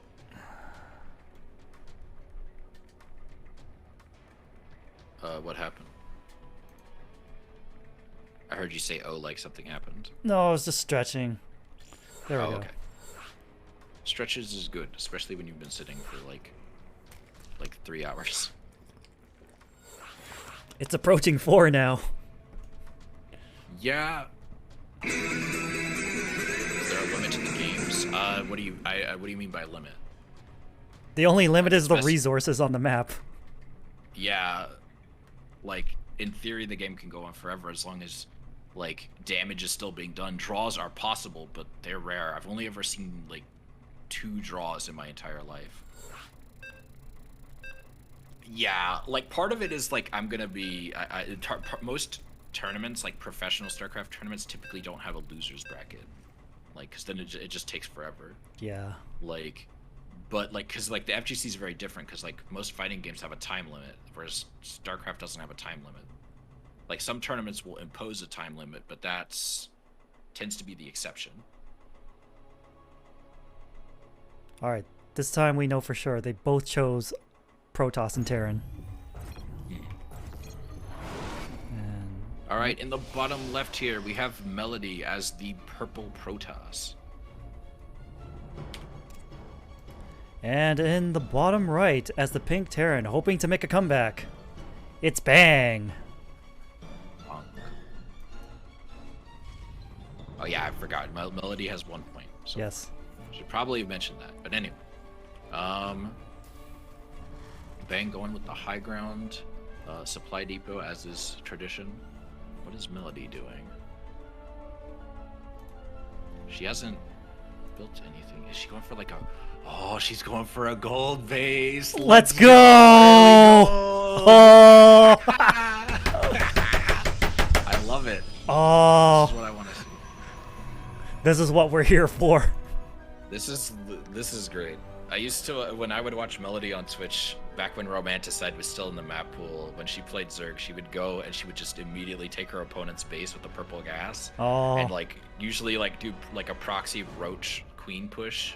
It was really great. I loved watching it every time. I always had a nickname for it in my head. I would call it the Romanticide Special. Oh, and she's building a forge too. Oh. Oh my god, this is gonna be great. Oh, but Bang knows about it immediately. I don't even know what Terrans do against cannon rushes. Because I see it so rarely. That forge is gonna finish in a second, and so is that pylon. Oh. Hell, Oh. I'm in this Oh. community. Oh yeah. God. Here we go. Yep. Pulling the workers. We got to take care of this. Pull the boys. Oh, she couldn't quite get another pylon in, but maybe she could put one somewhere else. Oh, here we go. Cannon rush. Will she get the pylon in time? No, the pylon's done. The cannon needs to be. Ah, she cancels it. Aw. Good on you, Bang. Good job. It's always a stressful situation. I literally have been cannon rushed so many times. Every time I play team games with the Protoss, I get like a panic attack almost whenever I hear my friend ally warping in buildings. It's just ingrained. Yeah, it's just built into my brain of like, hear the sound of buildings warping in because it means you're getting cannon rushed. Yes. All right, we got the Cyber Core coming down for Melody. She's warping in a Zealot. Meanwhile, Bang is slowly killing this pylon. It looks like Bang might be going for a 2-1-1. Yeah, this is a 2-1-1. Yep. That means 2 racks, one factory, 1 starport. Mm-hmm. Exactly. Will most certainly be a bio game again. It was cool seeing the rare mech against Protoss. I usually see people say that mech sucks against Protoss, but it was cool to see the last game he casted of Melodies. All right. Yep. Bang's gonna see there's no natural, so she's gonna know something's up here.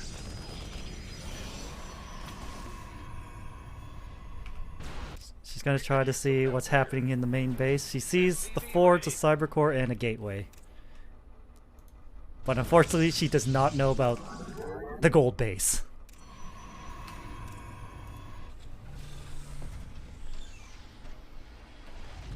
Right, bunker going down at the top of the ramp to the natural from Bang. I'm actually surprised these two chose Blackburn. Most people I know despise this map with a passion. Do you know the specific reasons as to why? I think it's just because it's kind of weird. It's just most maps that I'm sure you've noticed start with like a base in opposite corners diagonally from each other and not on. Like it's still technically a mirrored map, but it's not mirrored in the same way. It's mirrored on the y-axis and not like at a diagonal angle. Yeah, I see it too. I kind of like it. Like, I surprisingly do well on it. Like, I banned it at one point, and then I'm like, wait, I have a 70% win rate on this map. Why the fuck would I ban this? Like, my worst map is Pride of Altaris, and people make fun of me for it, because it's like, but it's got a gold base. They're gonna do great on maps with gold bases. And I'm like, I know, but, like, I just suck on Pride for some reason. I just don't tend to do well on it. Alright. Melody's getting some more pylons at her expo here, and is warping in a lot of zealots. I'm guessing that this Marine and Marauder are going to try and attack from behind the mineral line. Yeah. Or no. It looks like maybe they're stopping. Yeah, That actually is hard to deal with because the minerals haven't been mined out enough to just walk back there. So Melody's got to take the long way around to deal with this and pull the boys. Yeah, and that means the siege tank is in a great position. Yeah. And now Bang knows that Melody's not coming from the right, which means that Melody's going to have to come from above.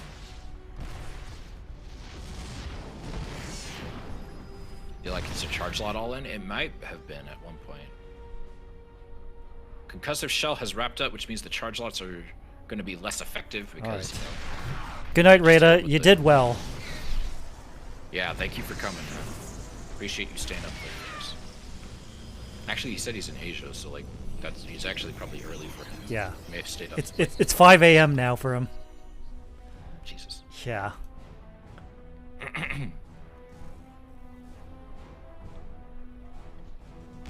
Alright, here we go. Alright, lots are going to jump on this tank, which is good. Minerals are almost mined out enough to where Melody doesn't need to worry about like having to respond to that. Marines are going to be an issue. Oh, she's just going with the charge lots across the map. She's just sacking this base, basically. Here we go. It looks like the Zealots were able to deal with those units, though. Yeah, Bang's in trouble. This is quite the swarm of Zealots. Yeah, Bang's just gonna have to pull the boys. Oh my god, so many SCVs are gonna die here. Oh, the boys are all going down. This is GG. Yeah, there we go. Good job, Mel. Good job, Bang.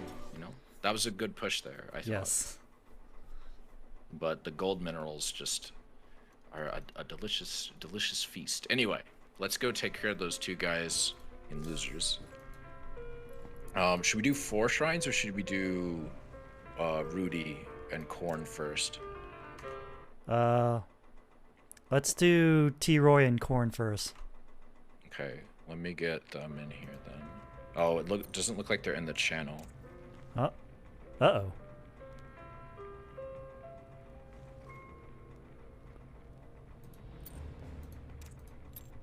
It looks like the only people in the channel are Melody and Bang. Everybody else must be either in a game or something.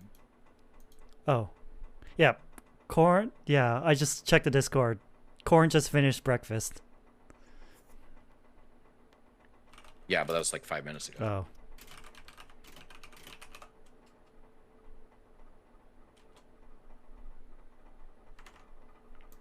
Maybe we should ping them. All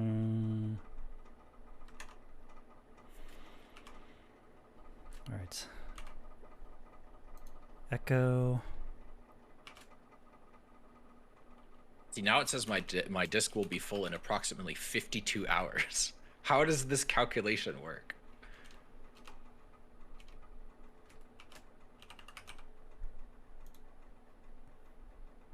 All right, let's see who's still Shrine. Okay.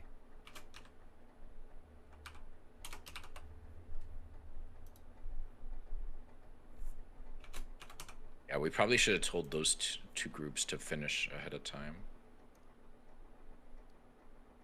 Oh, they're playing at the moment? I see. Okay, I guess we'll just wait then, which is fine. Like, that's what I imagine, and honestly, that's probably for the best. Like, we probably should stick to semis and finals for both brackets.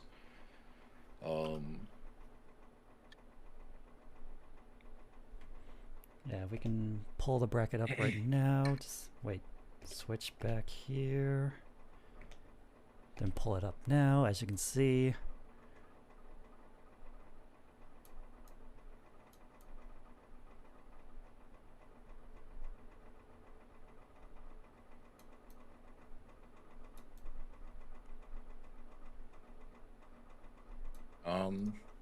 I guess if anyone wants to talk about anything, you're welcome to discuss the topic, and otherwise we'll try and make small talk while we can.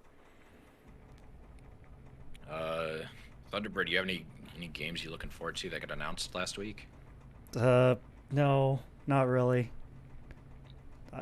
I just usually stream Yakuza and old retro games. Hey, that's valid. That's totally valid. It feels so weird to say like N64 and PS2 is retro at this point. I guess, but at the same time, it has been almost 20 years. Yeah. Like, it has been 20 years for the N64. It's been almost 20 years for the PS2. Actually, wait, the PS2 came out in what, 2000, 2001? I can check that right now. I don't remember. It's. I think it came out in '99 in Japan. PS2. But I don't know when it came out in the rest of the world. PS2 release date. March 4th, 2000. Yeah, so all those consoles are over 20 years old. Oh, don't say that out loud. All of those consoles could be buying alcohol if they were children. Oh, just like me.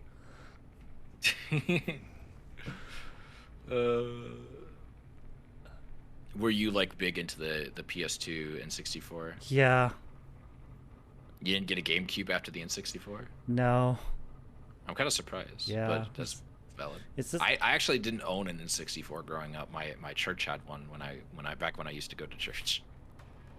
Like, I'd go to Sunday school, and my Sunday school was surprisingly the coolest Sunday school ever, because they had little carts with CRTs and consoles hooked up to them with GameCubes and N64 games.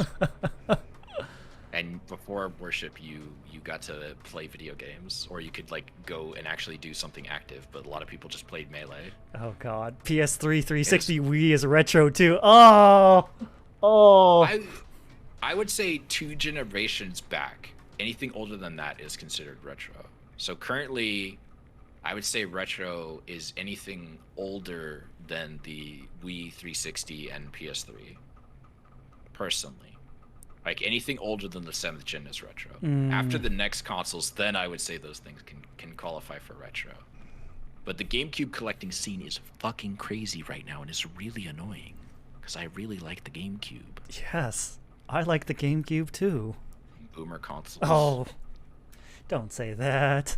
That's true. Here I am reminiscing about my GameCube and my Wii. And my 360, to be fair. I really like the 360. It's a good system.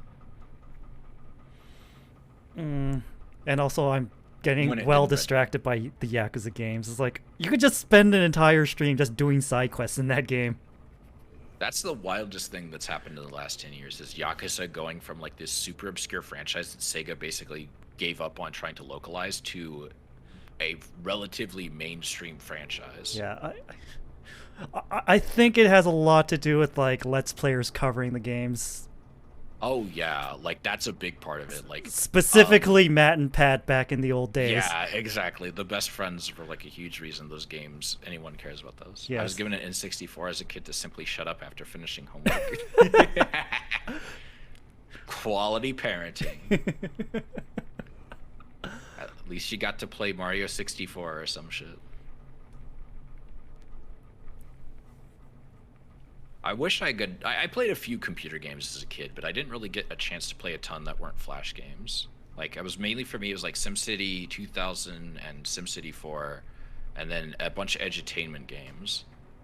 I remember original StarCraft, Roller Coaster Tycoon.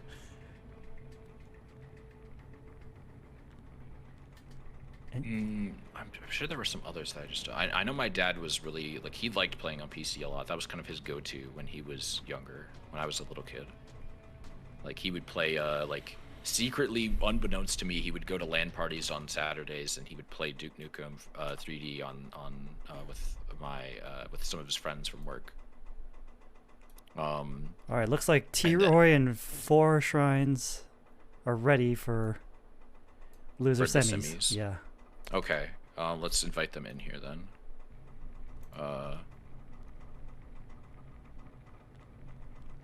Let's see. StarCraft, Brood War, Ghost was canceled. Yeah, there's actually leaked footage of Ghost, like a unfinished build, and it's like, dang.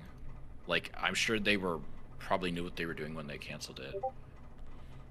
You know Wooly? Oh, sick. You hung out with Wooly? That's sick. Damn.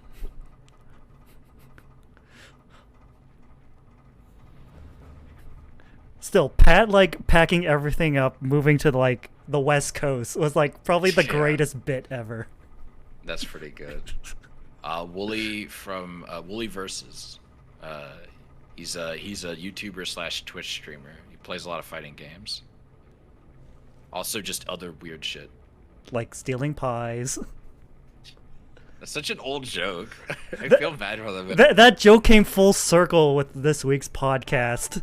When it was Pat, like, contemplating stealing pies out in the West Coast. I think the context was, it was like a pie stand. It was like, oh, you can just pay, just like e-transfer the money. Like, there's no cameras, but like, it just shows like Pat's East Coast brain rot. Like, he knows there's not cameras, but he still feels like there's cameras here. And it feels like stealing. And then Wooly immediately pointed out, it's like, stealing pies? Yep. The joke came full circle. 2K and then Berlin, it seems. 2K in Berlin. Here we go.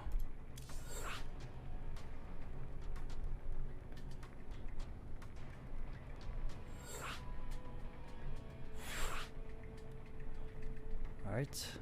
Alright, we haven't seen T-Roy play yet.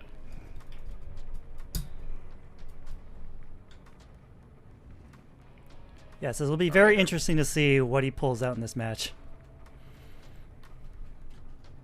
Alright.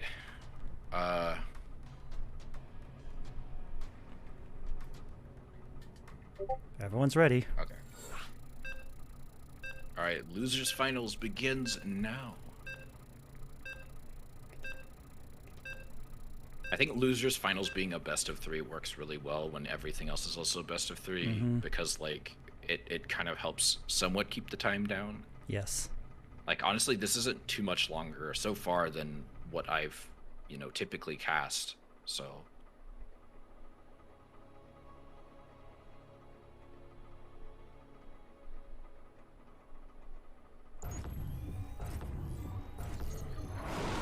all right, in the top right, we have Built Wrong as the blue or cyan or whatever color this is, Protoss, aka Force Shrine.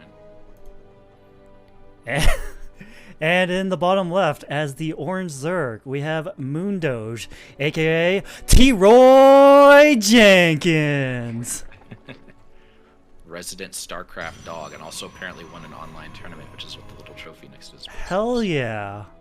He's also going for a 12 pool. Oh, here we go. I think this is the first 12 pool I've seen this tournament. Yes. It's gonna be interesting. Oh, did you see what T-Roy's rank was?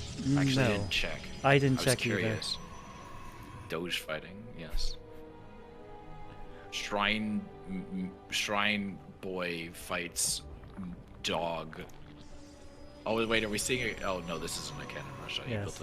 He built a. I mean, it could be. He built a. I've seen people go gateway into Forge, and it's like a super delayed cannon rush. It's not usually a good idea, but I've seen people pull it off. I kind of wish like I'd see someone do what my friend Glacius does. Who runs the amateur league, where he'll. Oh, this. Proxy damage. Oh, let's go! I think he's gonna cancel it. I think he's just trying to delay the natural.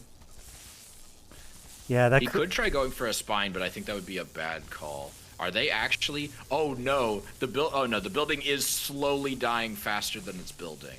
So the DPS is high enough from the probes, but those lings are on the way. This is actually a very aggressive 12 pool, but if this doesn't work out, he's gonna be in big trouble.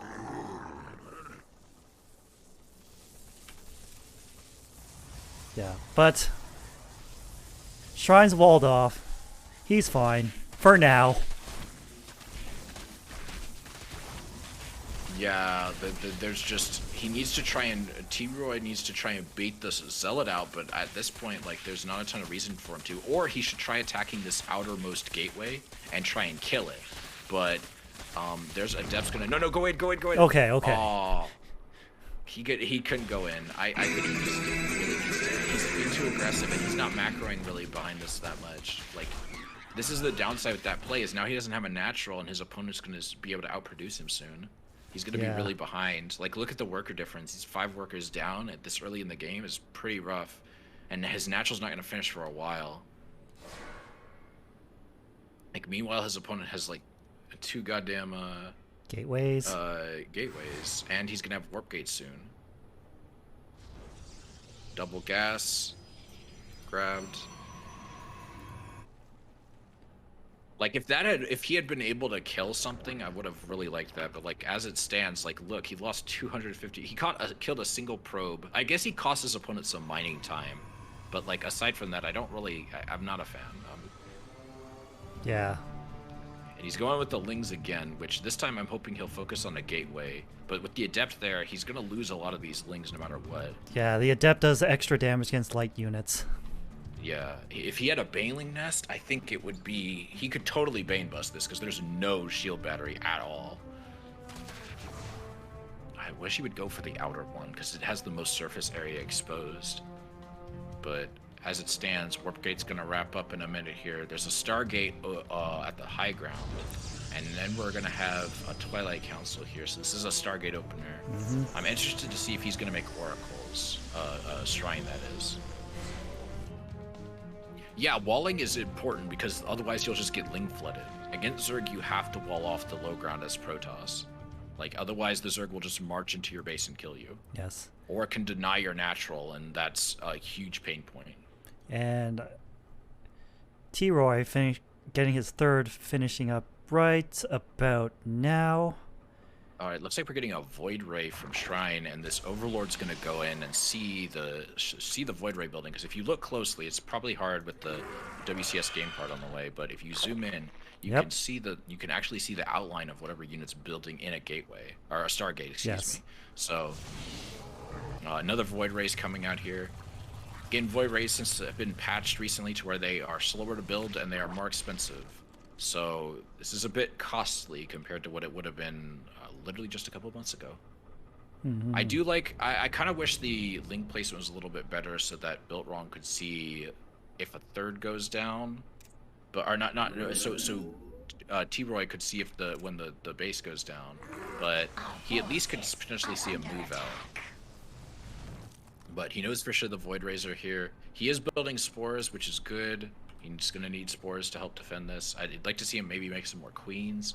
He also hasn't really spread any creep outside the main, which he could honestly stand to do again. You know, just make sure that whole area is covered, make it really easy for the queens to move around and transfuse. Yeah, from all the Zerg games we've seen so far, we haven't seen a lot of creep spread. Yeah, it's really unfortunate because, like, creep spread's really important. It's the icing on the cake, but, like, you know, it is important. Like, you should try to do it if you can. All right. Now we're seeing some creep spread. All right. Like, 6 minutes is really late for Prismatic alignment turning on. He's probably gonna get this 3rd base. Those queens. He might say the voids end up pulling. He could transfuse that. Just do it. Yeah, he can just transfuse this base, get some of the health back. All right. I always try to like transfuse like weaker bases so that way they're harder to kill, so that way they don't just come back with a really quick attack like a run by, or just fly some Void Rays in to kill it.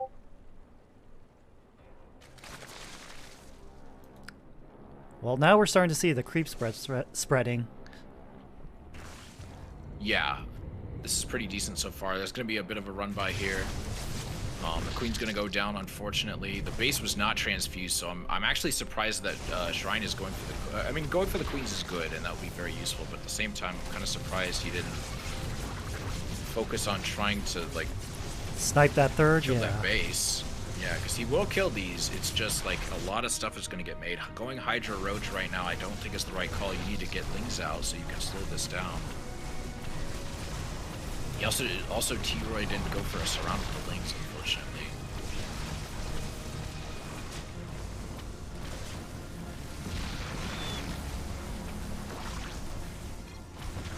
And we got the GG. Even used the emote. Nice. The little emoticon thing. So, Shrine takes the first round. Alright, that was 2K. Second map was Berlingrad.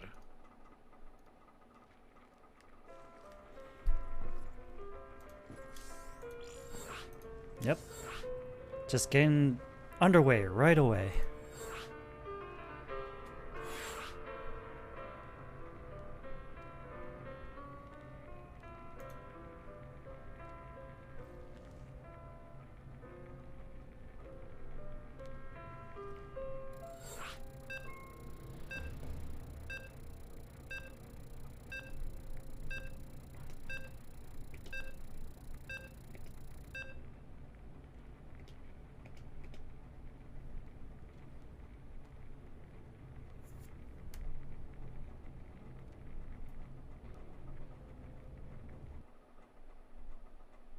Round 2, taking place on Berlingrad.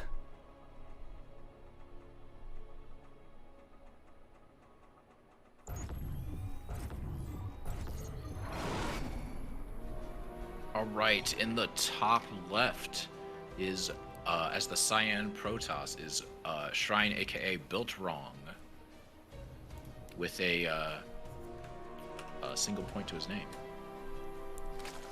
And in the bottom right, as the Orange Zerg, hoping to make a comeback, it's Moondoge, aka T-Roy Jenkins. Well, let's see if T-Roy manages to get us a full set, or if he is unfortunately eliminated from the tournament and has to go back to his doghouse. Playing on his old iMac from 2010 that can still run StarCraft. Oh, take that base. There you go. I was gonna say, I was like, buddy, please do not let that get blocked.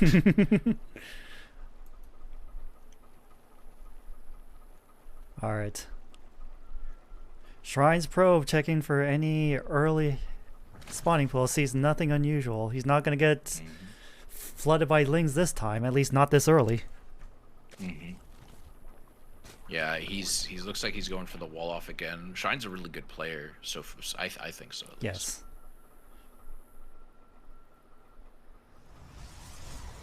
All right, Gateway finishes up for Shrine.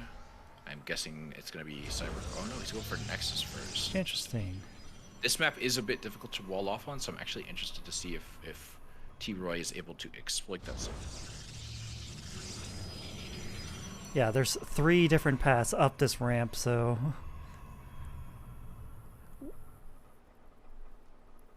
So Shrine walling off here is the better choice. Otherwise, getting flanked by 3 sides, especially against a Zerg, is not good. I learned that the hard way. His cybernetic score is kind of sticking out there a little bit, but I'm sure Shrine knows what he's doing. I don't really know the science of walling off his Protoss. I wonder why this probe is here. Is that just to know when the third is going down, or is he actually, was he gonna block it?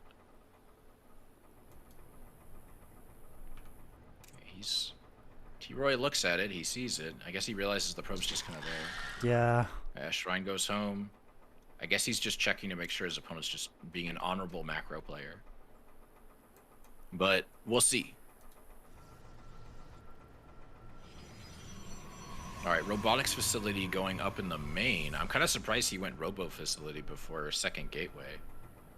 And he has no wall yet. Okay, now he's going for something. I'm guessing gateway. Yep, gateway. Wait, okay, no, that's not a full wall. Yeah.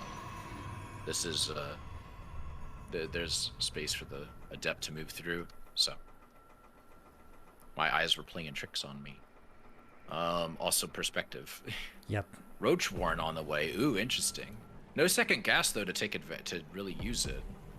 But I guess this is going to be a Roach timing, which the Robo facility might make that difficult because if Shrine ends up making Immortals, oh, Shrine's going for an early drop. Ooh. He's making a Warp Prism. Interesting that we're seeing cheese. I think it makes a lot more sense for Shrine, but I'm surprised T-Roy isn't going for more of a conservative build, but we'll see. He does need to get a second gas though, otherwise he's going to really struggle to be able to fund all these roaches. Unless maybe it just feels weird to just make that and just not really do anything with it right away. Like, he didn't even have link speed yet. Yeah, it's just finishing up now. Yeah, Warp Gate's about to wrap up, and we're gonna see those gateways start transforming. Twilight Council's Slightly finishing delayed too. on the first one.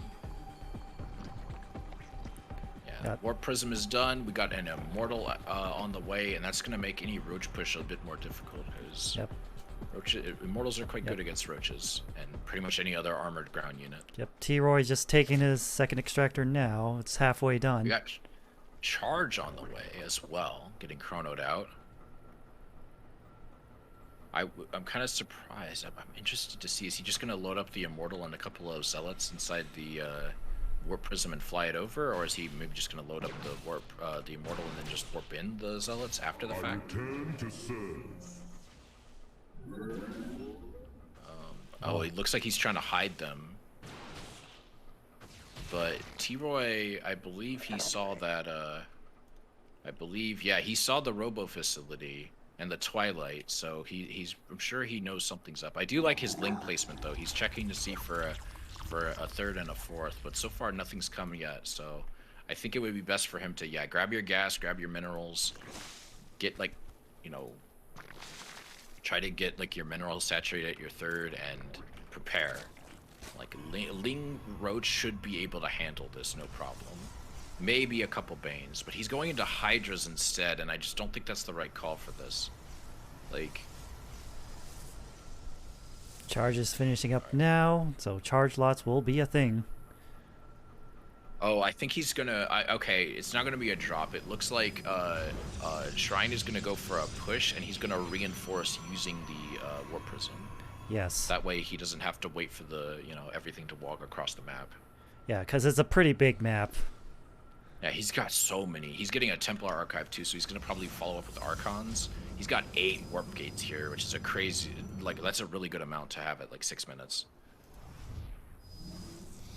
Like, he is focused on getting this push right.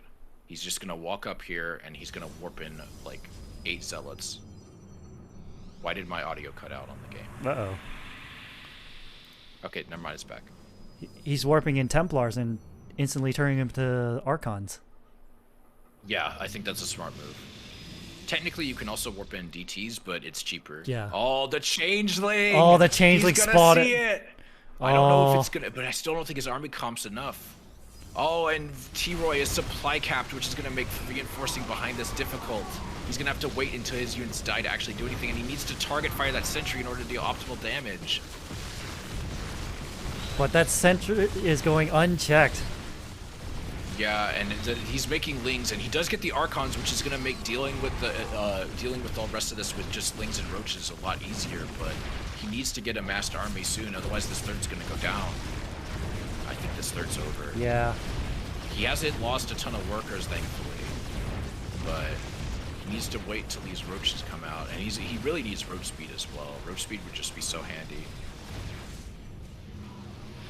Yep. And the Archons are here now, which no, don't attack the rocks, man. That's a waste of your time. And the Archons are here now, and Archons basically 2-shot Lings, and they're just instantly getting deleted. And this is over for T-Roy, unfortunately. Oh. I really don't. He can't come back from this. There's the GG. He's a good sport about it, though. Gotta respect the dog.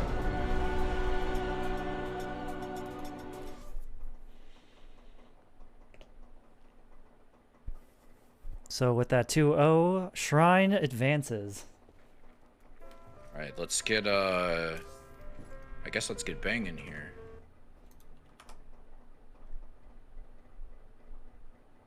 Oh, T-Roy is in Plat 2, so he's about my level.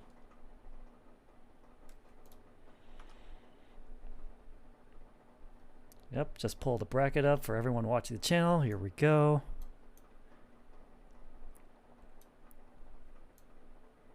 It'll be T-Roy versus... No, wait. It's going to be Melody... No. It's T-Roy versus Bang. No, it's Shrine versus Bang. Or, sorry, that's what I meant. Shrine versus Bang. Sorry. Misspoke.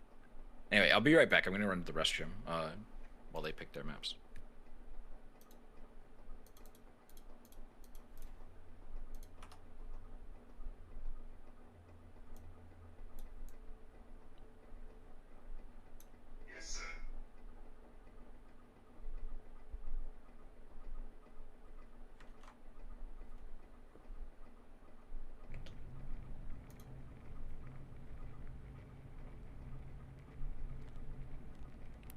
Yep. Forest Shrine is picking Curious first.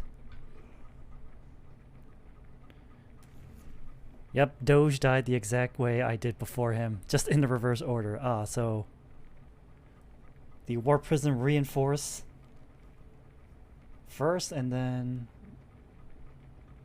what was the first match? It was like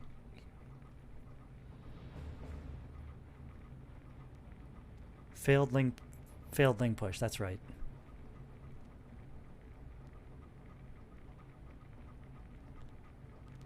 Lol, what? Brandon Doge at the same level as me? Damn. Alright, so we'll be going Curious first, then Glittering second. We have the maps picked. We're just waiting for Brandon to come back. Yes, this is the losers finals. Winner of this goes to face Melody. And they'll have to win two best of threes to actually win, whereas Melody only needs to win one best of three. I'm back. Welcome back. Alright. Curious will be first and Glittering second. Okay, Wait, oh, there might be some confusion. Are we doing vetoes or choosing which maps to play? Yeah, people seem to forget vetoes. Vetoes haven't been much of a thing. Alright, do you wish to veto then? Yeah, because some people have just been, yeah, I think Bang also thought... No, he wants to play Curious. Yeah, she wants to play Curious. Okay.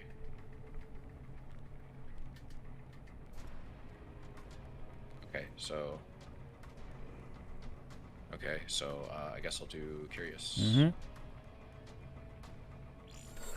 Here we go.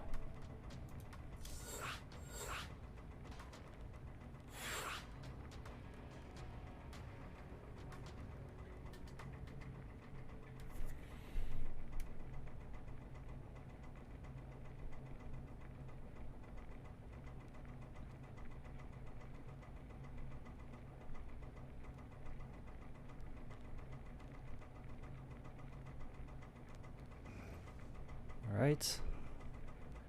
We're good with Central United States. Then we can get started then.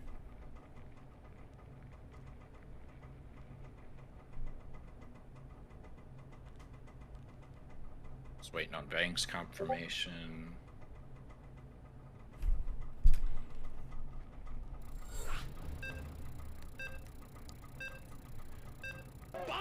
And here we go. Thank you, T-Vory, for the raid. You did good in the tournament. Yeah, man, you were doing really good. No shame in falling out in loser semis.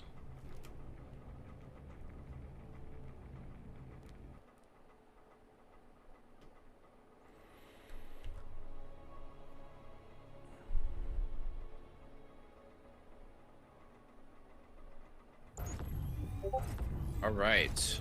In the bottom right, from LTK, we have Hekachu, aka Bang, as the Pink Terran. And in the top left, as the Cyan Protoss, we have Built Wrong, aka Fourth Shrine. Okay, so did you say cyan because you think that's color is cyan, or because I said cyan? Because you said Cyan. Okay. I don't know what color this is supposed to be. It looks like cyan to me. Yes. But like, if some people have said turquoise, and I'm like, to me turquoise usually has more green in it than this, but whatever.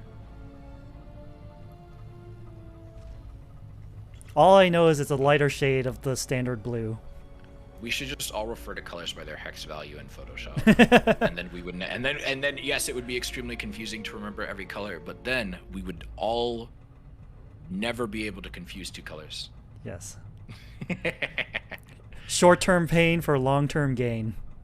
Yeah, it's a shade of blue. That's all that matters. All right, so the probe from Shrine is making its way into Bang's base. Bang is meanwhile opening up pretty normal so far. Nothing too out of the ordinary, as far as I can tell, at least. Cybercore is warping in. Yep. Shrine doesn't see anything unusual, so he's heading out. He's probably gonna chill around here. The wall off seems like it'll actually pay off this time for a Shrine because a Reaper is on the way from Bang. Bang is also getting her orbital. I'm liking stuff so far. It's turquoise.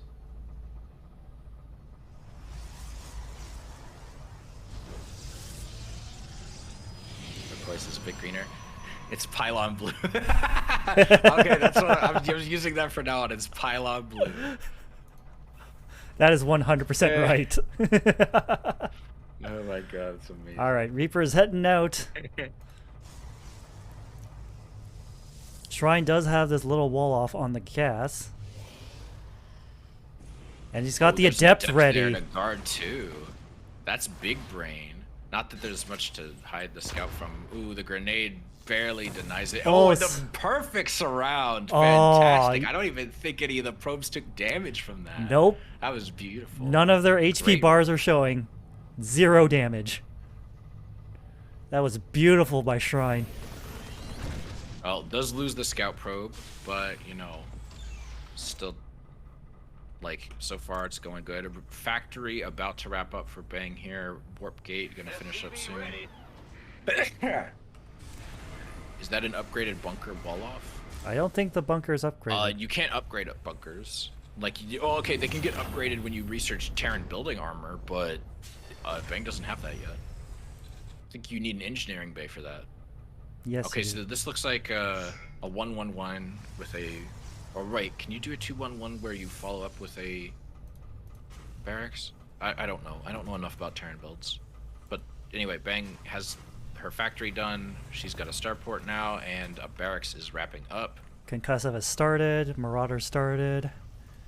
I would love to see. I will give, like, I should probably no. I'm not gonna say this now. I was gonna joke. I'm gonna give money to whoever actually uses any of the Zelnaga towers in this tournament, because so far I haven't seen a single person do it.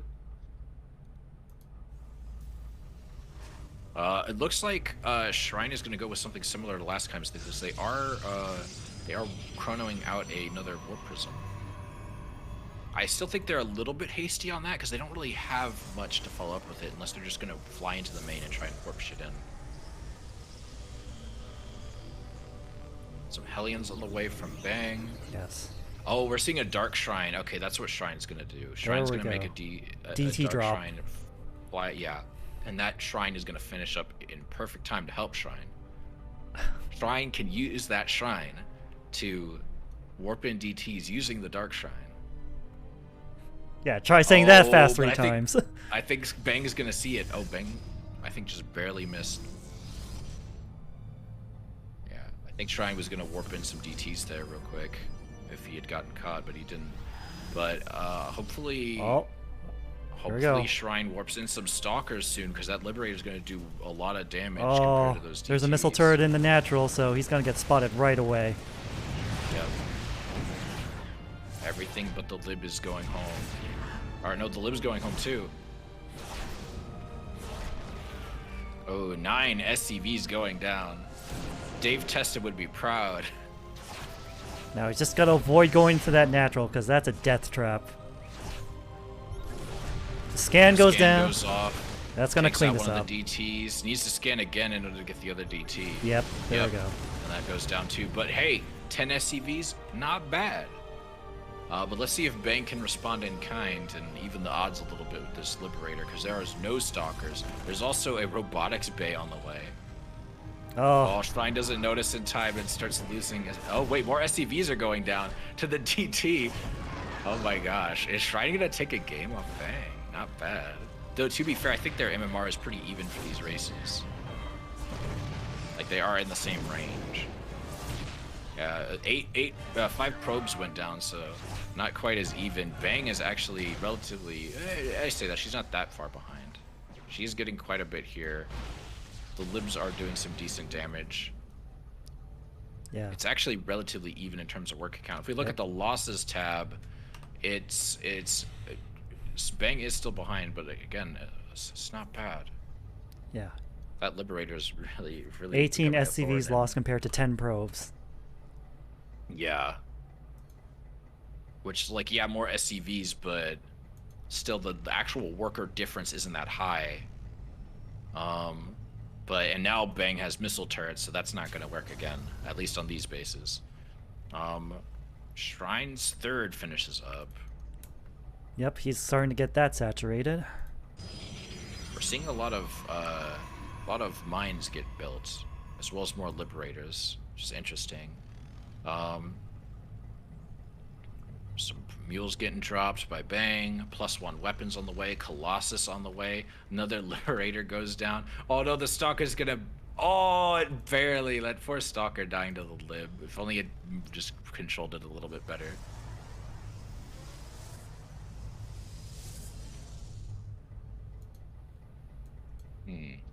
Extended Thermal Lance is on the way, Stim is also on the way. Stim for Bang and Thermal Lance for Shrine, obviously. Charge is on the way for Shrine. Widow Mines are buried. Now he's just got to. Now Bang's just got to bait Shrine into this little area. Yeah, he could do a lot of damage with this. He's absolutely gonna decimate those shields. But I think Shrine knows something's up, and he's gonna like make him fight in the Colossus, because I don't think Bang realizes that's come out yet. Well, he does now. Yep. But let's see if Bang can bait Shrine into that. It's gonna do a lot of damage. That hurt. But there is no armory, so those are completely visible mines after they fire. So, you know, Bang's gotta be careful about that so that she doesn't lose her Widow memes.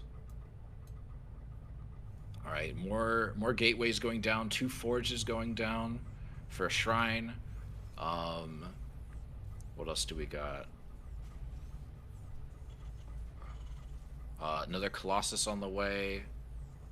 Infantry weapons level 1 about to wrap up for Bang. Charge is about to wrap up for Shrine. Stim's finishing up. CC's being built for Bang. Medevac and a Viking finish up. Armory's Viking halfway probably done. To help deal with the Vikings are probably going to be very helpful for dealing with the Colossus. Oh, it looks like that Warp Prism is back. I wonder if he's going to go with DTs again, because if Bang isn't paying attention, he could try and take out the missile turrets before the Bang arrives. Oh, looks like this Marine is taking the Zelnaga Tower. I'm honestly shocked. Like, not because I don't think Bang's good enough to use Zelnaga Towers, but that it's taken this long for us to see someone to use it. Oh, this time okay, this time he's going for, the charge lots. Zealots. Oh, the Zealots are going for, oh, well, no, they're doing it. I kind of wish they had gone for the ones actually on the mineral lines. Recall. Oh, it wasn't in time. The War Prism goes down. That sucks, because the Zealots aren't that much of a really worth the recall.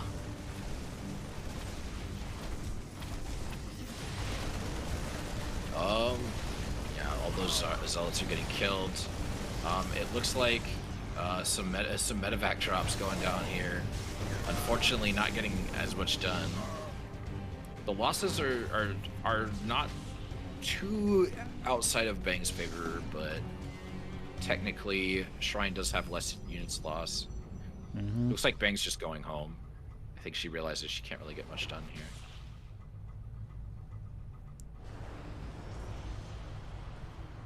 Oh, but she's got reinforcements now. She could potentially I think snipe Shrine this might base. think that he's safe, but it looks like some DTs are going across the map to try and deal some damage as well, but I think they're going to struggle a little bit now that there's detection. Bang's reinforcements could always catch them. All right, +1/+1 wrapping up here in a second for Shrine right as Bang's about to move in. Yeah, Bang definitely knows the army's here. Yeah, so both players are going to have a relatively even fight in terms of actual upgrade and army size. But I'm liking things a lot more for Shrine because of the Colossi. Ooh, oh, the Widow Mines! On these Widow Mines! Oh! Oh, and the armor is up. He should probably get Observer speed. Definitely. Oh no. Oh, into the base we Widow go. Mines aren't quite in range, but they are gonna catch that one guy, that one stalker, or Zealot, excuse me. And here comes the engagement.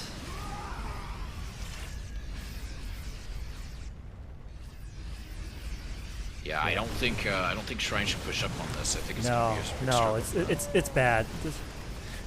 The Colossi are exposed, and there's a lot of Vikings to deal with them. Well, Yeah. Meanwhile, +2/+2 on the way for Shrine, and +1 ground weapons is on the way, or infantry weapons is on the way for Bang, as well as +1 vehicle weapons, which will be.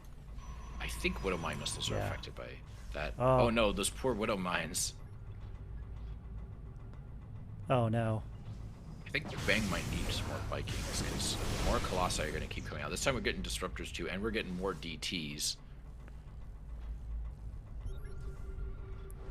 Oh yeah. Here we go.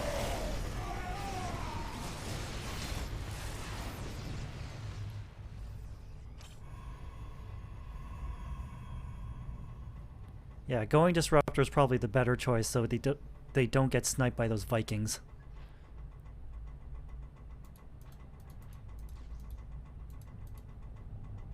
Alright, it looks like Bang's trying to grab a 4th, but I think Shrine might be able to snipe this because there's no detection yet. Oh, just go in there, just go in there. Come on, Shrine. Yeah, Shrine's going back home. Oh no, Shrine's going for the base trade. There we go. With the DTs, and Shrine's confident that he can push him away. Disruptor balls are scary. A couple SCVs go down.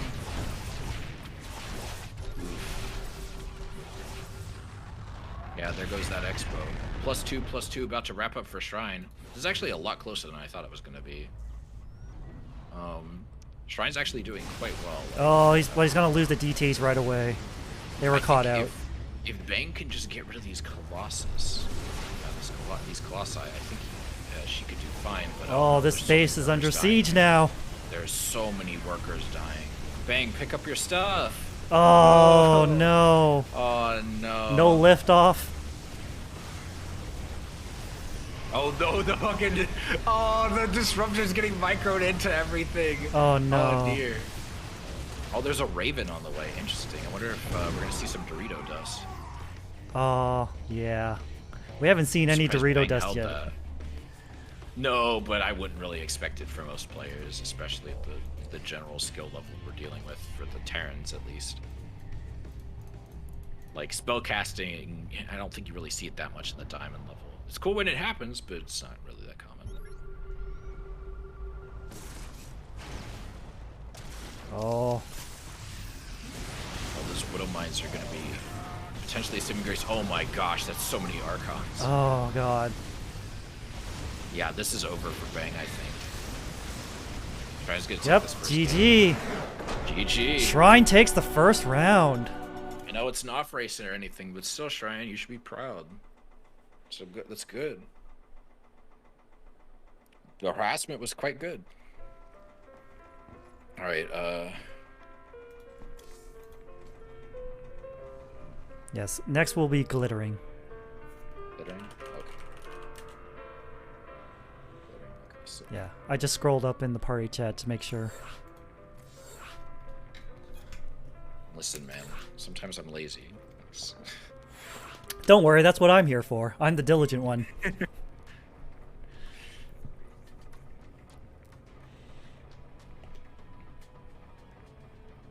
So once we're ready, just waiting on Shrine. You know, now that I think about it, both Bang and Shrine are both Shrine people. If you look at their models. Yeah. Okay. One's a Shrine Maiden and one lives at the Shrine.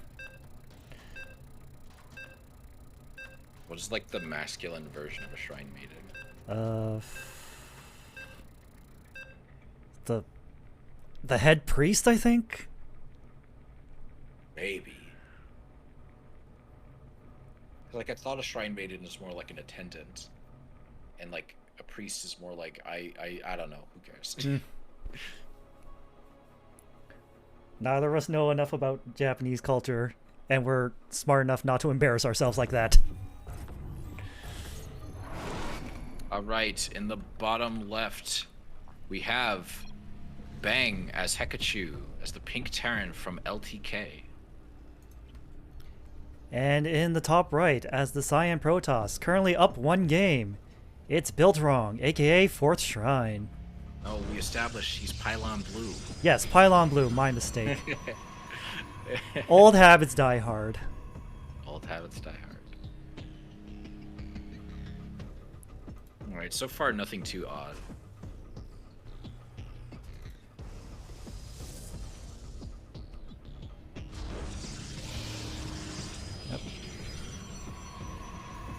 Yep, Shrine once again going with the anti-Reaper wall in the back here. Alright, looks like the scout from Shrine is going across the map.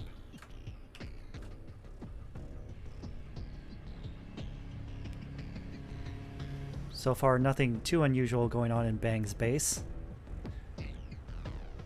There's no real gold bases or anything up in this map. So I'm not really sure if this favors Terran or Protoss at all. I want to say it maybe favors Terran because of all the high ground that exists, but we'll see. It looks like Shrine's not going to be able to quite get in there. Yes. Always try attacking the SCV. Yep. Attacking the depot instead. Kind of cheeky. Oops. Anyway, first, it looks like he's going. Bang is going Marine first, so Shrine's wall isn't going to be as useful. Orbital upgrade occurring. Reaper is okay. Now we're getting a Reaper. It looks like Shrine is going for that low ground pylon next to their natural, and the Cyber Core finishes warping in, and second gas getting grabbed. Adept popping out. Gonna be ready for that Reaper again. Very good, chronoing out the actual unit that can protect him instead of trying to chrono out Warp Gate. Like, I don't think chronoing out Warp Gate is the worst idea, but it makes more sense to chrono out the unit, especially if you think your opponent's gonna be aggressive. Ooh. Oh wait, no, that's the natural. I thought that was 3cc for a second. Oh, that probe is still there. He's really trying to get in there. But at least he knows the Reaper's on the way, so the Adept hopefully we'll be able to handle it like last time, because that was a really good shroud. Yep, the Adept is going to be in perfect position for this. Right there. The grenade, though. If Bang can avoid fighting the Adept for a minute, her Reaper will heal up, so she'll be okay. Yep, starting to heal up Bunker right going now. down at the low ground outside the space of the soon-to-be natural. Command center wraps up, and I'm sure Bang's gonna just lift that up and fly it down over. Factory is done, and now the starport has started for Bang. Warp Gate's still got a few seconds left, but a Stalker is on the way, as well as a Stargate opener. I don't know if Bang saw that. Let me see. No, I don't think Bang saw the Stargate. Bang didn't really see any of the tech. Yeah, but I think Bang was just desperate to try and get vision there. Did he see? If Bang was paying attention, then Bang saw the Stargate with that final Reaper. Oh, that was like a split second. She would have had to click it to see what it was. An immediate Like, Oracle coming out. I think that's a good move. You know, get some harassment in there. I think Bang won't see it coming. Although the missile turrets are going to make the Oracle a bit difficult, but the good thing about Oracles is if you can't attack with them, you can at least cast Revelation, get an idea of what your opponent's doing. Or a Stasis Ward if you want to be cheeky. Oh, third coming down for Shrine. Yeah, it's good. Good timing for it. If that commenter from earlier in the stream was right about 4 minutes being the good time for Protoss. Alright, Oracle is moving across the map. I'm wondering if he's going to wait till he has full energy with it, or he's going to just try to be as aggressive as possible. We also have a sensor tower going down for Bang, and it's surprised because I usually don't see them this early. Concussive Shells is also wrapping up. Bang is going to see that Oracle coming in. It's actually relatively close to Bang's own base, but maybe that's why she did it. Yep. Right, that Oracle's going in. It's not even gonna get a single SCV, unfortunately. Oh, it might get that one. Got that it's one. the one that built the sensor tower, and it looks like it's just flying around. It can't really do anything since it's out of energy. Sees the other missile turret and goes home. But I think Shrine got a full scout off of that, so he knows his opponent's kind of got two barracks, a factory, and a starport. Also, the starport has a tech lab. I'm wondering if Bang was planning on going Banshee or something. Oh no, it looks like it's just a switcheroo. It's just to build the It's just to build a tech lab for the racks. Your forces are under attack. Yeah, got Revelation on there. Mm-hmm. Should help see any recent move outs, although it looks like Bang's gonna go for a Widowmine drop in just a bit. Hopefully for Shrine's sake they see that, because Widowmine drops are pretty devastating, especially to Protoss. Protoss typically don't really build a ton of anti-air defenses in their back line. Oh, it was out of Shrine that has nothing. Oracle sight range, so Shrine doesn't see this coming just yet. Yeah, Shrine's gonna have to be quick on the draw here, and he doesn't really have a ton of army to deal with this. Bang's grabbing her triangle base, more Marines, more Mines, more Marauders. Combat shields and stim are on the way, as well as +1 attack. Charge, meanwhile, is on the way. Oh, for here it comes. Shrine, and yeah, here comes the Widowmine drop. Bang's gonna drop 2 and then boost. No, it drops 4. Barrows, Oof, and it looks 11. like 2 of the Widowmines. Ooh, nice 12. split there. Yes. It was like, I don't think that would have been the hardest split, but it was pretty good. Saves 2 of the Widowmines and boosts out of there. Good on Bang. Now there are 2 oracles out. Yeah, that was 12 probes dead, which hurts, but it's still a relatively close worker count. So it's not quite the end of the world just yet for Shrine. We're looking at the losses tab. It is a lot worse for Shrine. Yes. In terms of just resources lost, though. We got an Immortal on the way from Shrine. Infantry weapons level 1 finishes for Bang, and Stim and Combat Shield won't be far behind. Another sensor tower goes down. We got a nice little Venn diagram going down here. Yep. Scan going off at the triangle base, and Bang sees it as empty. Shrine, meanwhile, choosing to go for the 12 o'clock base instead. I'm starting to get very hungry. I've not eaten in like 5 hours. Yeah, I made sure to eat beforehand. Oh, I did. It's just been 5 hours, so I'm starting to get hungry. Yeah, Boosh is right. Boom is correct. Alright, Oracle's spotted that medevac, hopefully, if Shrine was paying attention. I hope so. He may not been looking at his mini-map. Otherwise... Yeah, his army's not moving to position. These Widowmines are going to do a lot of damage. Get out, get out, get out! Oh, no, no, no, no, no, no, no, no, no, no. Plus side, the armory isn't done yet for Bang, so... Oh, that's another 13 like, workers he is just gone. going to be able to kill these, so... But yeah, it is another 13, which is going to actually create quite the deficit. Widowmine, not Widowmine, the medevac is going to boost out of there. A lot of stalkers here from Mr. Shrine, and he's gonna try and take care of these 2 Widowmines here. 11s have gone down so far. Oh. Cast that Revelation, which helps him, removes the cloak from the Widowmines.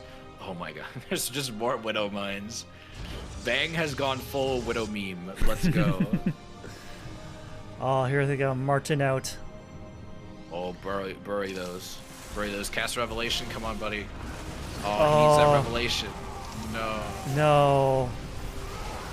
A little too late on that. Cast Revolution loses the 2 oracles, unfortunately, and I think this might be the end because there's so many Widowmines coming up here. Oh no. If Bang can position these well, there's also quite a few medevacs. Yeah, Bang just needs to bait her opponent into getting hit by these. Oh, and the concussive shell doing quite well at halting any retreat. This base is going to be dealt a lot of damage. Shrine warping in some zealots. Blink is going to wrap up in a little bit, as well as a Colossus, which might help push rid of the army. But this base is going down, and there is a Liberator here as well. That is just, I don't know why he's here. It'll be good for dealing with the Colossus when it comes out, I suppose. Oh, don't run your army in just yet. Yeah, I think this is over. Shrine just, he has money, but he can't really, he's not really making anything. I think he's just kind of, like, I think he's just having a moment. Yeah, but we're going to get a full set, so, props. Props. That's always exciting when you get a full set. Both players have had a chance to feel each other out. Yep. This will be an exciting round 3.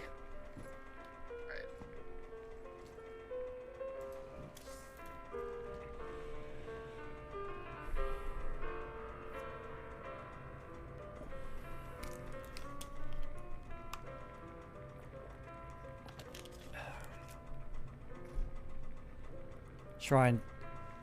Picking 2K. Okay. I think that's a good choice.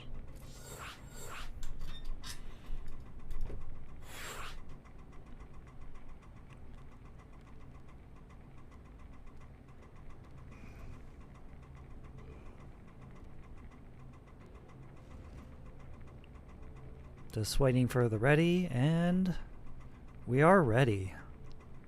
All right. Time for the final match of Losers Finals.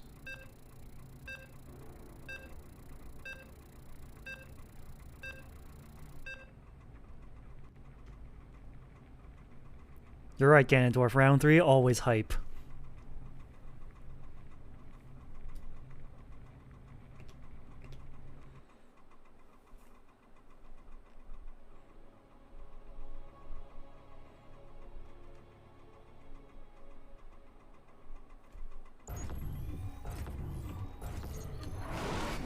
All right, in this best of 3 with a point for each. In the bottom right, we have Bang, aka Hekachu from LTK as the Pink Terran. And in the top right, as the Pylon Blue Protoss, we have Built Wrong, aka 4th Shrine. I remembered this time. Yes. All right, looks like Shrine's opening up just like they have before, as well as Bang. Nothing too unusual. The same anti-Reaper wall in. The same wall off for the so no scouts. Maybe Built Wrong ZVP is just, or is it, or is not ZVP, TVP is just really good. Mm-hmm.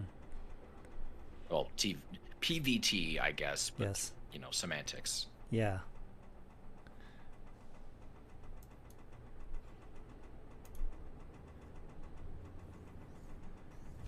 And Bang finishes the wall off, so Shrine's not going to be able to get any scouting with the probe. Could maybe attack the SCV this time, even though it's not going to kill anything.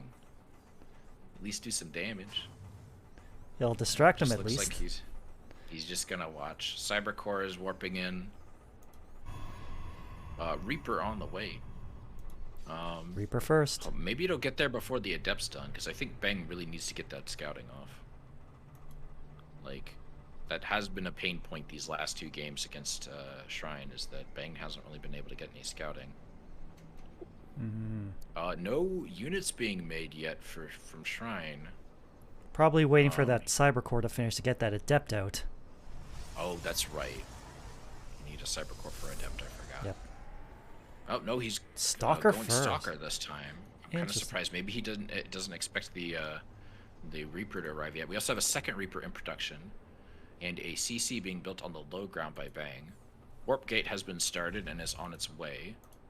And another refinery is getting grabbed. Warp Gate, though, Gateway's getting chrono boosted, so that Stalker's popping out right now to catch this Reaper just in the nick of time. But Bang is going to be able to see that his opponent hasn't really, or her opponent hasn't really done anything really weird yet. All right, we got a Stargate going down. I wonder if he intentionally delayed that or not. Yeah. All right, second Reaper going in. Bang hopefully will, for their sake, be able to catch a sight of this. Yeah. It looks like the other Reaper is just set to follow the first one. Oh. Time for the big brain strat. Second Reaper Yep. coming in. Reaper spotted that Stargate. That's big. Yeah, I think that's all Bang really wanted.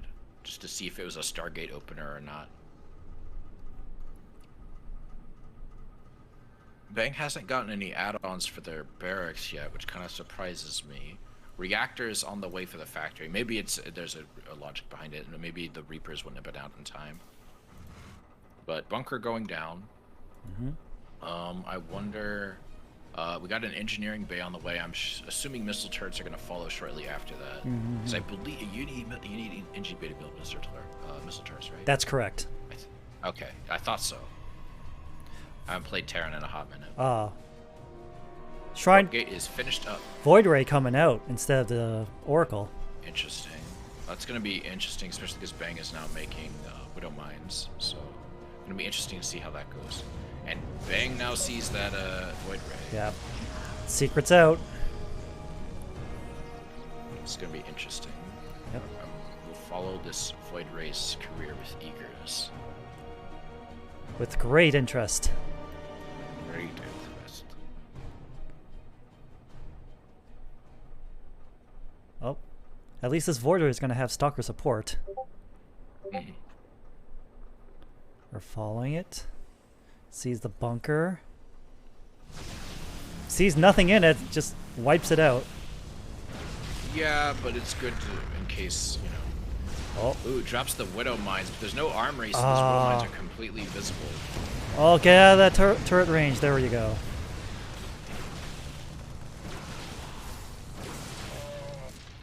Ooh, get jump on those Widow Mines. Back up. Got one of them. Oh no! Oh, that hurt for the Void Ray. Yeah, that stinks. But he Void manages Rays to are, snipe the missile turret.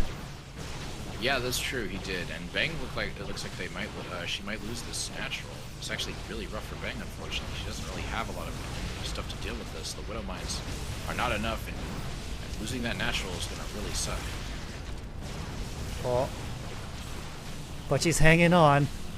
She keeps making Widow Mines, which surprises me. I guess they're the fastest thing that she can make, because producing Here we go. units in volume is not really that Marauder baited the Stalkers into the Widow Mine. Killed one of them. Yeah. Alright, Bang's picking up her command center and flying it back home. Can we Let's fix see it? if she can repair Oh it in time. no! Barely misses it.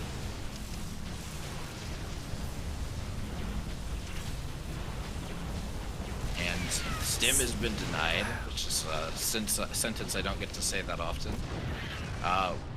Viking is out, and a bunch of SCVs have been dropped at this third base here, which I think is a smart call.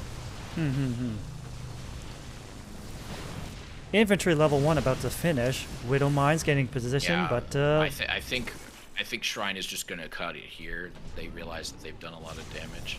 Oh, and now they're going for this third though. oh, but the missile turret's And the Widow ready. Mines have been Oh, repositioned, loses and, a the Void missile turrets Ray. Their time. Oh no! Least Yeah, it's Shrine, full. just go home. Go home. Go home. Go homie. home. Go home. Quit while you're ahead.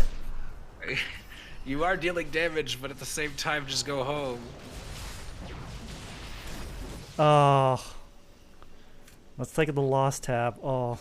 Alright, yeah, the lost tab is not great for Bang, but still, I don't think Shrine should have pushed that hard. He didn't need to lose his whole army there. He didn't need to. And Bang, I think, is still in a position where she can recover potentially. Like she did lose 7 SCVs, which hurts, and there is quite the difference now, 13 worker difference. But I think Bang needs to get this Widow Mine drop off, and Shrine is not in a position to have any kind of detection to deal with that. The Robo facility, maybe they can chrono out a observer, but that's gonna be out too late. They're gonna Shrine is gonna have to pull the voice. The probes will need to be pulled. Yep, here comes the drop. The Void spots it, but it's too little too late.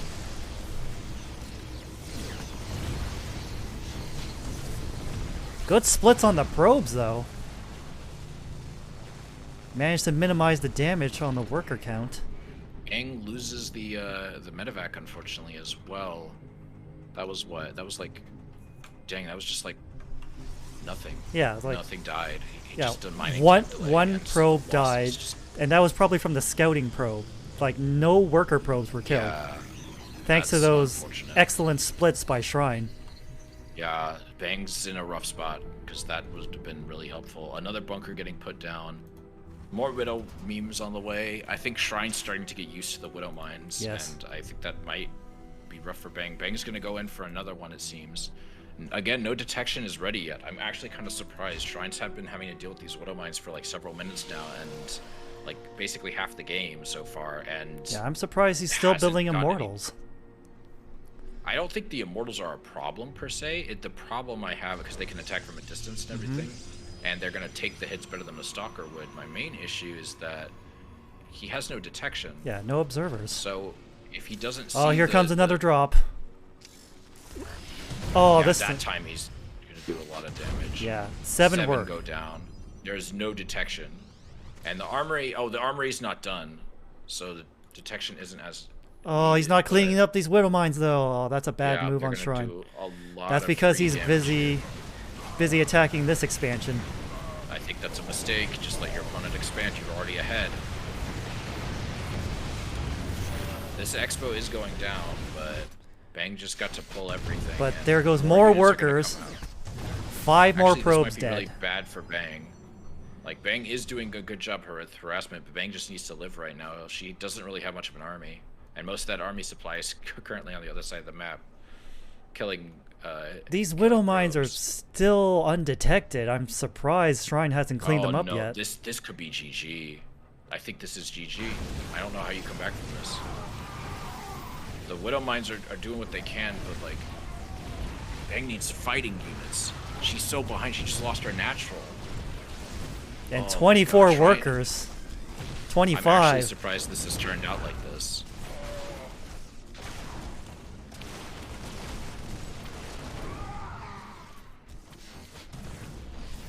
That single sell it. 31 SCVs. There's the Jeez. GG. Well, I did not expect this to happen, but that's a surprise to be sure. Could Shrine be the dark horse? Could Shrine win the tournament? Hell yeah. That would Alright, that would be a complete upset if he did. Completely Alright, subverting all expectations. Alright, let's get Melody in here then.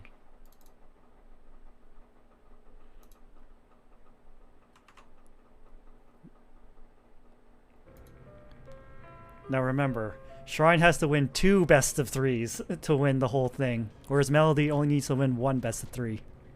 Oh, wait, it's potentially up to 6 games? Yeah. Oh, interesting way to handle that. Yeah. But alright.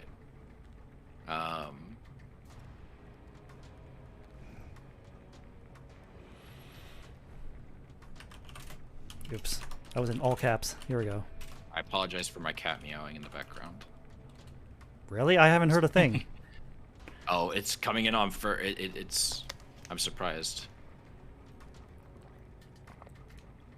Yeah, Discord call, like, nothing. It's just you. Alright. Shrine's just getting water. Just a moment. I'll just pull up the screen and go to bracket. Yep. Yeah, that's definitely going to come in on my recording, so Yeah. if anyone's watching this VOD after the fact, I apologize. Yeah. So it's... Glad it's at least not coming in for the live people. Yeah, Melody versus Shrine, and then if Shrine takes the first best of 3, we go to a second one. If he does, I almost want Melody to break her rule and just go with the, go play Zerg. Okay, Alright, let's decide on the map vetoes, if any. You go ahead and I'll be back in a second. Alright, so... Use the restroom and get water myself. Alright, so Pride is being vetoed.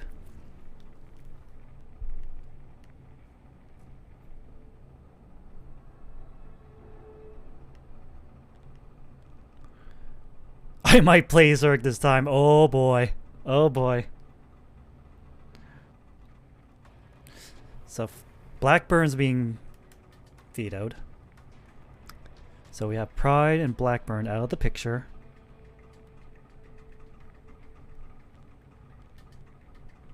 Glittering. Wait. Berlingrad, not Glittering. Berlingrad.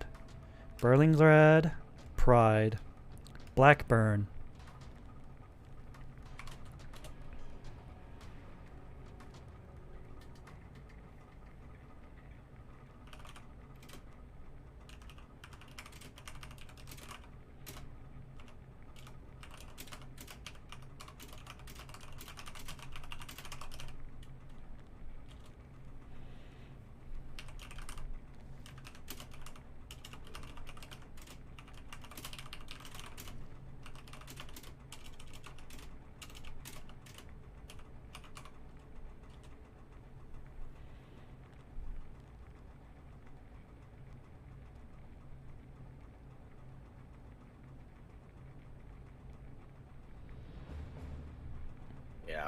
I do appreciate doing this fighting game style, you know, like with the bracket resets.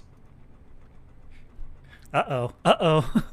I think Yeah. Shrine's just realizing the situation he's in.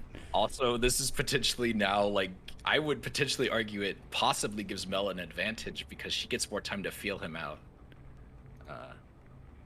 So we're playing, which one were we playing? Playing 2K. Wait. 2K Curious Mind here, right? No, let's, we vetoed Pride, Blackburn, Berlingrad, and Atmosphere, right? Okay, so yeah, so okay. Wait.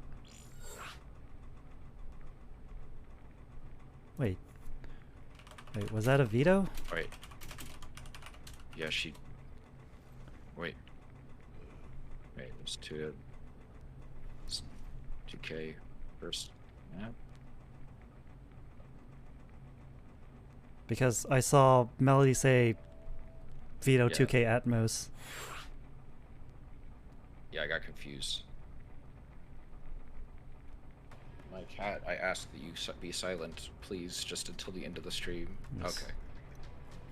Okay. Alright, so... Alright, so here we go. Alright, sorry.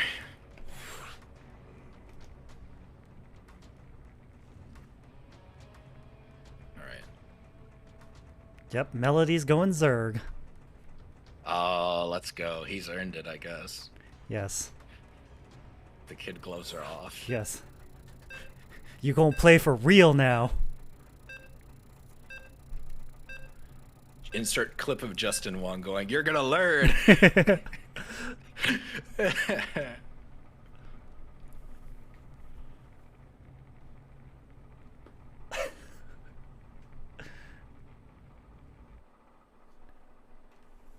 Alright, first map, 2,000 atmospheres. And Melody has finally switched to Zerg. Alright, in this best of 3 in the bottom left, Shrine aka Built Wrong as the Pylon Blue Protoss. There you go. And in the top right, as the red Zerg, we have Melody. Right, she went red, she usually picks purple. Yeah, she usually does go purple, I noticed that.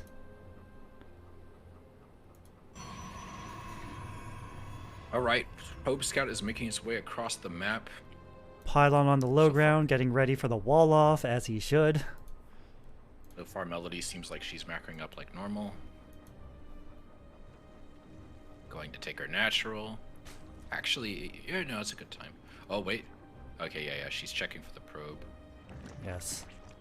Probe's here. Gonna check, make sure. So, for context, Shrine is like Diamond 1. No mercy for Protoss, Cheesem, valid. That's fair. He picked Protoss, he must suffer. Alright, Bull's coming out. Meanwhile, Shrine is still just waiting on that gateway to finish macroing up like normal. He's got a single gas. It looks like he's going for his Nexus now. Sees the pool, sees the extractor.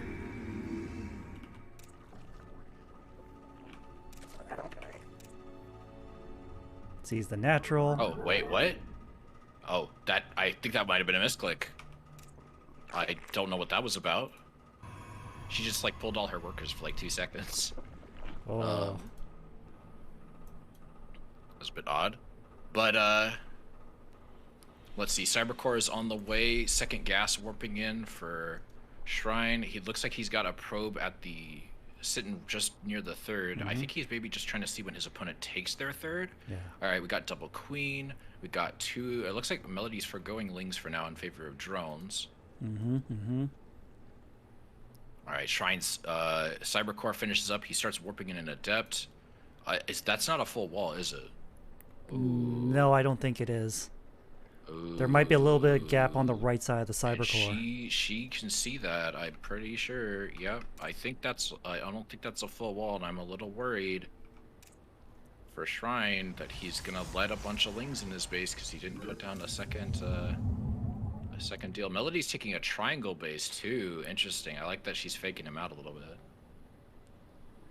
Yes. Right. And you can see when she Overlord is sees making his way the not full wall metabolic boost right away, plus 4 lings. Melody's gonna see that it's a robotics facility opener. The alright, it looks like Shrine's finally going to fully wall off now.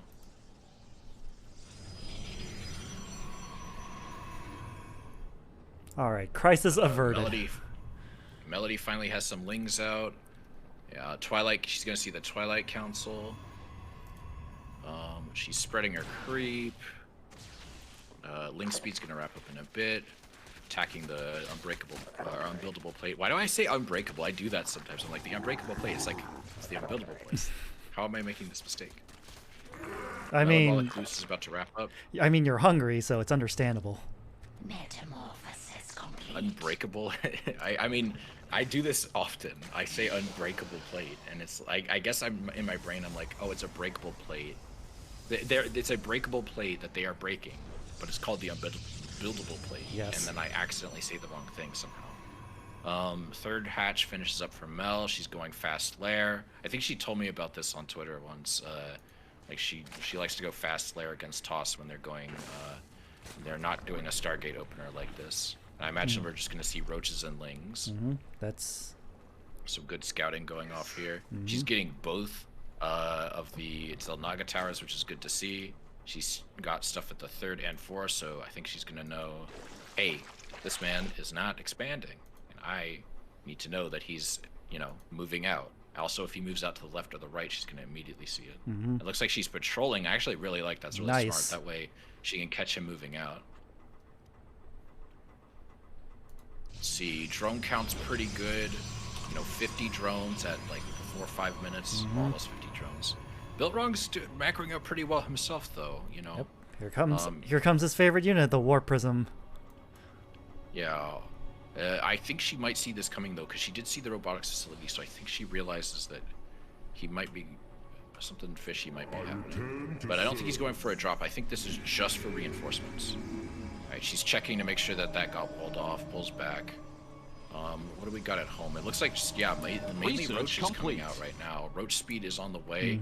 I don't think she has any Evo chambers yet. Yeah, no Evo chambers just yet. Oh, but the creep spread is progressing quite nicely. Oh yeah, this is very, very solid.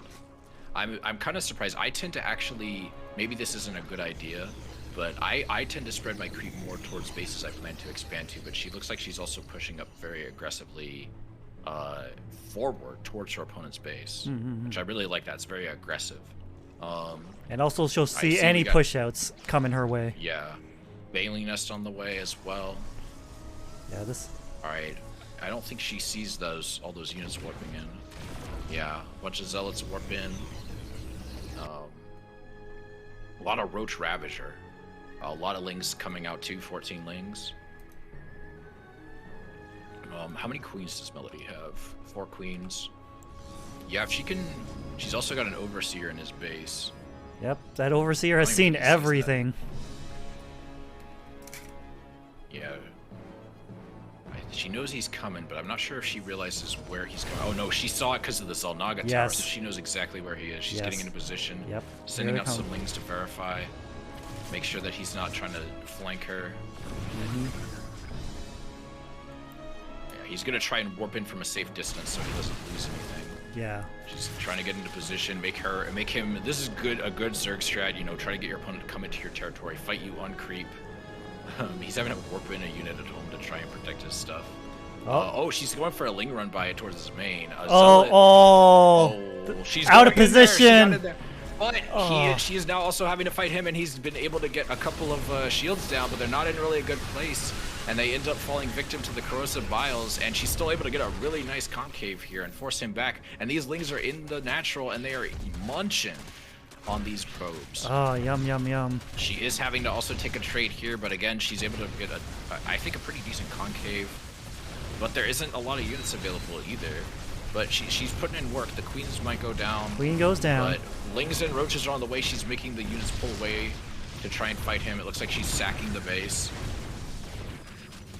And losing that third is gonna hurt, but he's lost 23 workers here. Oh, that's gonna hurt so much. He just doesn't have the multitasking, unfortunately, to keep up.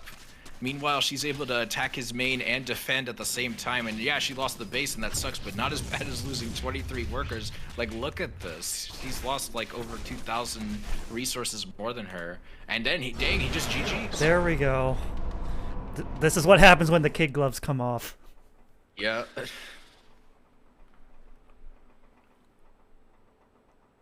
All right. What were the other two? The other two Curious Minds were and Curious Hardwire. Minds, Hardwire. Curious Minds is, I believe, a Zerg favorite map due to the really short distance. Mm-hmm.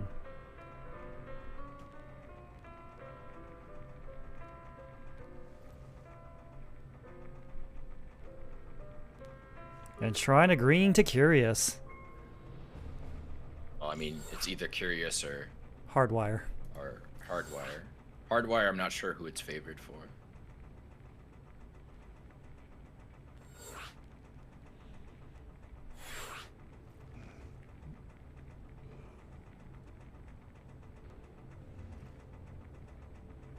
Just waiting for the players to get ready, and then we'll start the match. All right. Regardless of how this goes, it's been fun, y'all. Appreciate everybody for tuning in. Appreciate everyone who's going to watch the VOD, and I appreciate you for inviting me here, Thunderbird. Yes, it was my pleasure. You've been a massive help in this tournament. Oh yeah, thank you. My friend Glacius, who runs the amateur league, I occasionally ask for some assistance with TO stuff, so I'd like to think, and I've been casting a lot of tournaments, so I think I have at least a decent idea of what helps players out with this stuff. Definitely. Hearing all your commentary and analysis helps me a lot. Oh, thank you. I appreciate that. All right. In the top left, we have Built Wrong, aka Shrine, rocking that classic Nexus skin as the Pylon Blue Protoss, with the who hopefully for his sake will get to turn this around. And in the bottom right, playing as the Red Zerg who just canceled their extractor, it is Melody. Yeah, it's the extractor trick. Yep. That way you can get around the Overlord requirement. For those who don't know, since as you start building a building, it removes a drone from your supply, and so it kind of allows you to make extra drones without waiting. I believe I've heard Harstem talk about this in his videos, where it's technically less efficient, but honestly, all things considered, I'm sure Mel knows what she's doing, and it's probably not so inefficient that it's going to cost her the game or anything. Yes. And who knows, maybe this build requires it. Oh, that's the early pool. I think a single cancel into a pool is new to me. I personally haven't seen that, but I probably just haven't seen but Shrine's definitely going to spot this pool. Yeah, he sees that for sure. I'm surprised he clicked it. It's like, what'd you think it was going to be, an Evo chamber? That's the only other thing it could be this early. Yeah. But I guess it doesn't hurt to double check. That'd be funny if someone just baited you into thinking it's a 12 pull by throwing down an Evo chamber. You have so much more econ, and your opponent's panicking, trying to wall off, protect themselves from a 12 pull. Yeah. I feel like. But now he sees the natural. He's wondering what's going on. Following up with a natural after starting a 12 pull is actually pretty typical. You don't necessarily just only do the pool and nothing else. Otherwise, if your pool fails, then you have nothing to macro behind. But the Lings are making their way across the map. Overlords are in pretty good position as well. Yep. Or will be. Just grabbing the pillar right there. Yeah. The good thing about Protoss is it takes them a little bit to get anti-air, so as Zerg, you can kind of scout their natural a little bit more before you have to get on the pillar. And honestly, you can keep it off the pillar longer so you can force out a Stalker. It's once the Stalker is there, where it's like, okay, you need to get this thing out of here, otherwise it's gonna die. And then you just wasted a unit. Alright, we got a Stargate opener this time, so let's see how well Melody is prepared for that. But she's gonna probably see it with this Overlord in a bit. I imagine she's gonna wait till about 3-4 minutes to send that in. It's pretty typical of Zerg. You know, I was surprised. I thought she maybe was gonna rush in here, but it doesn't look like it. Maybe she just thought that he walled off too well. Yeah, the wall off plus the high ground, it's not going to be good if she rushes in, so it's probably better for her to just hang back and macro up.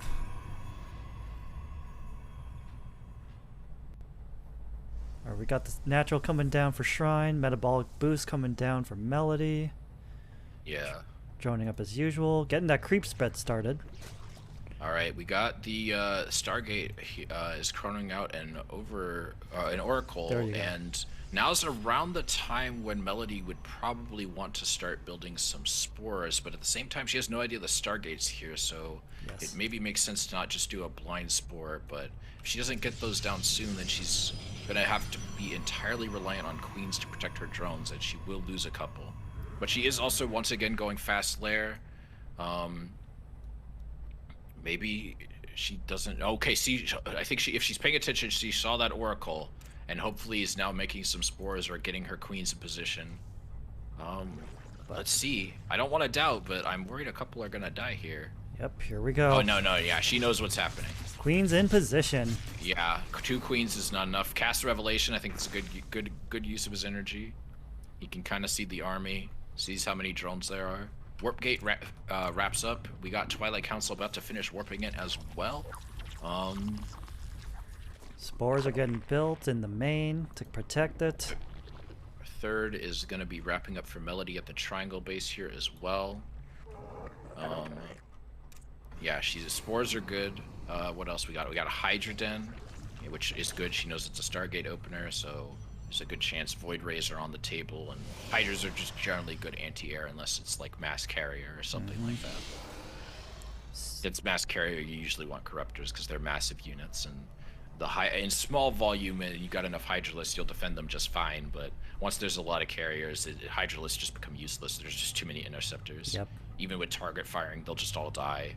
Hydras are just glass cannons. That's just the way it is. Better get Corruptors. Yep. Another Oracle just still vibing. 11 Hydras coming out. Adept's shading out over here, trying to protect the third. Yeah. She's also going for Hydra range before speed. That's probably the smarter move, honestly. I usually go for speed because I like to keep my Hydralisks and my Lings together, but I'm sure range makes more sense because it's like, well, you don't need to rush up to your opponent as fast if you can hit them from a further distance, now can you? Yep.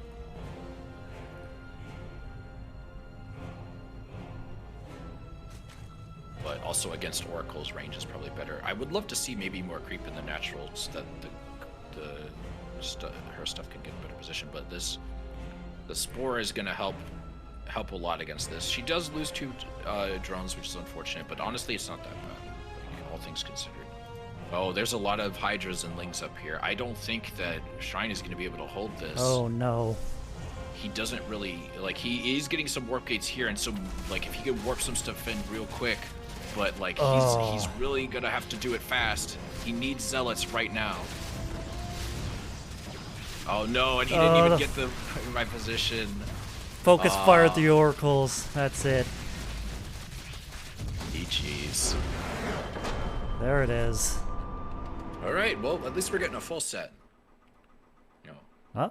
Are we? Melody took the. Wait, no. That was 2 games. Yes. Shit. I forgot. Yes. I mistook. Anyway, So yeah, Melody is our winner of the VTuber StarCraft 2 tournament. Yeah. Thank you, everyone, for coming and everyone for casting. I really appreciate it. I think I'm just. I guess this is the end of the tournament, so I guess I should just end the recording here. Yes. So, but thank you all. For all those watching after the fact, I'll thank you. Goodbye. Yes. All right. Now I need to. So Melody won the entire thing. Yeah. I guess you'll probably get with her about how to handle doing the Skeb stuff. Yeah. Oh. What? Now we just need to convince the Liquipedia staff to make us a page.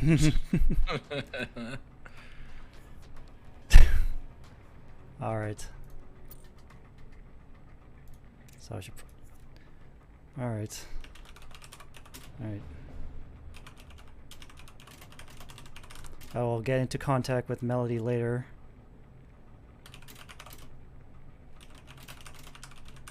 If you want the Yeah. prize now, or do...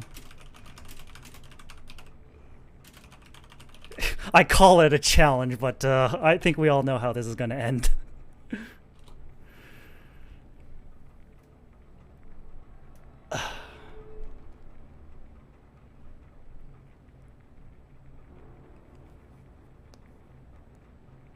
All right.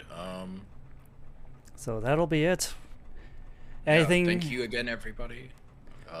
Because you know, always good to cast good players, and there were a lot of good players this Mhm. time, and new players are sometimes fun to cast too. So Yes, it's helps break up the monotony. it's definitely interesting to see new players trying out, getting their feet wet, learning the ropes. Because Yeah. we were all at that point once in our lives. Oh yeah, I'm sure if I looked at my old replays, I would be banging my head against a wall. Any final closing words? Not really. I mean, just I guess thanks for the opportunity again. If you ever end up doing something like this in the future, I'd be more than happy to cast. I guess if I can plug my channel, can I post links in your chat, or do you have those banned? Go right ahead. You've more than earned it. Yeah, so if y'all want to follow me, I try to cast weekly if I can. I got a new job soon, so my schedule's going to probably change in a couple months. That may be different, but I do play StarCraft pretty regularly. Also, I'm going on vacation soon, so that's also a factor. And then if you're a Twitter enjoyer, you can follow me right here. Mhm. So I appreciate it.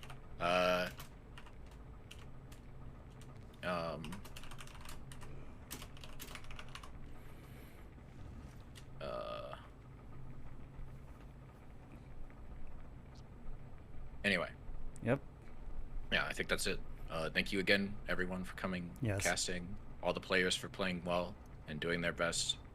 Appreciate it. Yes. Yes, I'd like to thank all the players for showing up too. It's my first ever organized tournament in anything, and it was quite the daunting task to organize everything, but all things considered, I think it turned out pretty well.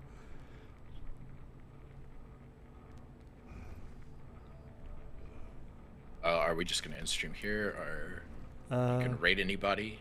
Well, since you were the co-caster, do you have any suggestions for the raid? Oh gosh, who's streaming? Let's see. No one I follow that I really know. I guess I'm down for the double match. Yeah, that'll go down for a later date. I'm pretty sure everyone's exhausted. Yeah. If you need a caster for that, I guess let me know. Yeah. Anyway, I don't really have anyone. I guess we could go in the StarCraft tab and see who all is streaming, or if you have any friends, you could just raid them. I do have a friend who's celebrating getting to Twitch partner. Oh yeah, just do that. Yes. That's always a good celebration. Yes, we're gonna be raiding Henamimi, who just hit partner. Og. All right. With that, the StarCraft 2 VTuber tournament has come to an end. And remember to stay prime.